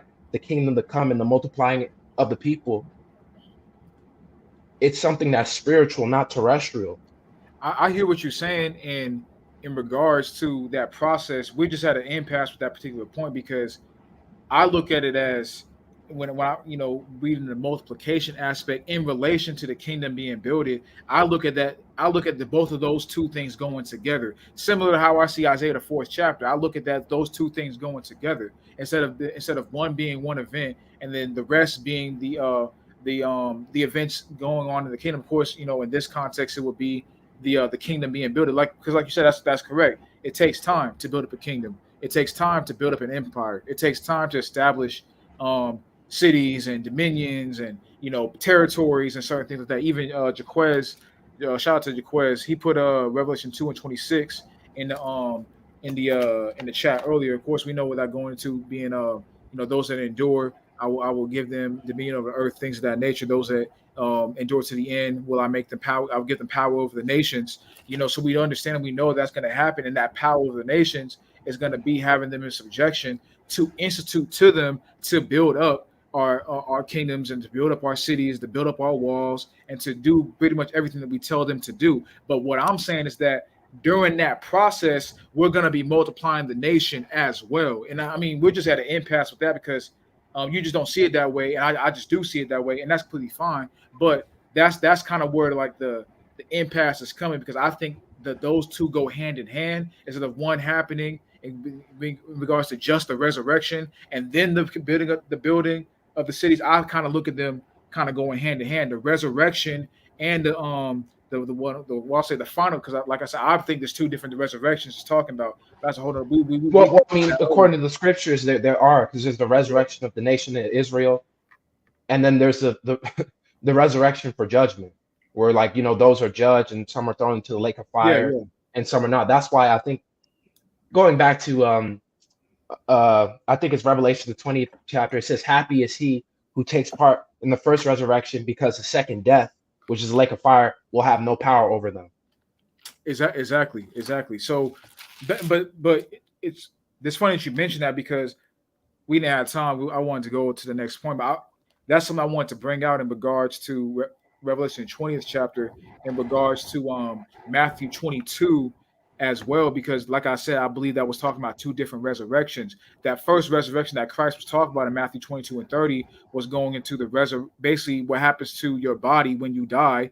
You go to the spirit realm, that resurrection, and then that final resurrection was in this resurrection I was talking about, what you just mentioned in Revelation the 20th chapter. That's talking about that final resurrection in which the like you said, the second death, the lake of fire had no power over. That's kind of the two I was juxtaposing, but I don't want to go back into that. I just wanted to mention it because you mentioned that point. That's kind of just what I was talking about in regards to those two different resurrections, that resurrection to the spirit world and that resurrection, that final resurrection where all the souls are raised. Because it even says right here in verse 13, going into that final resurrection, it says in verse 13, "And the sea gave up the dead which were in it, and death and hell delivered up the dead which were in them, and they were judged every man according to their works. And death and hell were cast to the lake of fire." This is the second death. So we know the lake of fire is the second death. That's why I was juxtaposing those two different, and which just as an aside, there's people in Israel that say that's not the second death, but I mean it says it right there. But that's a whole other point for another day. I just want to bring that out because I've heard people say that that's not the second death, but that's a whole other point. but I mean, you got new doctrines every day. You got people saying now that Melchizedek was a Canaanite, which I heard for the first time 2 weeks ago. I didn't even know that was a doctrine. Dog, I mean, if you go to most quote unquote churches, that's what they teach, because it'll be like, you see, that was an early example of a Gentile being righteous. So that's nothing new. That's nothing new. I'm surprised. Yeah, I never heard that before, but I was shocked when I heard. I was like, what? Yeah, that literally makes no fucking sense. Normally, people like that would be the same ones who say salvation can be for the Gentiles, because Exactly. And Ruth and whatever other bullshit they be saying. Exactly. But continuing on the point though, that's what I was juxtaposing those two different. I'm glad you mentioned it because I forgot about that point. But those are the two different resurrections I was juxtaposing. That first resurrection, in terms of what Christ was saying in Matthew 22 and 30, going into the spiritual realm. When you die, your spirit goes up. You go to Sheol, bosom of Abraham, your place of rest. Whatever you want to call that entity, or the wicked going to Hades. Basically, the juxtaposition that's in Ecclesiastes, the 3rd chapter, the 16th verse, going into place of judgment where the righteous and the wicked rest. Which, like I said earlier, that's not talking about you getting reincarnated on the earth. That's talking about when it says the judgment under the sun. Oh, she's someone calling me. No, I can get that later. That's not talking about reincarnation where you get judged and you live out your judgment under the sun on the earth. No, that's talking about under the sun in regards to the foundations of the earth, being Hades, Sheol, which that parable is the same thing as explained in the parable of Lazarus and the rich man. I already mentioned those points, but new brothers came in, so I just wanted to expound on that more because the subject came up again. But in regards to that, those are the two resurrections I was juxtaposing. So I just wanted to say that. But in regards to Amos, the 9th chapter, I got up right here. Because Kenton, you mentioned a point earlier where you said, when did that process start in regards to the restoration of our nation? Because he can even say that process started when Christ came. That's what you can say it. Well, Ken, I already mentioned it earlier. It happened technically during John the Baptist as well, because the sins were getting forgiven. So that's when that happened, and it even tells us in Micah, the 4th chapter, or I might be mixing it up with another prophecy about John the Baptist, how he's going to turn the hearts of the fathers to the children and all of that. I believe that's Malachi the 3rd chapter. Okay, Actually. Malik. Okay, yeah. I just wanna Did I mention say that. did I say Micah? He said Micah the 4th chapter. Yeah. I want to Yeah, before Malachi. you go Thanks to, a lot, before you brother. go to Amos, because maybe some new people in here, I don't know. But just to mention that point that I said earlier, yes, technically, if you want to flesh it, if you want to take it all the way back, it did start with John the Baptist. But as we know, in 2 Ezra 7, it says, "All men, Christ will die, and all men have life." It said that the world will turn to an old silence 7 days. So yeah, it did in a historical sense. It did start with John the Baptist, but it's kind of like, what's the best way of putting it? It has You to mean like start in its fullness, like starting in its fullness? It has Yeah, to I start got with you. that fire. You know what I'm saying? It has to start with really it started with the word and us being if you want to go there, it really started with us having access to the word like we do now with the internet and technology and things of that nature. And then it's really going to start with the fire, which for all you people out there, that's the real baptism, but whatever. Hey, bro. Hey, bro. Water splash, water. Hey, what's that ugly guy? It's like water. That's what I said. What you gonna be with the water? Water.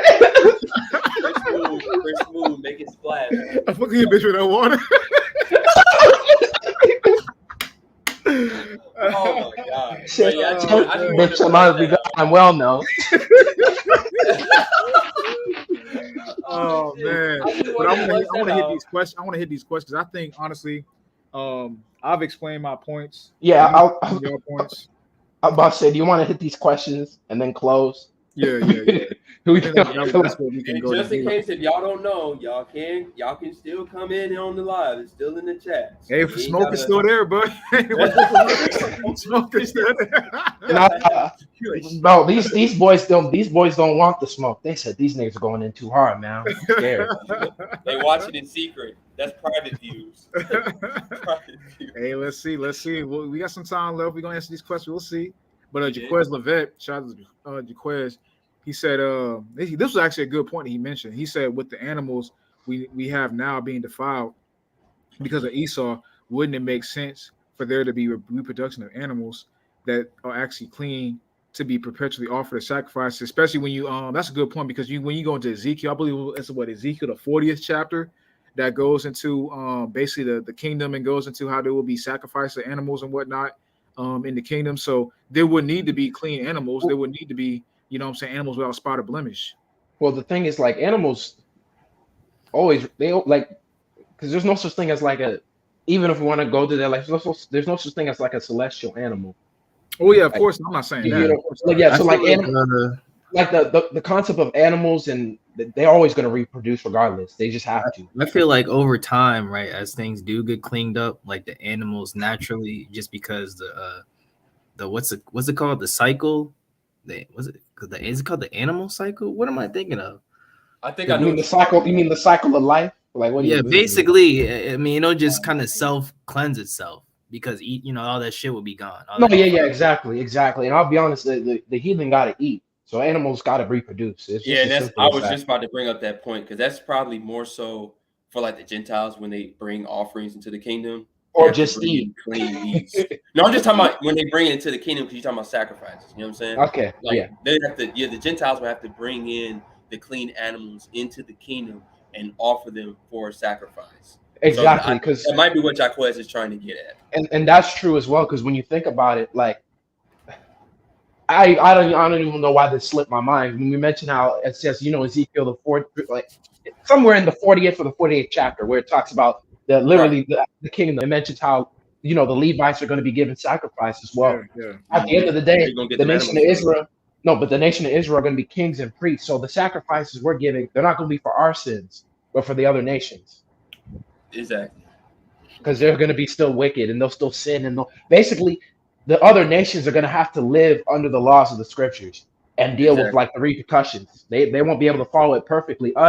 We'll be their angels or their ministers. So like, in the scriptures how like an angel of the Lord would visit the nation of Israel and tell them what's up.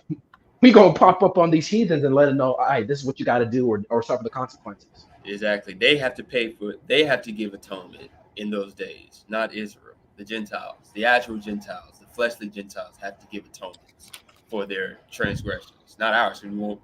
Israel won't make any transgressions because we program not to. So it's really that process of sacrifices in the kingdom. Yeah, of course, the actual sacrifice itself is done by the priesthood, but the offerings for the sacrifice will only be given by the Gentiles because that's their atonement. If that makes sense. Con. Let's pull up Turner Classic post. He said, exactly. So there was no need for Adam and Eve to reproduce. So my second question is, but we are to be tried in fire, and in the kingdom we have children or reproduce. How would they be tried? Well, I answer that, bro. Now, I personally believe that we will have children in the kingdom. I personally believe, and it's not even just. I just think there's going. It's not even from the standpoint of myself personally.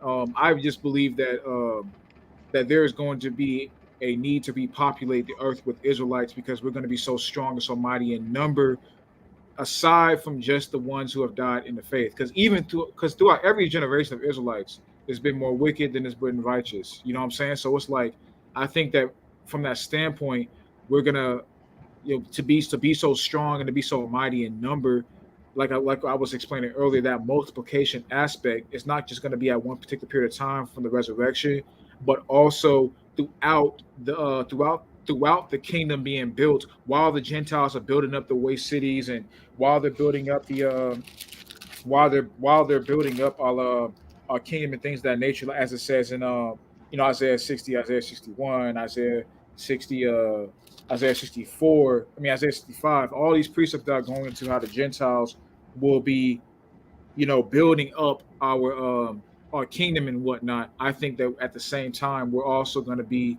multiplying as well throughout that whole 1,000-year period, going into a big Israelite empire being built up. That's just how I see it. So in regard to the question about how you said, how will the children be tried? There's going to be no need for the children to be tried because everyone's going to be perfect. And it even tells us, and I'm going to go to Hebrews, the 8th chapter real quick, because it tells us how we won't have to even teach no more.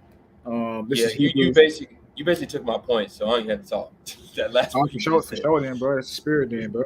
It say in Hebrews 8 and 7, for if that first covenant had been faultless, then should no place have been sought for the second. For finding fault with them, he said, behold, the day is come, saith the Lord, when I will make a new covenant with the house of Israel and with the house of Judah, not according to the covenant that I made with their fathers in the day when I took them by the land to lead them out of the land of Egypt, because they continued not in my covenant, and I have regarded them not, saith the Lord. For this is the covenant that I will make with the house of Israel in those days, saith the Lord. I will put my laws to their mind and will write in their hearts, and I will be to them a God, and they shall be to me a people. And they shall not teach every man his neighbor and every man his brother, saying, know the Lord, for all shall know me from the least to the greatest. So there's not going to be no need for trial of adversity because we're all going to be perfect from inception. Yeah, that's kind of how I see it. And I'll be honest, I don't even think the last two comments are questions. They just comments. It about sums that up. Is Bishop yours truly said, I heard that King David and Christ was a Moab. Oh, because they came from He laughing. Yeah, exactly. Oh my goodness, bro. Since when is the woman? Yeah, I ain't gonna get into all that. But since when is so now the woman's got the seed now? Come on, man. I guess so. So now women have seed. Oh yeah, bro. Come on, Swint. You err and not know the scriptures, man. The seed of the woman, like it says in Genesis, bro.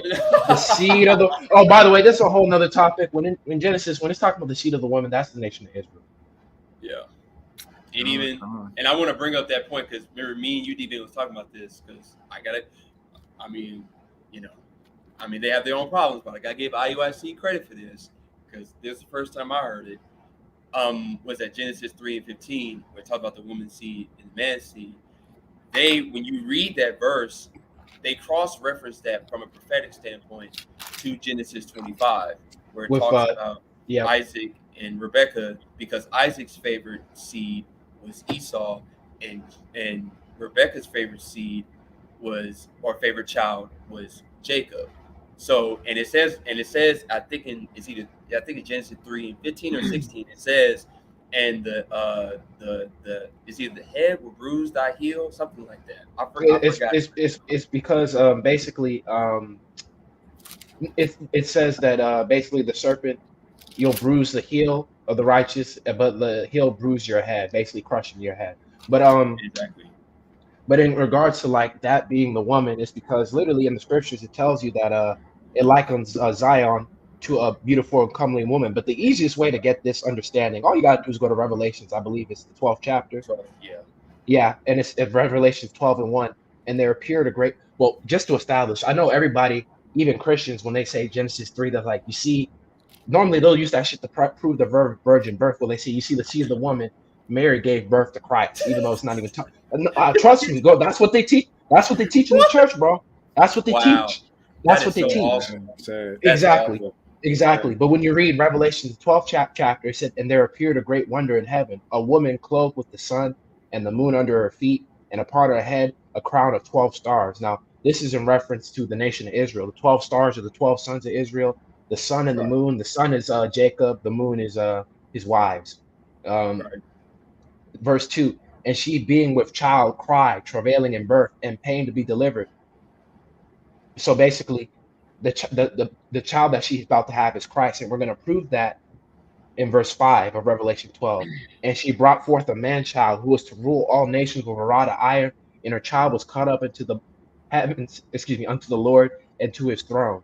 So again, this woman right here is talking about the nation of Israel. So when you go back to Genesis, the 3rd chapter, when it's talking about the seed of the woman, well, first, women don't, well, you could say the seed represents offspring, but in this case, the seed normally represents sperm, Yeah. because that the sperm is where the life comes from, and the woman doesn't have that.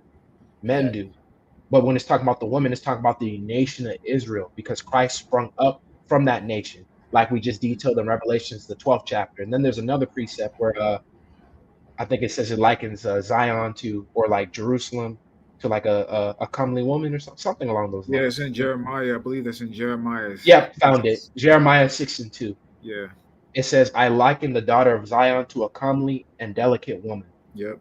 And then there's you could even go to the prophecy, and I believe Second Ezra's, where like Jerusalem was likened to a woman who didn't have any, who was barren and didn't have any children. Essentially, that's a whole Right. other topic. Because I wanted to say that because, as I like to quote, declare the end from the beginning, i.e. Isaiah 46:10. That understanding of Israel, the nation of Israel being aligned to the woman, has literally been either from a prophetic standpoint, or a actual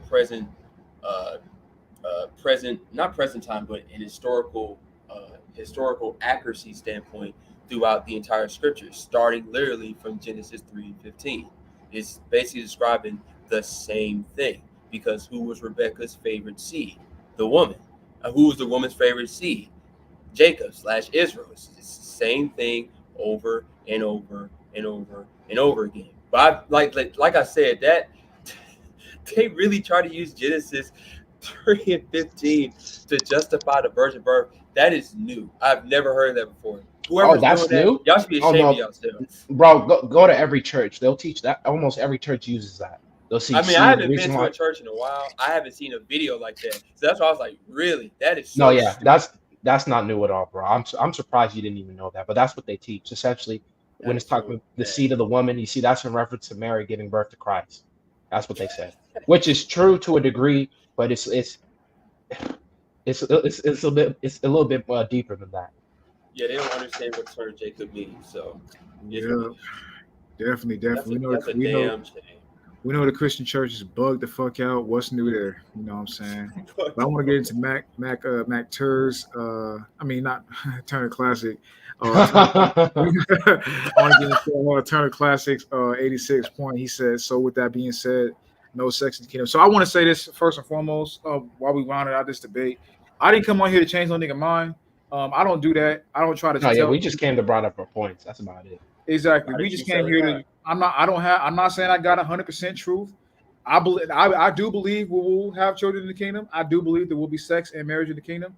But you know what? Hey, maybe next year I don't believe it. You know what I'm saying? Who knows? I don't know how the Spirit of Most High is going to move me. I firmly believe in that right now, as of today, and I see myself believing that for the foreseeable future until this place is destroyed as well. But I'm not the Most High, so I don't control everything. You know what I'm saying? So I just go how the Most High lays things on me, and this is what I see right now. I didn't come here to tell no nigga how he should believe or tell no one how they should perceive things. We just came up here to give our understanding and give our perspective on how we see these precepts. And you take it for what you take it, and you believe what you believe. You're probably gonna have people that not just from this video, but other videos as well that believe it, and you're gonna have people that don't. You're gonna have people that believe there will be sex in the kingdom, and you're gonna have people that won't that believe there won't be sex in the kingdom. You know what I'm saying? I don't know the ratio, but you have Israelites that believe and you have Israelites that don't. So Yeah. it is what it is. You know what I'm saying? Yeah, but Swin, you looked at the wrong way, brother. You don't. It's not the reason why you don't have 100% truth is because you got 144% Oh truth. man. Oh man, I was just about to say the reason you don't have the truth, you don't have the water, bro. That's why. Yeah. And I wonder what them niggas believe. Because them niggas believe in Trinity, so I wonder what they believe. Them niggas believe in hell. They believe, so I wonder what they believe. Hey, no, you know what they believe, bro? You see, there's no sex in the kingdom. You know how it says in the scriptures there's gonna be a flowing river, flowing with no. You see, all you gotta do is stick your hands in the river and you pull out a sunlight. You know, That honestly wouldn't shock me with how they be coming. That shit wouldn't You shock pull me. a sun from the water, my nigga. That shit wouldn't shock me at all, bro. But You'll say this Bishop Nathaniel. Oh, you get mixed up with that's the smartest man on earth right there, man. yeah, they coming for us now. That's the smartest man on earth, Bishop Nathaniel. Yeah, we finna get emails after emails after emails. Oh, and that actually reminds me, before we go, because Ken, you remember when we like first started having these conversations, and I mentioned like from reading the writings of Eusebius, that's what really like, caused me to start thinking about it a little bit more. Right. I just wanted to share that real quick, so brothers can just look at it and read, and just basically just something to ponder. So do you care if I share my screen? Am I able to do that? I mean, I don't think so because you're not on the account. I don't think you can share your screen from your. I mean, you could try. I don't think you can though. I mean, let me see. I mean, you might be able to. Let me see. Nah. Yeah, you can. You gotta put the dude in the thing. I think. Did you just click share screen or no? Like I clicked, but yeah, I don't think I have the ability to share. Yeah, I don't think you can share. I don't think you can share your screen on another person's account. I don't think you can. Yeah, I don't think so either. It's just weird because it gives you the option, but no, I'm not able to share it. It's probably something that you have to figure out. Oh wait, no, I have to. Swing. Damn, I can, but I have to.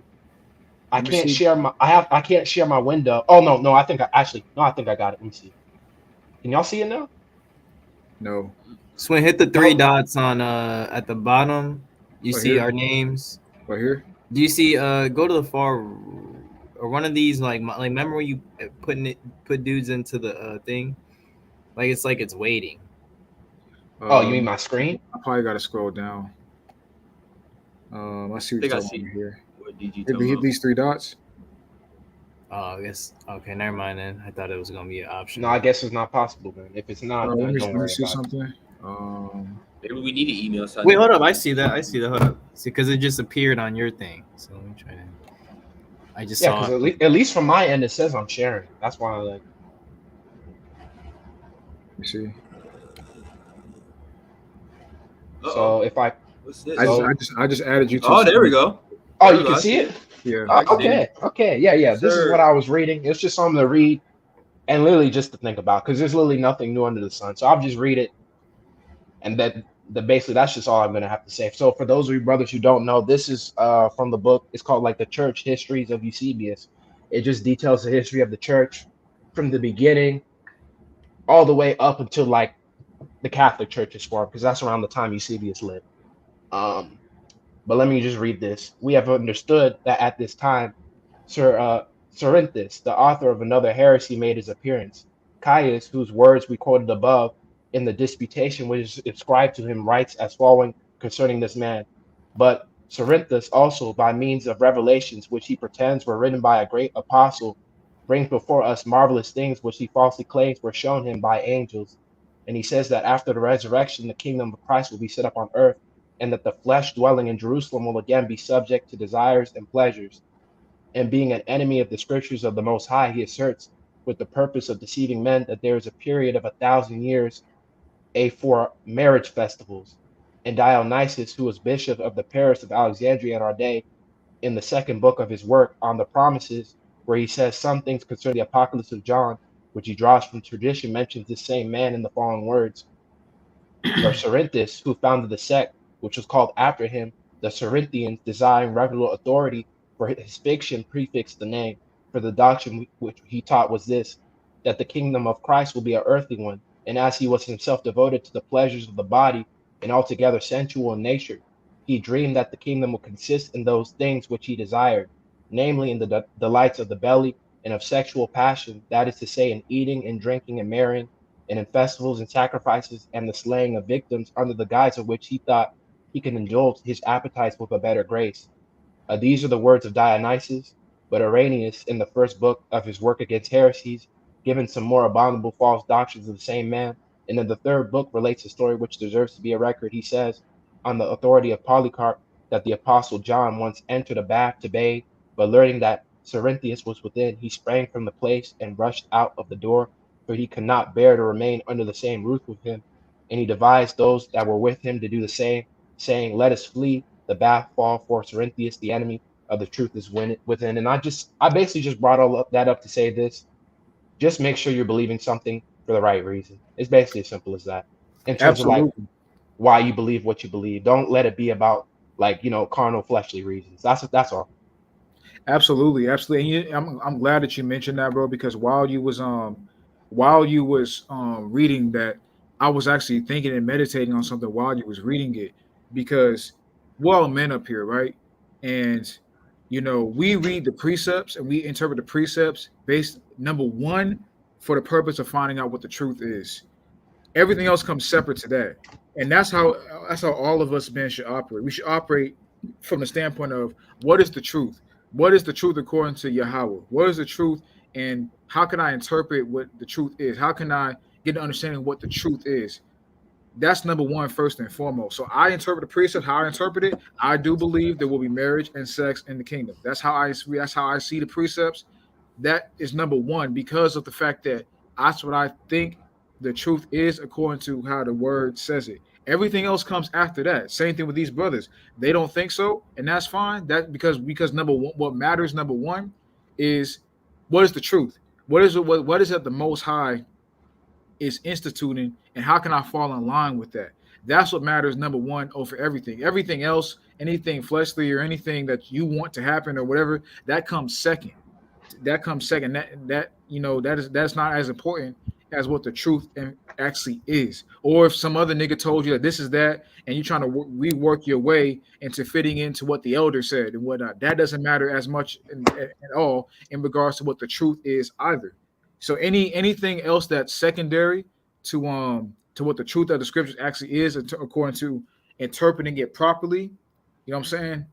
If anything that you're thinking in your mind, like, well, I want this to be this, so I'm gonna word it this, that, and the third, because I'm trying to fit what I want into this, and or the elder said this, so this has to mean this, and I can't go against the apostle, so he's got it, so it has to be this because this is what he said, and they've been doing the work for so long. No, bro. Yeah, Bishop Nate, man, Bishop Nate, like, look at all the works this man has done. He must be a Elisha, because shoot, he must. In fact, he might be Yahweh Shai. Come back Hey, amongst us, bro. Hey, get to that point. It's only a matter of time, bro. It's only a matter of time. I'm guarantee you, one of these camps, whether it's IUIC, GMS, IGPK, whatever camp, I guarantee you, there's going to be a time where one of those brothers will convince the people that they're Christ brought back in the reincarnation. You book it. Yeah. It's only a matter of time. Bro. It's only a matter of time. Bro. If not said it already, There just has to be someone bold enough to say it, but also he has so much charisma and people fuck with where they could delude themselves to believing it. That's all it takes. Exactly. That's all it takes. Mm-hmm. ESPN 0O and G Israel 14. In fact, G Israel, this is the first time I seen you in here too. So hey, appreciate you coming through the channel, bro. Shalom. Sir. And much love to you, bro. Appreciate you coming through the channel for the first time. He said, no doubt the bishop is an agent. Yes, most definitely. Hell yeah. He in fact, that nigga is a former NYPD, and we know how they get down. Oh my goodness. We know the Masonic we know the Masonic ties he got with the NYPD. So of course, that's why he's teaching. I feel bad for his congregation. He's trying to convince them that tread lightly, bro. Tread lightly. Yeah. That's what I had to pause, nigga. I didn't know how to say it. You know what I'm gonna call it? The monkey juice. He's trying to convince them the monkey juice is not going to be put into your flesh. It's fucking white women.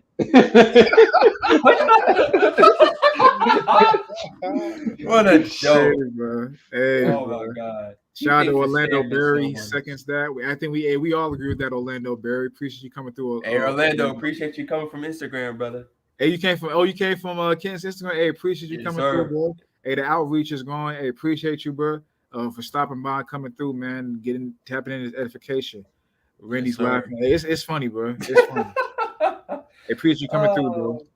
Randy said that the ego got to be through the roof for a person to declare themselves a prophet or priest. Absolutely, bro. Absolutely. Yep, man. Especially for a brother to consider himself better than others, man. That's a massive ego right there. That's awesome. And to use that, it's funny because I was meditating on this earlier today before we started the live stream. To use that, as justification to try to convince brothers to fall in line and manipulate the scriptures to fall in line with what it is that you want to institute under the guise of you have to follow me because I'm such and such coming back. It's so wicked. That's so wicked. So bad. That's so wicked. asinine. Exactly. Someone could say, honestly, the fact that you say you're King David, that's blasphemous as well, because you basically say, well, because King David inherited the rulership, so because I'm King David, I'm your king, I'm your ruler. That's basically what that shit means. And you know what's funny about that, bro, is they actually said before I started that, hey J2K. What'd he say? Fear the Most High, you feel Tahar. Hey J2K, I ain't got with GMS. Ain't gonna like this live stream. No, J2K, I'm good. I'm good, homie, because I got my fourth video this week, bro. Hey, I got my fourth video done, cuz. You said what? I'm good. Because he said 3 videos a week. Tahar said 3 videos a week. I'm on my 5th video, cuz. Shit, what's up? What's up, Tahar? You can't come kill me. Hey, bro. Hey, you gotta Wait, wasn't Tahar the same one who said like at best you can work at like a damn that was Menatizak. Menatizak, yeah. He said, yeah, I'm not saying to be like working. That's so terrible. How are you gonna tell niggas at best you can work at a warehouse? That's not come on, bro. The nigga said just go get you a 9 to 5. You could have a great career handling machines. No. I'll say this: any brothers that's doing that, I'm not ragging. Hey, ain't nothing wrong with that, but ain't no difference we saying. But there's a difference we saying.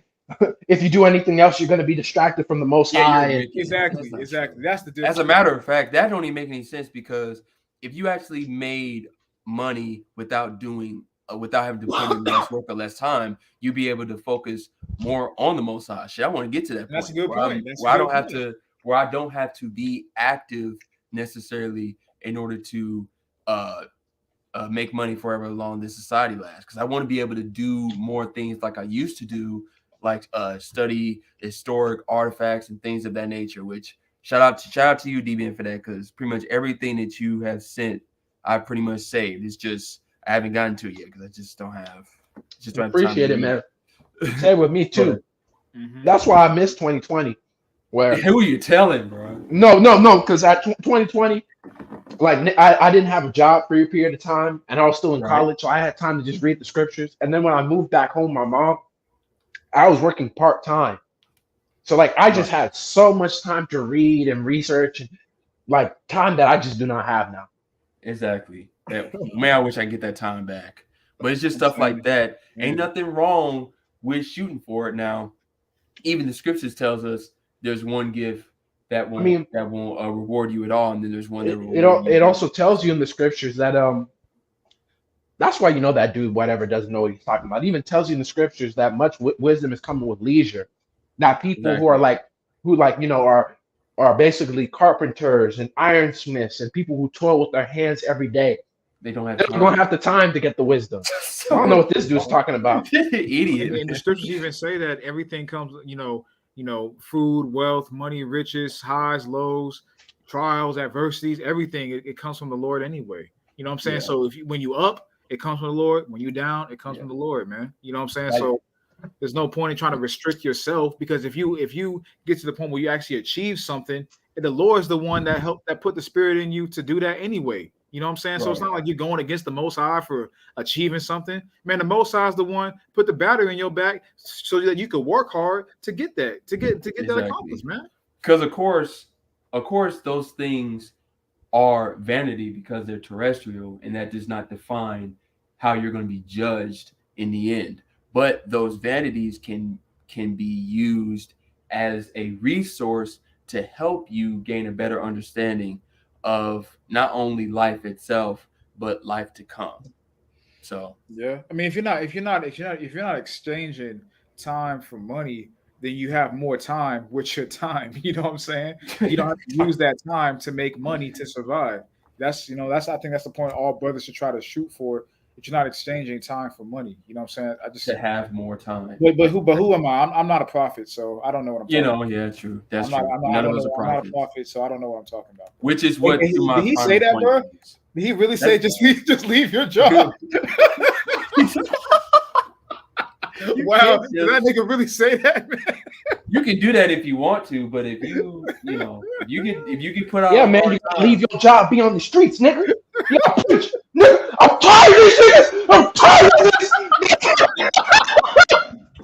I remember your picture that wanted. Bro, they gonna kill you. Try to soft ass niggas, man.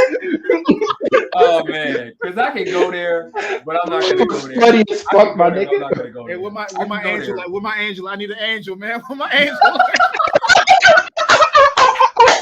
I mean, I can go there. I can go there from personal experience, but I'm not going to. I can go there from experience, but I'm not. It is what it is, bro. That nigga did that shit to himself, bro. That nigga did that shit to himself. But I'm not finna, because that's the thing. You can't teach nobody that type of stuff. That's a personal decision that you have to make for yourself, and you have to live with whatever consequences that come to you because of that individual decision that you make. Which is, if DG was gonna say something before I give my final point.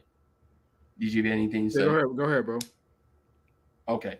I just wanted to say like this premise of this, because I did see this comment earlier when it was talking about hey, real quick, I got give me 2 minutes. Y'all talk. I gotta do something for 2 minutes. I for sure handle your shit. I wanted to say I know somebody put in the comment earlier, I can't remember who it is right now, but they was talking about debates in general, I would assume, and they're saying they're good for edification purposes. I'm just gonna be honest with you. This right here is an outlier, okay? Because those debates are not. And the reason why they are not is because you have to pay attention to the difference between this debate and people just arguing and screaming over each other. Exactly. That's what most things become. And it comes from the energy of not really trying to just get your point across and letting the information just settle in your own head. Is really about you trying to take whatever your point is and shove it down a motherfucker's throat. Like, no, that's not what we're doing here. Because even the scriptures tells us, Proverbs 23:23, buy the truth, sell it not, and all wisdom, instruction, and understanding. So that's not what we're doing here. And like we've mentioned multiple times during this live stream, we've gone over this in private, either in phone calls or on the Discord for brothers that know.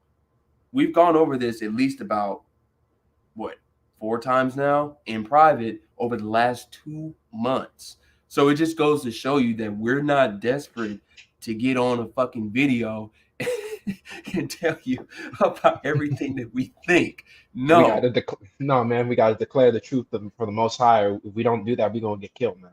I know, right? We got to get on public record and declare every single thought that we say. No, we actually take the time because we're not a group. We're not a group. We're not a camp. We're not any of that. I'm just gonna say it, crap. We're not any of that crap. Okay, we're just individuals that just so happen to know each other. You know what I'm saying? We're individuals that so happen to know each other that just so happen to share similar ideals and really and we share the same foundation. That's it. But I mean, I was telling Malak this earlier. But if we ever became a camp, I already have our name. It's the What is most it? cardinal name of all time. Niggas with Bibles. Niggas with Because that's exactly what we NWB. are. Because that's exactly what we are in the very basic sense. We're just niggas with Bibles. Why? And it kind of goes back to what Malak said earlier about people take the Bible and they contort it all the time to promote whatever sentiment they want to do. Why? Because the Bible, in its basic sense, it's just a book. It's just a book. Yep. It's a collection of words. Yes, the most powerful book of all time, and there's not a close second. No shit. But you see why. You see why the Bible is the most powerful book. As in Isaiah 45:7, Most High tells us he's the creator of the good and the evil, the bringer of the light and the darkness. Only the scriptures can bring that light and darkness on paper into the world. If what I'm saying makes sense. No other book can do that. All the other books bring is a bunch of wickedness. So that's that. Yeah, wickedness and confusion. So only the scriptures do that. But like I said, we're not a group, we're not a camp. Any of us in this chat, man, we're not any of this stuff. We're just guys that just so happen to know each other. And I do want to bring up this point because at the end of the day, we are friends and we do focus on trying to help each other throughout these times. So I want to bring out what is it? Is it Ephesians? I just had it. Please tell me it's Ephesians. Yeah. Ephesians 5. And I'm gonna start at verse 15. See that you walk circumspectly, not as fools, but as wise, in time, because the days are evil. Therefore, do not be unwise, but understand what the will of the Lord is, and do not be drunk with wine, in which is desolation, but be filled with the Spirit. I mean, obviously, we don't have the Holy Spirit like they do, but you get the point. Speaking to one another in psalms and in hymns and spiritual songs, singing and making melody in your heart to the Lord, giving thanks always for the things the Most High, the Father, in the name of the Lord, the Son, Yahweh Shai Mashiach, submitting to one another in the fear of the Most High Yahweh. So, and that's the point. We serve one another. We submit to one another. There is no group here. There is no leadership. None of that. We lead no ourselves. elders, bro. No elders, bro. No elders. No apostles. No apostle. Shout out to J2K. I'm just gonna make this point real quick. J2K actually helped me out for my job in writing out a what's that called? A religious exemption. And the way he put it, because I use a little bit of his terminology as well. He said, according to the scriptures, being the priest and chief of my household. This is how I don't go to no church, no pastor. And because the scriptures designate me as a king and a priest, this is what I'm going to tell you about the scriptures. And this is what I'm going to do. And at the end of the day, all of us men being, or striving to be kings and priests, we have to be able to have our own mind and our own thoughts and be able to stand by what we say, but actually be able to demonstrate it via facts without getting super frustrated. Because, normally when you read, because we've been doing this for 3-4 hours, you realize there was never a point where we started shouting at each other or niggas were like, yo, bro, you're not listening to me, bro. You don't get it, bro. And we were going back and forth because at the end of the day, we were just going over precepts and explaining how we interpret the precepts. And so there was agreed with and other things we didn't. But again, the Uh-huh. priests stand by their own. And at the end of the day, we respect each other because we understand, okay, this brother actually takes the time to read the scriptures. I do as well. So I know he's not just speaking from a point of ignorance. Right. Come on, And come think on. about it like this. We're not and think about how organized this debate was. And we didn't need no goddamn No 8 to 10 minute moderator. intervals, 10-minute intervals, lightning rounds, fire rounds, calling in Hey, this rounds. debate, we ain't need no Patreon exclusive. Like, we didn't need none of that crap. No We didn't pay-per-view need none of debate. that. We didn't need none of that crap in order to have a debate. But like I just said, this is an outlier.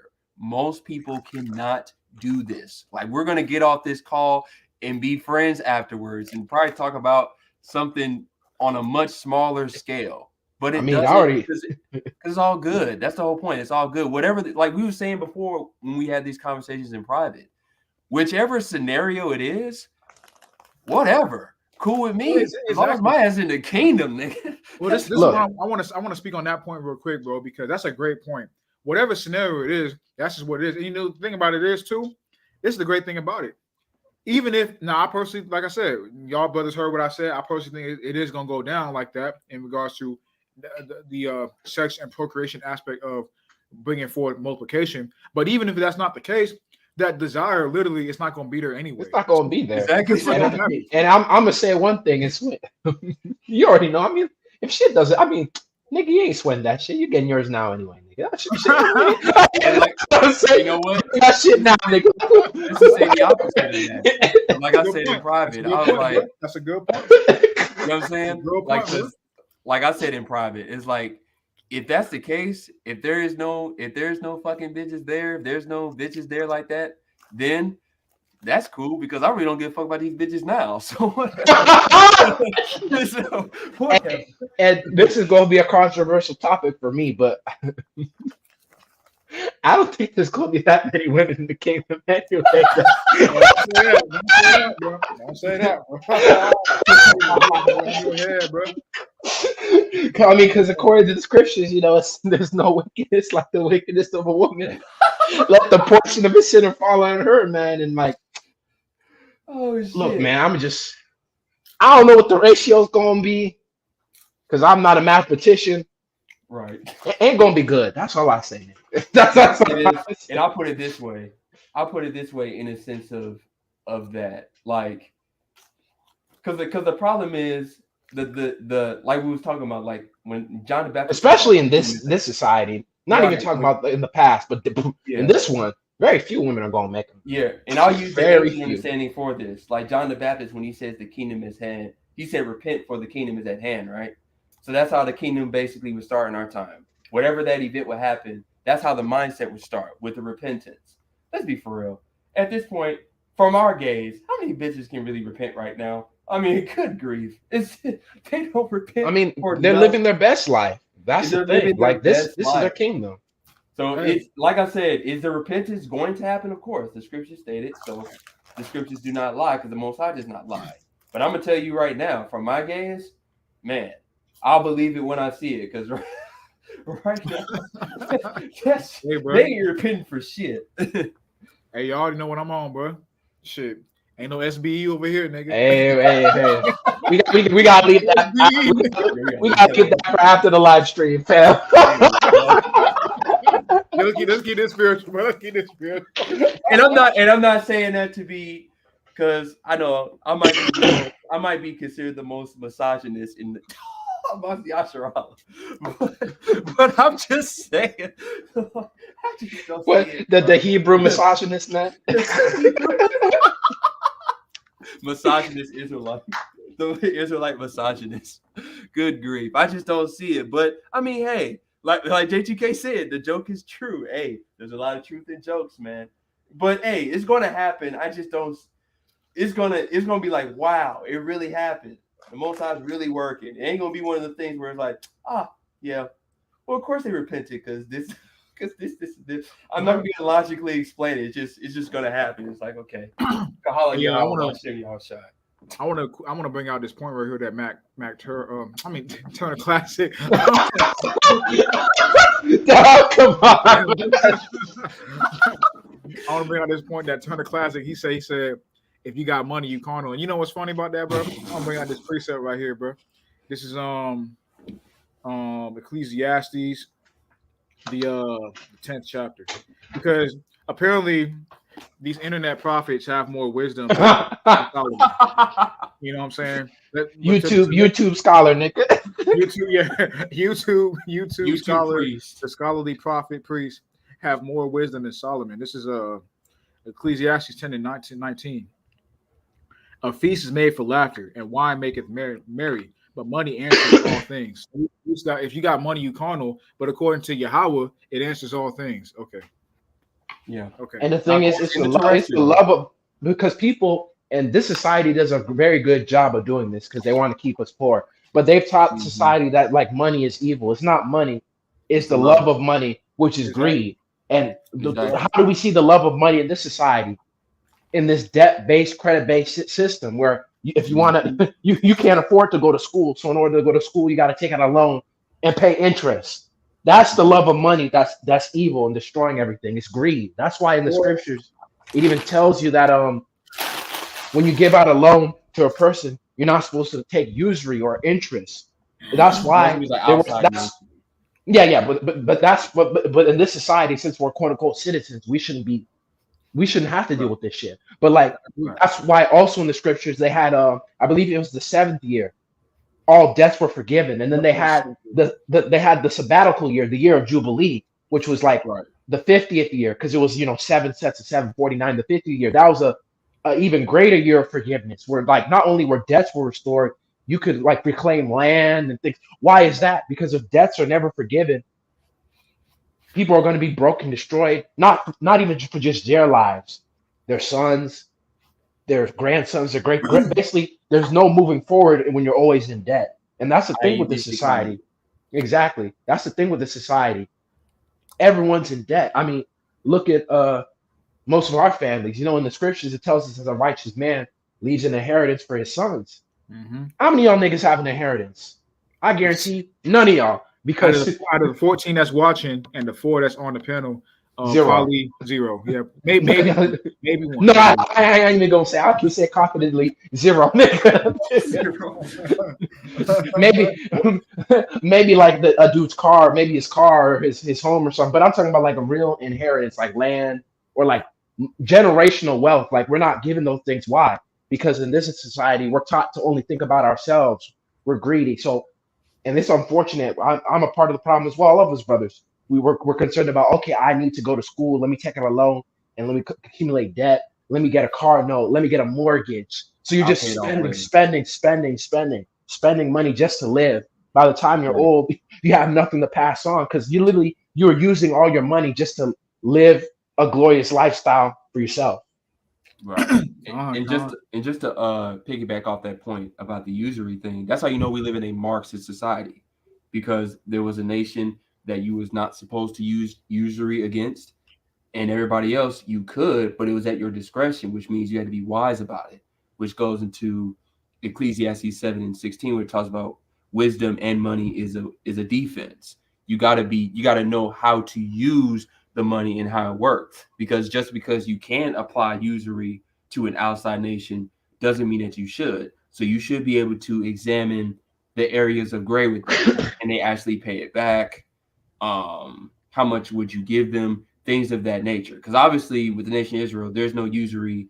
That's just bottom line. No usury at all whatsoever. So in our time, if somebody gives us, if we give somebody this amount of money or whatever, we have to say, okay, so you owe me $20. Like if I give you $20 as an Israelite to Israelite, that Israelite only owes me $20.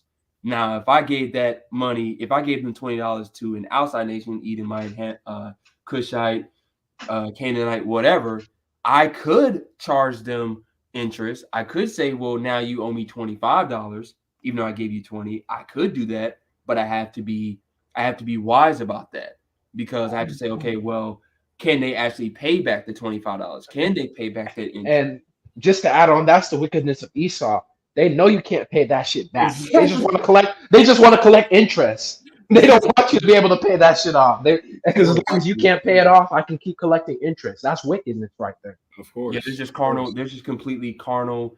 Well, of course, the elites. Of course, we're not talking about all, but as Ephesians, All of them Esau, they gotta yeah, go.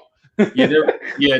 Edom's just retarded, but the elite of the elite of Edom are wicked. But as we know, Ephesians 6:12, we don't fight against flesh and blood. We fight against the powers, the rulers in dark places. So of course it's not about all of Edom. It's about the ones that work behind the curtain. But just the point of like, High-ranking members of Amalek.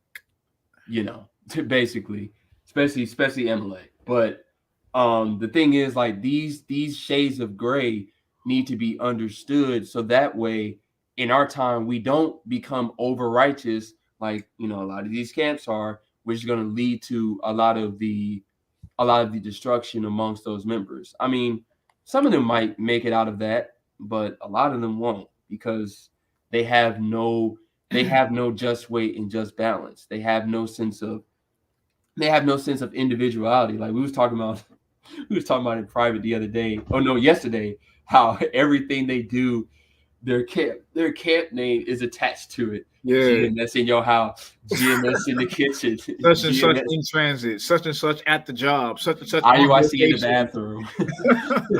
Like, damn, dude, like you can't ISUPK on the toilet. Like, come on. you can't just do something and like not have your camp name attached to it. Like, it's just unfortunate, because the thing about it is, bro, is that shit really lead to building up your own delusion of grandeur inside your own head. And when them things don't come to pass how you see fit, then that could lead you to turn your back on the Most High, unfortunately. Exactly, because you so focused on groupthink, which is Exactly. I mean, this might be one of the final points of this. We'll see how this goes, but we've talked about this before last year, but it is good that we bring it up now about the concept of Hebrew Israelism, i.e., that fake religious lens of what it means to be a Hebrew Israelite. That shit is starting to grow, and we all need to be careful as individuals. One, to be aware of what they mean by that, and also how they channel that type of understanding through various forms of media, whether it's these debate channels, the news. Because the first time I heard it was on the news. I know we talked about that story before, how the guy got kicked off the football team because he ate pork. But the main part that caught my no, he got punished because he didn't eat pork. Yeah, he didn't eat pork. Because he ain't His punishment, his punishment was to eat pork, and he decided not to do it, so he got kicked off the team. My bad, I meant to rephrase that. But the part that really caught my attention was when they said Hebrew Israelism, and I was like, "What the fuck is that?" Like, like the rest of that story didn't mean shit to me. All I heard was that, and I was like, "What? Hebrew Israelism?" Yeah. And then I heard it again. Now I've heard it about at least 4 times since then. So these last tricks by quote unquote Satan, i.e. Esau, are starting to really manifest themselves as these last days continue to spiral down the drain or flush itself out, how you want to look at it. But and the thing about it is, we all know it's going to lead to the persecution of the saints. That's what it's all leading up to. Persecution of Jake, in mass. Whether you and that's the thing. That's why it's so silly to associate yourself so deep and so hard with some camp. It's because, but when they start coming after niggas who believe in this hard body like that, who believe in this in full throttle and ain't switching up for nothing, they're not gonna ask you, hey, were you a part of IUIC or are you GMS? They're not gonna ask you that shit, nigga. They don't give a fuck what camp you part of. Do you associate yourself with quote unquote Hebrew Israelism? Period. Well, actually, I was going to get to that, because in the beginning, well, of course, at the end of it, by the end, it's going to just lead to that, like, nigga, who gives a fuck what you are? You're in Hebrew Israelism. Die, motherfucker. Whatever. Exactly. But in the beginning, that's how they're doing it. IUIC. Yeah, that's how they're doing it now, to butter up for the just, I don't give a fuck. Just get rid of these guys. That's how they're doing it right now. That's how the persecution is starting right now, because they know these camps and they know the wickedness of these camps and how they're completely far off. They know that, so that's how they're using it against you. They'll say, "Oh, what camp are you in?" Or they'll say something stupid like, "Oh, well, I bet you. Oh, so you're a Hebrew Israelite? I bet you if I call up Tazariak or fucking Bishop Nate or Tahar or Johanna. something, I bet you they won't know you. I bet you they won't say you don't keep the law. And it's like, nigga, I don't know those guys. Like, you can call them up if you want to, but I don't know those niggas. They don't know me. So what does that matter? But that's how they gonna trick you. Oh well, I wonder if I text one of the camp leaders real quick. I wonder what they would say about you. You know what I'm saying? That's how they're gonna try to destroy your confidence in this knowledge by saying, oh well, the understanding of being a Hebrew Israelite can only come from a camp. So let's see what these camps think. Let's see what these camp leaders think about you. Since you want to be a individual Israelite, boy, please. Well, the thing I about wonder it what is, these camp bro, leaders think. thing about it is, bro, they're gonna always go to the face. Now, the face of Israel today, I would say, I mean, it is what it is. The face of Israel today is fucking Nate, bro. Yeah, how everyone look at it. I mean, he runs the biggest organization with the most members and the most subscribers on YouTube, the most notoriety worldwide. If we're talking about just online presence, that's that nigga Nate, bro. He's being real. And the thing about it is, now I'm not saying that holds validity in terms of righteousness. I'm just saying that that's just the reality of the situation. So Yeah. the thing about it is, bro, is that they always gonna go to the face, and they're gonna associate anyone who believes in a similar doctrine with that face. Similar if you say you're for black people, you're for the empowerment of black people, you're for the betterment of black people. They want to associate you with fucking Malcolm X or Martin Luther King or some shit in the world. Dr. Umar, You know, Doctor or even Prince of worse, Doctor fucking Pan-Africanism. Umar or one of them niggas or one of these niggas on YouTube like motherfucking what's the name Jabari or Sarnetter or one of these niggas. You know what I'm saying? Like Right.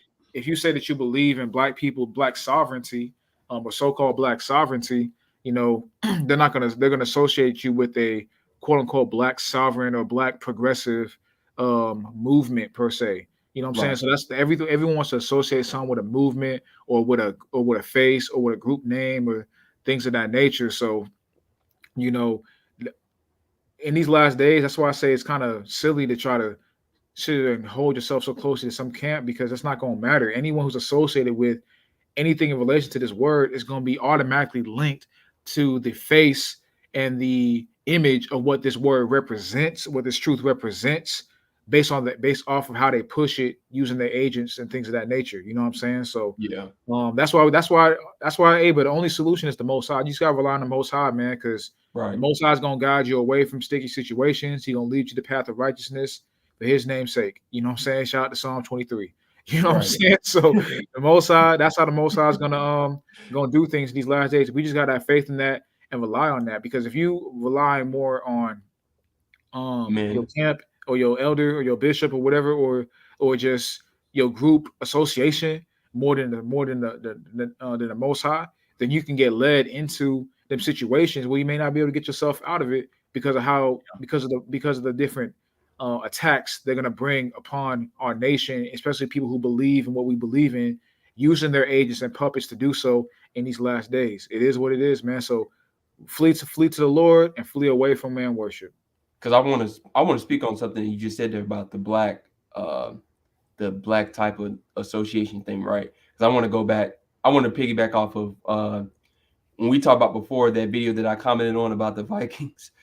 Ironically enough, they're still responding to my comment, which wasn't even a comment. It was a reply to a comment. But anyway, one of the replies that was to me was, "Oh, you just you must be an adherent to that guy, Tariq Rashid and those Tariq Nasheed that think that all black people just ruled over the entire planet." And I'm like, I don't know that guy. Like, you know what I'm saying? Like, they always try to associate with you with one guy or one group or one camp just because you so happen to say something that, who knows, maybe they said in their own way, but it's similar to yours. So you got to be careful with one, you got to be careful with who you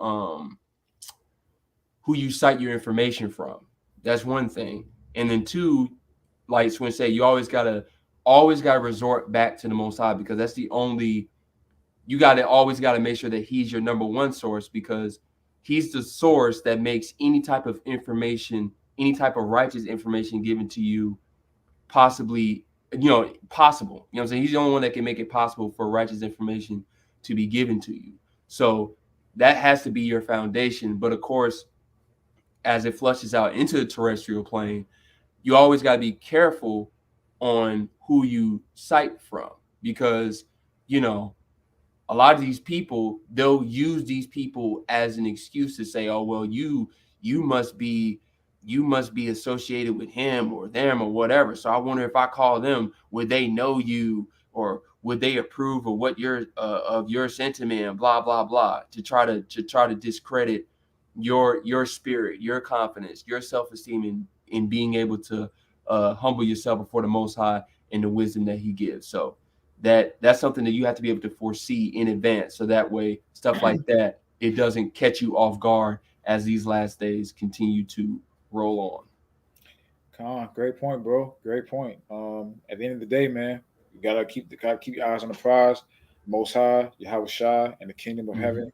come to pass, and focus on that, man, and do the things you gotta do necessarily to keep that the foundation and the forefront of your life, man. And the thing about all these groups and whatnot, I'm not saying that they bad. I'm not saying that they're 100% wicked or nothing like that. I'm just saying that, like, at the end, and we ain't saying that they is all wicked and they don't give out no edification and no understanding. We ain't saying that. We're just saying that, they're a tool.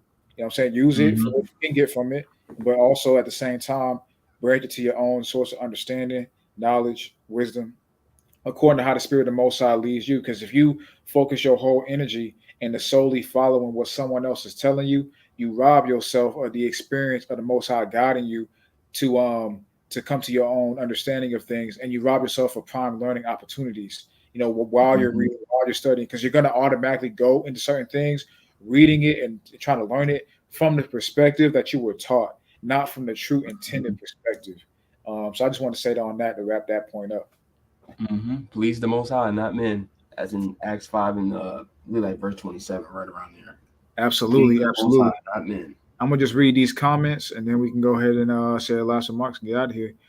Shout out to DG, shout out to Israel Redeemed. He said the prophets for the masses are High Priest Zuckerberg, Apostle Fauci, and King Gates. Hey, but you can't forget Bishop Charles Schwab too. Can't forget or Klaus Schwab, whatever his name is. Klaus Schwab, whatever the fuck. Oh my God, Bishop Schwab. Bishop Schwab, can't forget him either. Bishop Schwab. ESPN said, black people got nothing. That's a fact. That's a fact. In terms of inheritance, now black people got money. Don't get twisted. Black people have money. They got money.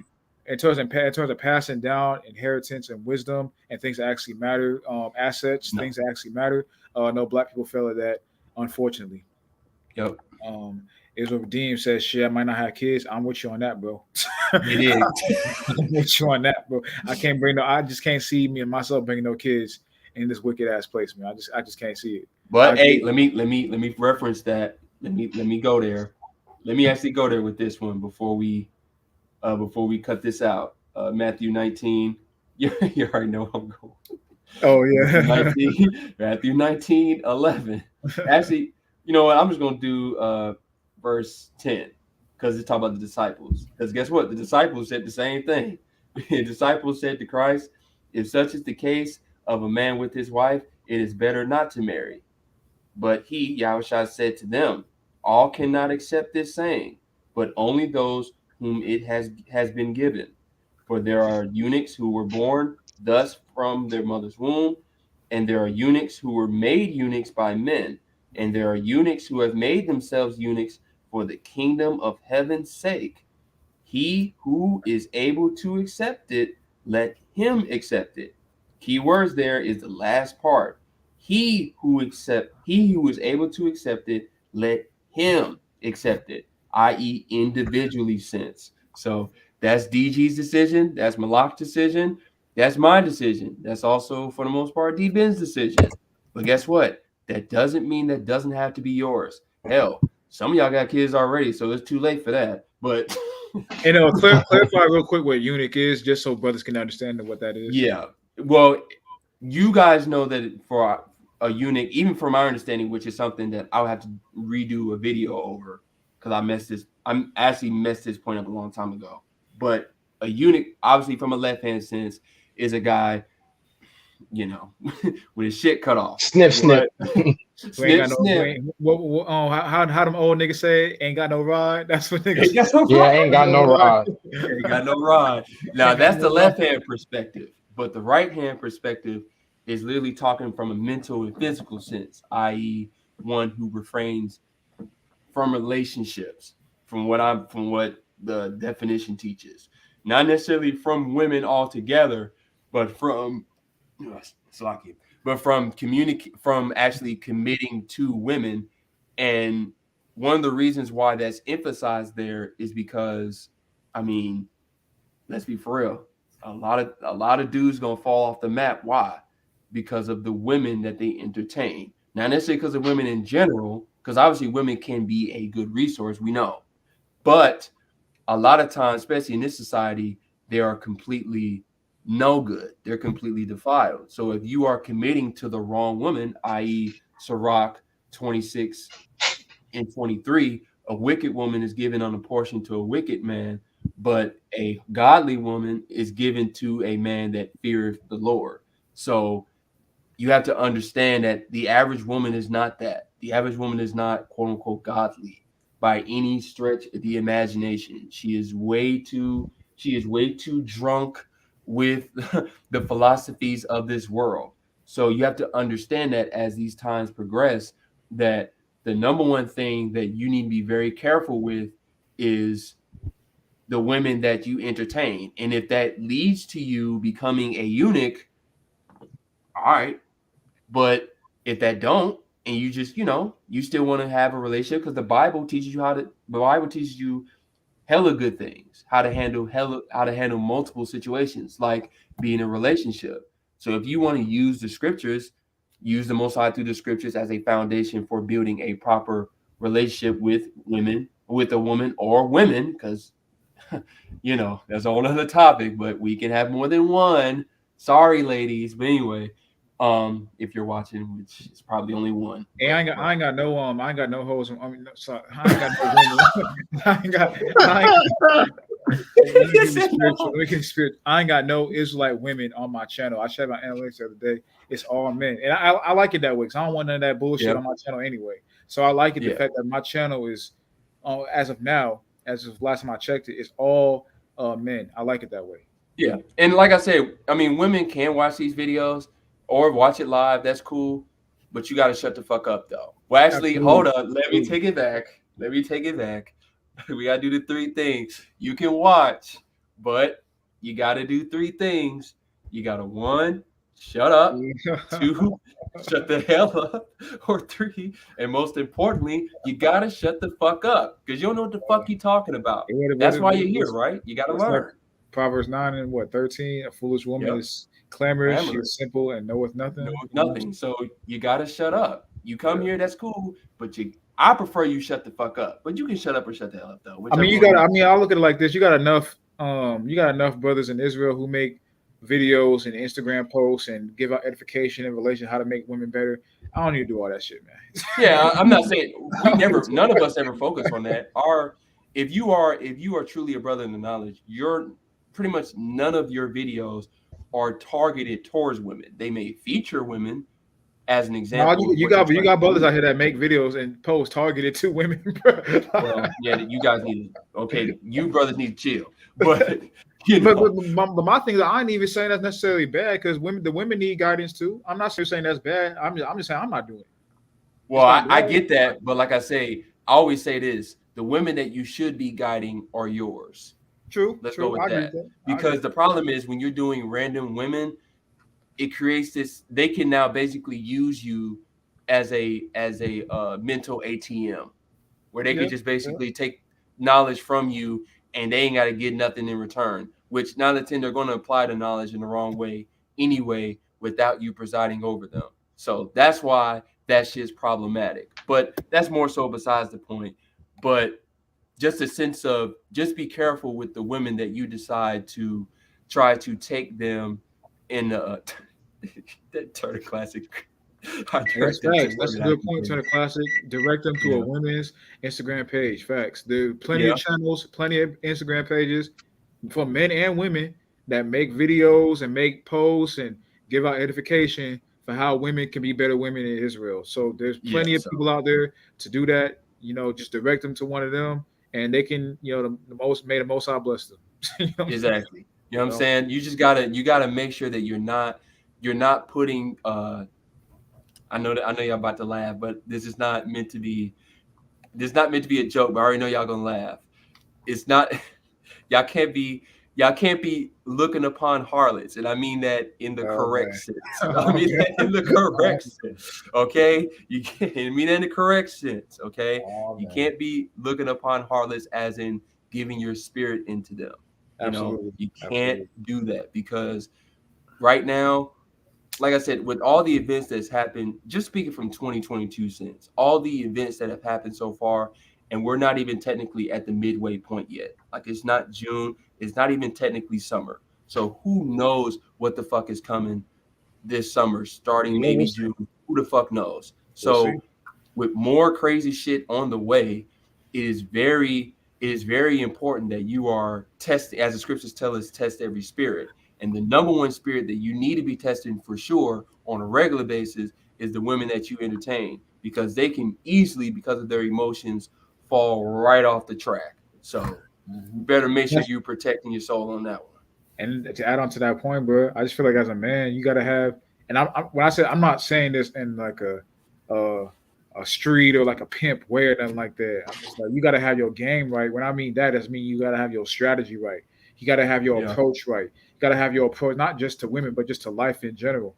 Do you have your Mhm. game, right for life in general? Meaning, do you have your foundation set in its proper place, your priorities in its proper place? Do you have a strategy for how you go about your everyday life? And of course, is that going to include how you deal with women as well? Of course, that's a part of life. It's going to include that, but it's not everything though. You know what I'm saying? You have having a man with game. It's not just people think about that and they just think, oh, you know how to talk to females. And yeah, that's an aspect of it, but that's not everything. Your game is your strategy of how you approach your life, how you deal with situations and handle situations in your life, how you prioritize things, how you fit things to work in your favor, how you prepare for things so they can go in your favor, how you prepare so you don't have to so you can be proactive and you don't got to be reactive. That's game. That's Mhm. real game right there. And when you got that on point, you're gonna be analyzing everyone in your life. You're gonna be checking every spirit. You're gonna be making sure that that you're putting yourself in favorable situations to succeed spiritually and in every other aspect of your life as well.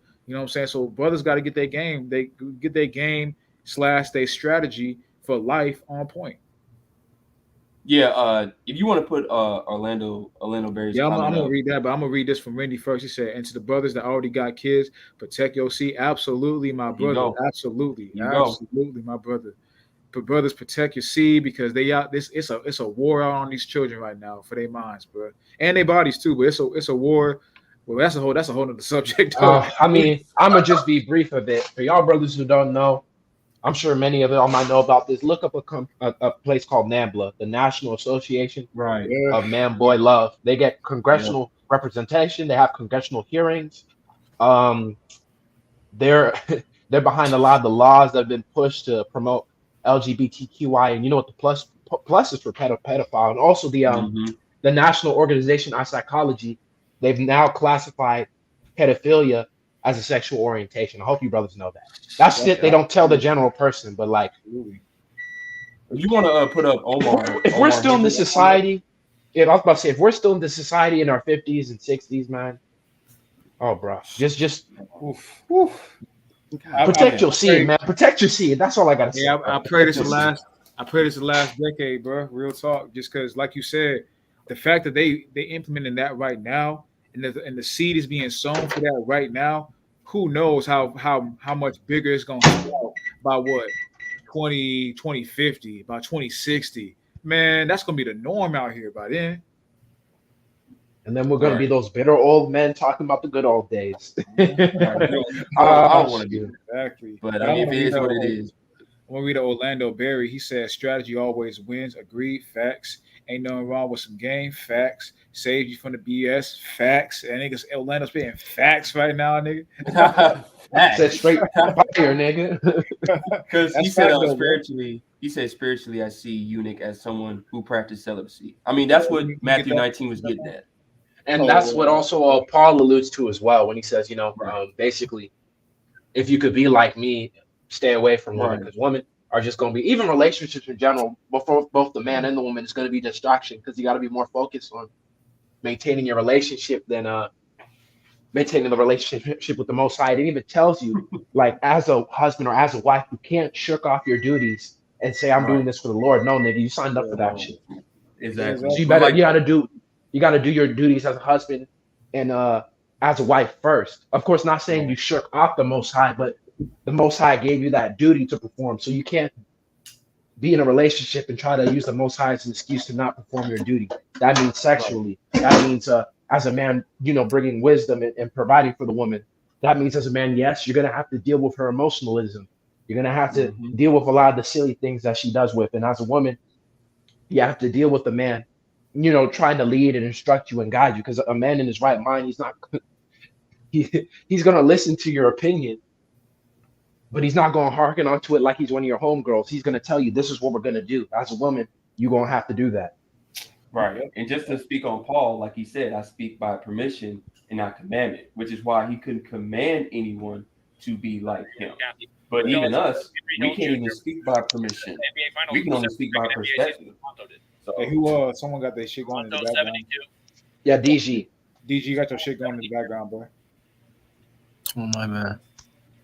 Are you good? Yeah, but like Paul said, by permission, not commandment, we're even way lower than that. We can't even speak by permission, i.e., divine permission. We can only speak by perspective, or just a suggestion based off of our experience or something like that. Yeah, suggestion or perspective, which means that realistically, like I said, we ain't shit. We just niggas with Bibles, dude. We just niggas with a book in our hand.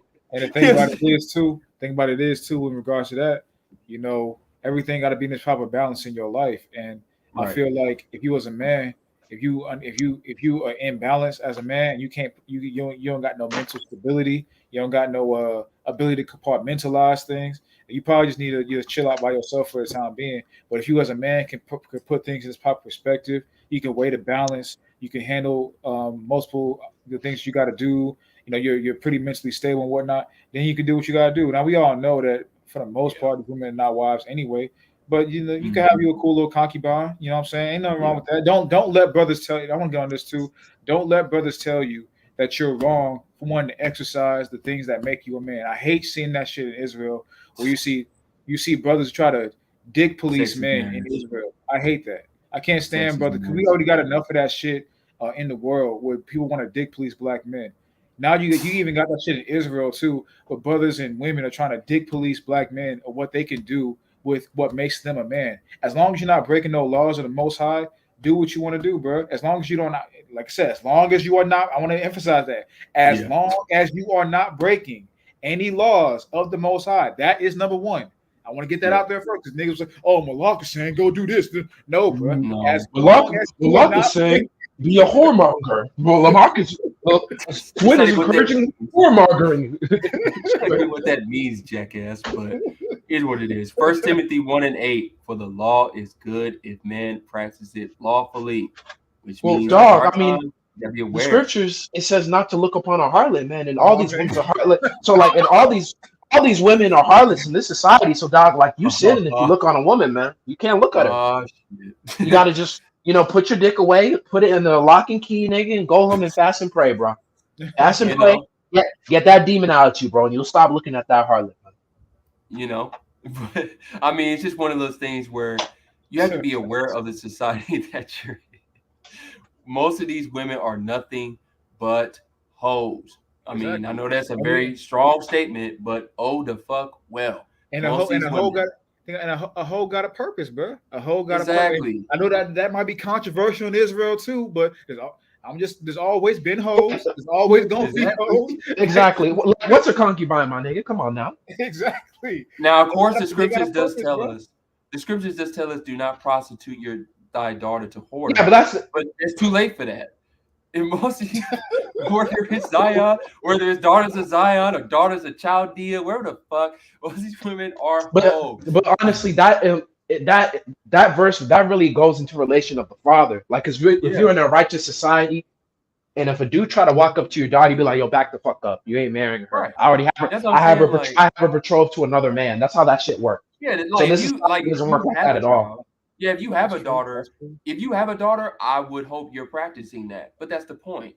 Just because Well, you're you can do it to doing the best of that, your ability. yeah, just because you're doing that does not mean that every single body else's daughter around you is like that. Like you have to focus on what Exactly. you can do, focus on what you Exactly. can control, and let everything Exactly. outside of you, let the Most High take care of that to whatever degree that needs to be taken care of. And hopefully, through those things, He shows you certain signs and certain examples of, okay, well, you should go about it like this or go about it like that. I mean, we're all individuals. Yeah, we're all going to we all have the same destination. It's like an interstate. You know, we're all driving to the same destination. We all might be on the same interstate, but we're all in different lanes. We all have our own lane. We're all driving in it. So at the end of the day, this shit's a journey. We're not at the destination yet. We haven't even reached the bumpy roads yet. niggas want to talk about how righteous they are. It's like, bro, stop. You know what I'm saying? Like, you have no idea what it means.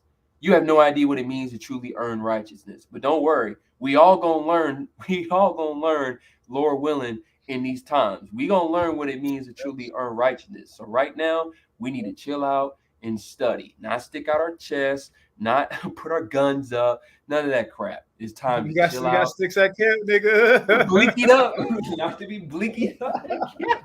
No. Hey, but I want to read this. I want to read this point that Orlando said. He said, "As men, we can compartmentalize our emotions when dealing with women, and as long as we keep the Most High first, we good. Of course, I can't tell no man what to do, and that's facts, bro. Right. You know what I'm saying? Like, I want to say this too in regards. That's a great point you made, bro, because when you compartmentalize your well, I say when you put the Most High first, like you said, that allows you to compartmentalize things, and that allows you to not pedestalize things as well. Because unfortunately, a lot of brothers get in situations where the reason why they can't compartmentalize, aside from not keeping the Most High first, or I'll say because they're not keeping the Most High first, is because they pedestalize people that they're around, whether that be a woman or an elder or whoever it may be. They pedestalize the person that they deem as their source. And unfortunately, you got a lot of women. You got a lot of men who view they woman as their source, as their reason for existence, their reason for being. I mean, how many times you heard "happy wife, happy life"? How many times you heard "she's my reason for existence"? She's my everything. You know, all that bullshit, man. So as a man, when you keep the Most High first, you flee from them mindsets because you know the Most High is your everything. The Most High is your source. Everything else in the world. That's another thing too. When you don't pedestalize shit, you're able to see shit for what it actually is, not what you want it to be. Let it breathe. Exactly. Hey, did you know what I'm talking about when I said that, bro? Did you know what I'm talking about? That was smooth, bro. That was smooth. Oh my god, that is hilarious. That was smooth. I gotta give you credit on that one. But I mean, just the sense of that, like you can't be an idolater, bro. That cannot work for you, bro. Because at the end of the day, you don't know what the Most High is going to take away from you in these last days. So He could take away anything from you to test your faith, man. So that's why you got to give your faith into the Most High, because the Most High cannot take Himself away from you. You know what I'm saying? Like that knowledge and wisdom can't be taken away from you, but anything in terrestrial can. Like Isaiah 33:6, the wisdom will be the stability of our times, not not your woman, not your kids. Even though if the wisdom does manifest into these things in a proper manner, okay, cool. But them themselves, no, not your women, not your kids, not your money, not your career, not the nice house you're in or the car you drive or whatever plot of land that you have that you can grow food on. None of that stuff. Nothing in the terrestrial is the stability of our times. The stability of our times is the wisdom. But and that's a great point, bro. And I'm gonna bring out this quick precept because you hit on a great point. And I'm gonna bring this out. This is Ecclesiastes chapter 7, and I'm gonna start at verse 11. It says, "Wisdom is good with an inheritance, but by it there is no profit to them that see the sun. For wisdom is a defense, and money is a defense. But the excellency of knowledge is that wisdom giveth life to them that have it." So as we can see, money is a defense. You know what I'm saying? That's all money is. It's a defense. Now, it being what it helps you in your life. It assists you in making your life easier. It assists you in making your life it assists you in doing help you do the things that you want to do with your time. It assists you in getting the things you need to survive. It assists you in helping accelerate things you want to accelerate. It's a defense mechanism. You know what I'm saying? That's what money is. It can get you out of a bad situation. You know what I'm saying? That's what money is. It's not to be worshipped, but it is a good thing to have in your life because it can be a defense for you. You know what I'm saying? So it's like that's why that Turner Classic was saying earlier. He was saying, we was joking when saying, having money make you carnal. That's why that statement is so silly because having money don't make you carnal. Now loving that money more than the Most High, that makes you carnal. But just having bread don't make you carnal because you need bread to survive. And bread can help, act as a defense to get you out of tough or rough or sticky situations. It can help you accelerate things. It can help make your life easier. It can help It can help keep you in a not having a frantic spirit. Matter of fact, I'm gonna get this real quick. I'm gonna get the book of Proverbs real quick because I love this precept. It's Proverbs 30:7. Two things have I required of thee, deny me them not before I die. Remove far from me vanity and lies. Give me neither poverty nor riches. Feed me with food convenient for me, lest I feel full and deny thee and say, who is the Lord? Or lest I be poor and steal and take the name of my God in vain. So, bro, you don't want to be on the extreme of either end. You don't want to be extremely poor in a poor, poverty situation where you ain't got no bread. We got the mindset that all money is carnal and you have no money, and now you think about stealing and robbing and doing shit that's against the Most High's laws. Number one, and also number two, that's gonna get you in a fucked up situation in your own life by getting you caught up in the white man's court system. You know what I'm saying? Exactly. Or and the opposite end, you don't want to be so rich to the point like some of these celebrities or like some of these I wouldn't to just say celebrity, but because that can mean anything, but these people who have obviously compromised their integrity for riches and fame and fortune and things of that nature. Because, like I just said, you're gonna compromise your integrity. You're gonna say, "I don't need the Lord." It's I'm gonna go serve Baal. I'm gonna go serve the goat. Because I don't need the Lord. The Lord ain't doing nothing for me. I got this all on my own. I got it out the mud. I did it all on my own. So you don't want to be on either end of the extreme. That's why the scriptures say, "Give me what is convenient for me. Give me something I can, that can be steady with. Something that help, me in my life. Something that can assist me in my being, assist me in doing the things I need to do, not just what I need, but also what I want. Don't be on either end of the extreme because they both can end up in bad situations for you. Yeah, and I want to because you bring up, I actually want to piggyback on this statement you just said, like how like like how ass backward it is to say for anyone to say money is so carnal. If you're poor, you poor and some saying money's so carnal, but yet you then go commit the carnal acts of trying to steal and kill a little bit. Exactly. Like what kind of ass backwards thought process is that? It's like, well, if Exactly. that's the case, then nigga, you should just sat there and did nothing. You should stared into place. You should just sat there, stared into place, and I don't know, withered away or something. If that's the case, like what are you talking about? How you gonna say it's so carnal and so evil and stuff, but yet you then go commit an evil act just to go get that evil? But whatever. Exactly, bro. And I want to touch on this from RJ Dennis. Shout out to RJ Dennis. Appreciate you coming through, bro. I know he on the Discord. Appreciate you coming through, brother. He said, what does Isaiah 4:1 mean concerning these women in our time? Since they pretty much through. So Isaiah 4:1 is 7 women shall cling to one man, and shall be called by our name, take away our reproach. We know the precepts. So Isaiah 4:1, we were talking about this earlier. How I interpret Isaiah 4:1 is going into basically in these last days because of all the war and corruption that's going to go down because of all the people all the men that are going to die. Of course, we already know there's more women on the earth than men right now anyway. And there's going to be many more men that die in these last days, these last day events that that are going to happen whenever they happen. So there's going to be way more women on the earth than there are going to be men, and 7 women, 7 being the number for completion. You're going to have a lot of women looking for men for stability in that time because everything that they have in this society that props them up is going to be gone, pursuing Isaiah the 3rd chapter, verses 16 on down, that goes to the judgment of the women. So that's Right. basically what that's going to on this realm. Now we were talking about that earlier. I personally think that also stretches into the kingdom, but you can go through the archive in this video and kind of see what I had to say concerning that. I don't really want to go back on that, Yeah. but since you said in our time, gave you the answer about how it reflects our time. Yeah, I agree with that as well. Like just a repentance in the Yeah, sense of Isaiah 4:1. Like it's just talking about those women in our time repenting. I mean, you start to see it now to a degree. I mean, repenting it's and humbling themselves too, because that's yeah, going to be a yeah, very humbling act for them.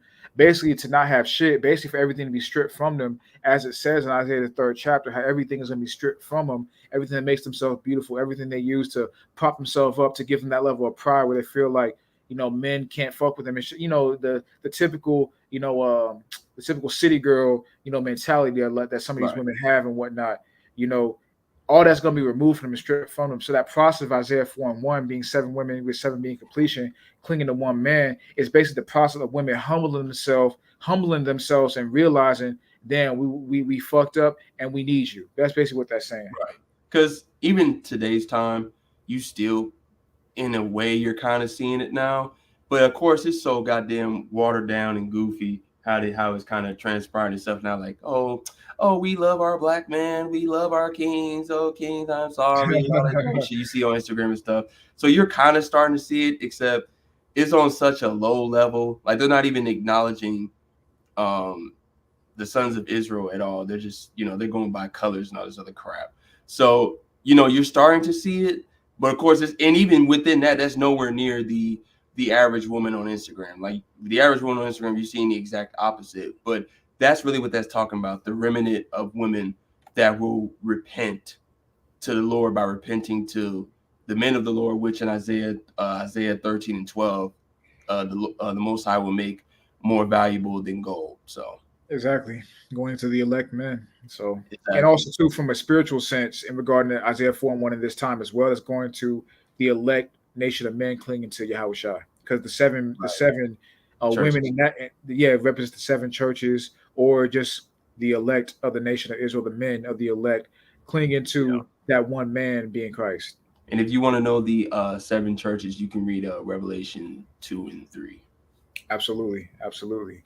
Yeah. And Turner Closet said, "You see it now, but society trying to shame them away from it." Absolutely, bro. Agreed. Absolutely, you definitely see that. You know what I'm Which saying? is why it's watered down, because even with the women that you see that actually do that repenting, like I was saying, a lot of it, it's not even really acknowledging. First of all, you're not even really acknowledging the men for who they are, i.e., the sons of Israel. But then it's something they're not even really really acknowledging what the hell they're apologizing for. Like they'll just say, "I'm Exactly. sorry, King," and that's it. It's just like this dumb shit. Get the fuck out of here. It's retarded stuff. So, that's what I say. Like I said, when it happens, okay, cool. But like I said, I'll believe it when I see it, because I don't know if I'll be able to logically explain them being able to truly hold themselves accountable and saying, "Oh, I'm sorry because I believed in feminism. I'm sorry because I believe in in the words of Jericho Green, the alphabet soup group. I'm I'm sorry. I'm sorry that I believe in that we were equal. I'm sorry that I didn't, what I'm saying? I'm sorry that I didn't think that you were my leader, my teacher. Like it's gonna be, like I said, when I see that, I'll believe that. But I just cannot in my head wrap around the women actually coming to that conclusion uh anytime soon. But hey, like I said, with the Most High, with all things are possible under the Most High. So I'll leave that to Yeah. him. I'll leave I that to him mean, to put the spirit on him. that's facts, bro. I mean, we're gonna see how quickly things trickle down. I mean, who knows how things are gonna turn out the latter half of this year, next year, and Right. going forward. We know they're building up to that 2030 agenda, so I'm sure that this decade is gonna be a bunch of roller coasters and a bunch of up and downs and a bunch of, more societal breakdowns than upliftments. Basically, if you think better days are ahead, I don't know what to tell you, but Better days has been what? Yes, I don't know, like, I don't know what you what to tell mean? you. But people I'm not saying we really might, sure what you're talking about. you still got people saying we might enter a recession, but we are already in a Might. I know. recession. we are already in a recession, bro. So it's like Niggas go to the store, only get half of their grocery list, but then say exactly, we bro. might be in a recession. It's like, nigga, gas is you damn only gas got is half to damn near live. gas is $4.50 in the South, bro. Exactly, but we might be in a recession. Okay, I got you, bro. Exactly, I bro. got you. That's part of being red pill, bro. Is accepting the truth of all areas of life, not just women. You got to accept the truth about all areas of life. That's what being able to see through the matrix is. And the ultimate red pill is the understanding of this word, as we all know. So, hey, well, I appreciate all y'all brothers coming through. We can go and wrap this up. We've been on here for almost 5.5 hours. We pretty much spent the whole Sabbath. Yeah, this has definitely been the longest DB back. But we've this has definitely been the longest live stream we done on my channel. I appreciate all you brothers that came through in the chat, showed y'all support, asked questions, engaging. I really appreciate that. I really appreciate that, brothers. It means a lot, to have y'all brothers engaging in the chat, asking questions, getting edified, edifying us, and just being here supporting, man. So I appreciate all y'all brothers. How about Shah Buckatha to you and yours, and all the brothers on the panel that came through today, DG, D-Ben, and Ghetto Genius. Appreciate all y'all brothers coming through as well, providing great edification, great knowledge to the brothers, and engaging in great brotherly discourse. It was good. A lot of knowledge was shared. A lot of precepts were dropped, and I look forward to doing this again with y'all. And any closing statements that y'all brothers got, go ahead and you can say them now. Yes, sure, sir. for I want. sure. Oh, go ahead. No, thanks for that, brother. Appreciate it. I was just gonna say real quickly, at the end of the day, all of what we're doing right now, it can't supplement you reading and understanding the scriptures of your own. Because I've noticed a very major problem in Israel. Too many niggas are YouTube Israelites. And what do I mean by this? Like they always go to videos to find the answer, and then when they can't find the answer in the video, they'll hit another brother up who's knowledgeable to give them an answer. Because Swin, I'm sure you've seen this as well. It amazes me the type of questions that people will come to me and ask me about, where I'll just be like, I don't try to be disrespectful, but in my mind I'm like, do you even read, bro? like I ain't trying to be disrespectful, but like in my mind I'm like, do you not read? Like, or is it just something that's hard to understand? Because it at least in my opinion, it's something that's simple. And I'm not trying to get into details, but at the end of the day, I think more brothers need to focus on reading the scriptures first and building up your foundation. Now, you see, the videos are supposed to be to help build up what you already know, but I think brothers have it backwards, and that's why there's so much confusing. You'll watch a video and then you go to the scriptures and read. Well, it doesn't matter what you're reading now, because the video you already think you know what you're understanding because you watched the video. You got to read, build up that knowledge, wisdom, and understanding, and then when there's certain things you can't understand, then you can go out to certain people to try to get a better understanding. But it shouldn't be every little scriptural topic you have to lean on someone else for understanding. And I say this to say this: it's unfortunate. A lot of brothers are just lazy. They don't want to read. They don't want to research. They don't want to actually take the time to get a knowledge of the scriptures. They want somebody to feed them fast food. And if you're getting fed fast food, then you're not going to retain much. It's just the truth. Because I could tell you, you could ask me a question about something, I could just tell you the answer. But you know what? You might forget it a few days, or you might run into some other person who says something completely different, and you just change your mind based on that. So it's always important for brothers to have their own knowledge and their own perspective on the scriptures, but it has to be based on actual knowledge, not based on how they feel about a certain subject. That's why Hosea 4:6, it always tells us our people are destroyed for lack of knowledge, because we rejected knowledge. The Most High has rejected us, and you can't get true knowledge from just listening to other people. You gotta knowledge comes from within, and that's all I gotta say. Absolutely, great closing statement, bro. Appreciate that. Yes, sir, man. And I wanna piggyback off that point because of the responsibility. This is why we preference because we understand the grave responsibility of stuff like this. The way we frame our videos and our formats are very strategic in that way. We don't just tell you what the scriptures say. we show you what we're talking about via scripture. We'll put up screen recordings, we'll put up screenshots and things of that nature. Why? Because we want you to be able to read it for yourself. And then from there, you can build upon that. Like, of course, none of y'all brothers have ever done this, but I have gotten questions from other people who really not in the knowledge, but they'll see stuff on my platform, and they'll ask a question like, "Why do you think this way?" And it's like, "What are you talking about? I just posted the precept. Why do you think I think this way? It's not me. It's the Bible saying that." So at the end of the day, you have to before you ask, just because we all ask people, questions, and of course there's nothing wrong with that. But before you ask that question, you need to really examine why you're asking that question, which of course comes from studying scripture first. Of course, read it, but even more importantly, study scripture. So that way that stuff is now in your head when you're actually going out into the world, interacting with people. If you ask deep questions, things of that nature. So now you have a better understanding of why you're asking certain questions, because sometimes you can figure out the understanding long before you ask someone else that question. So that's why studying scripture is so important, because sometimes you get caught up in the videos and things of that nature, especially those who love to put themselves in front of the camera and all that other stuff, which, as you can see, we never did that, because none of that's important. What's important to be on the video is the Bible itself.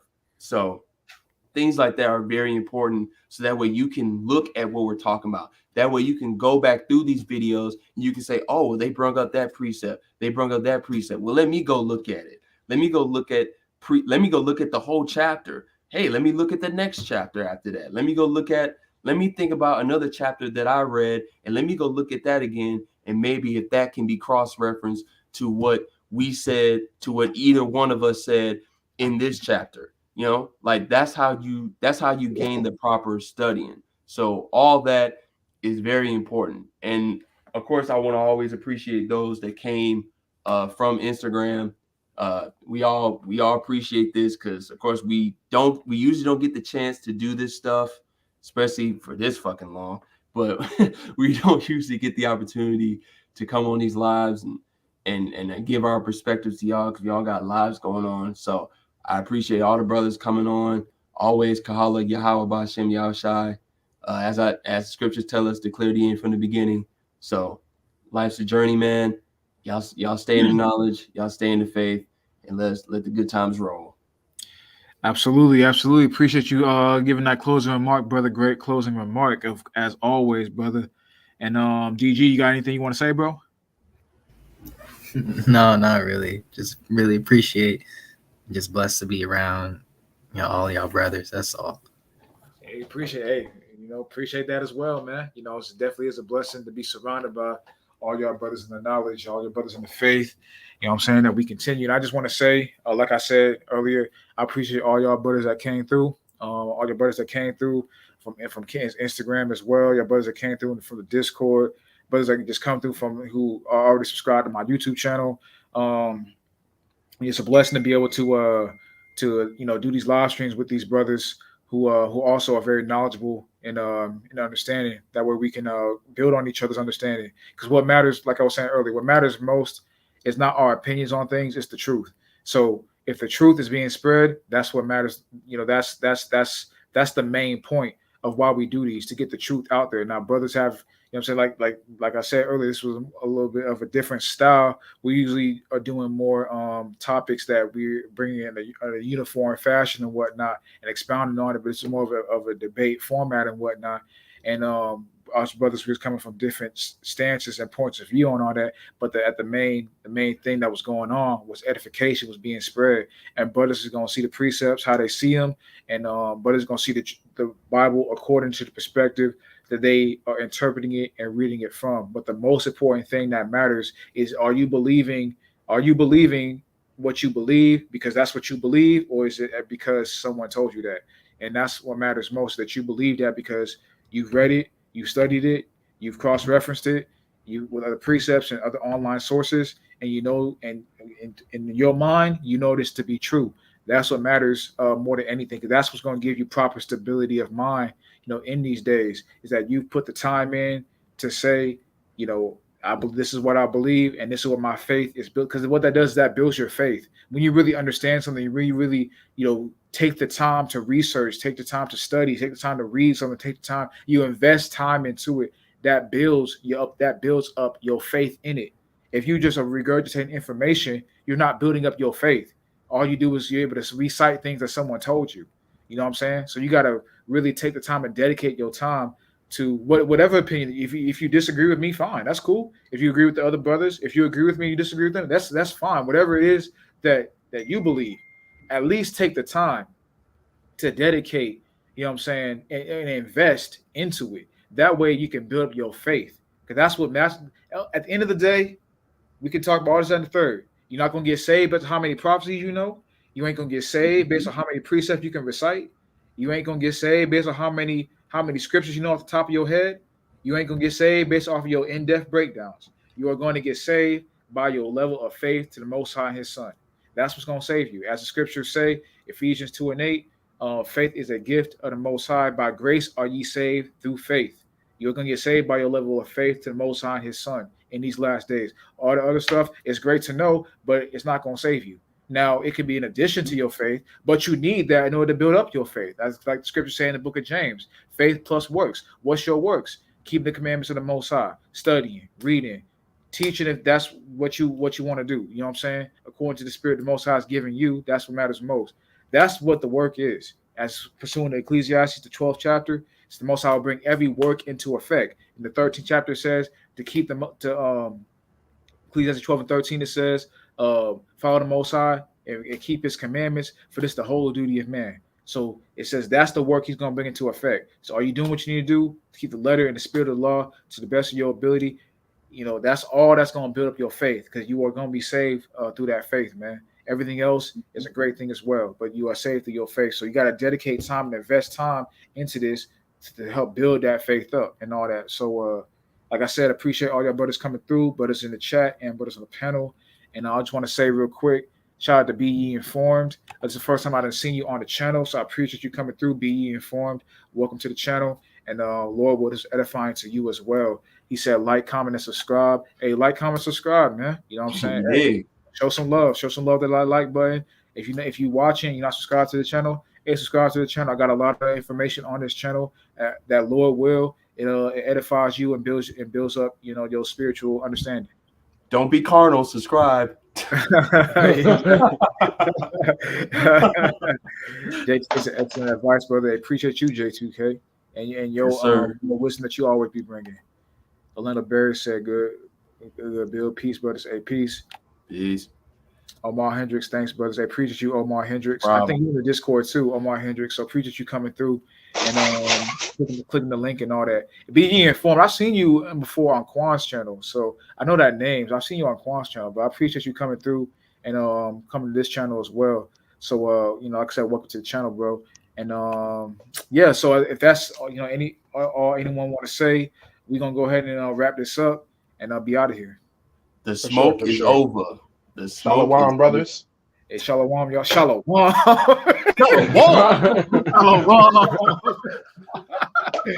Hey, that's the good thing about this, buddy. It ain't on no. We get into the precepts, we get into understanding that matters most. Hey, we cut up over here, man. Ain't no, you gotta bow your head and listen to everything I say. Shit, we cut up over here, man. It's you all ain't gotta about fear us, bro. You ain't gotta fear us, man. Hey, man, if y'all want to get on here, if y'all want to speak, that's cool. You know what I'm saying? You ain't gotta be next time we ever do this, you guys don't have to be if you don't want to, you don't want to. But if you felt like it and you just felt unsure about it, once again, I'm pretty sure Brother Malak will put the link, or if it's D-Ben's channel, he'll put the link in the chat. So you don't have to, it's come one, come all. So we good on it. It's nothing personal, bro. Exactly. This ain't no rank. I know this ain't no but this ain't none of that shit, man. Status in Israel, bro. You know, you got the the captain of tens, the captain of hundreds, and all that shit. Exactly, bro. Right. Exactly. Got the elders, the deacons, the apostles, and of course you have the chief high priest, Oh bishop. my God. Bishop, I'm a good deacon. God damn. You got Hey, everybody. exactly, bro. This ain't none of that shit, man. It's all of us brothers. We in here for the same goal in mind. That's to serve the Most High and make it to the kingdom, man. So, like I said, Right. appreciate all y'all brothers coming through. Salute to all y'all. We will be back next time with more spiritual heat, man. Yes, sir. Hey, is the shit over? Yeah, I just ended it.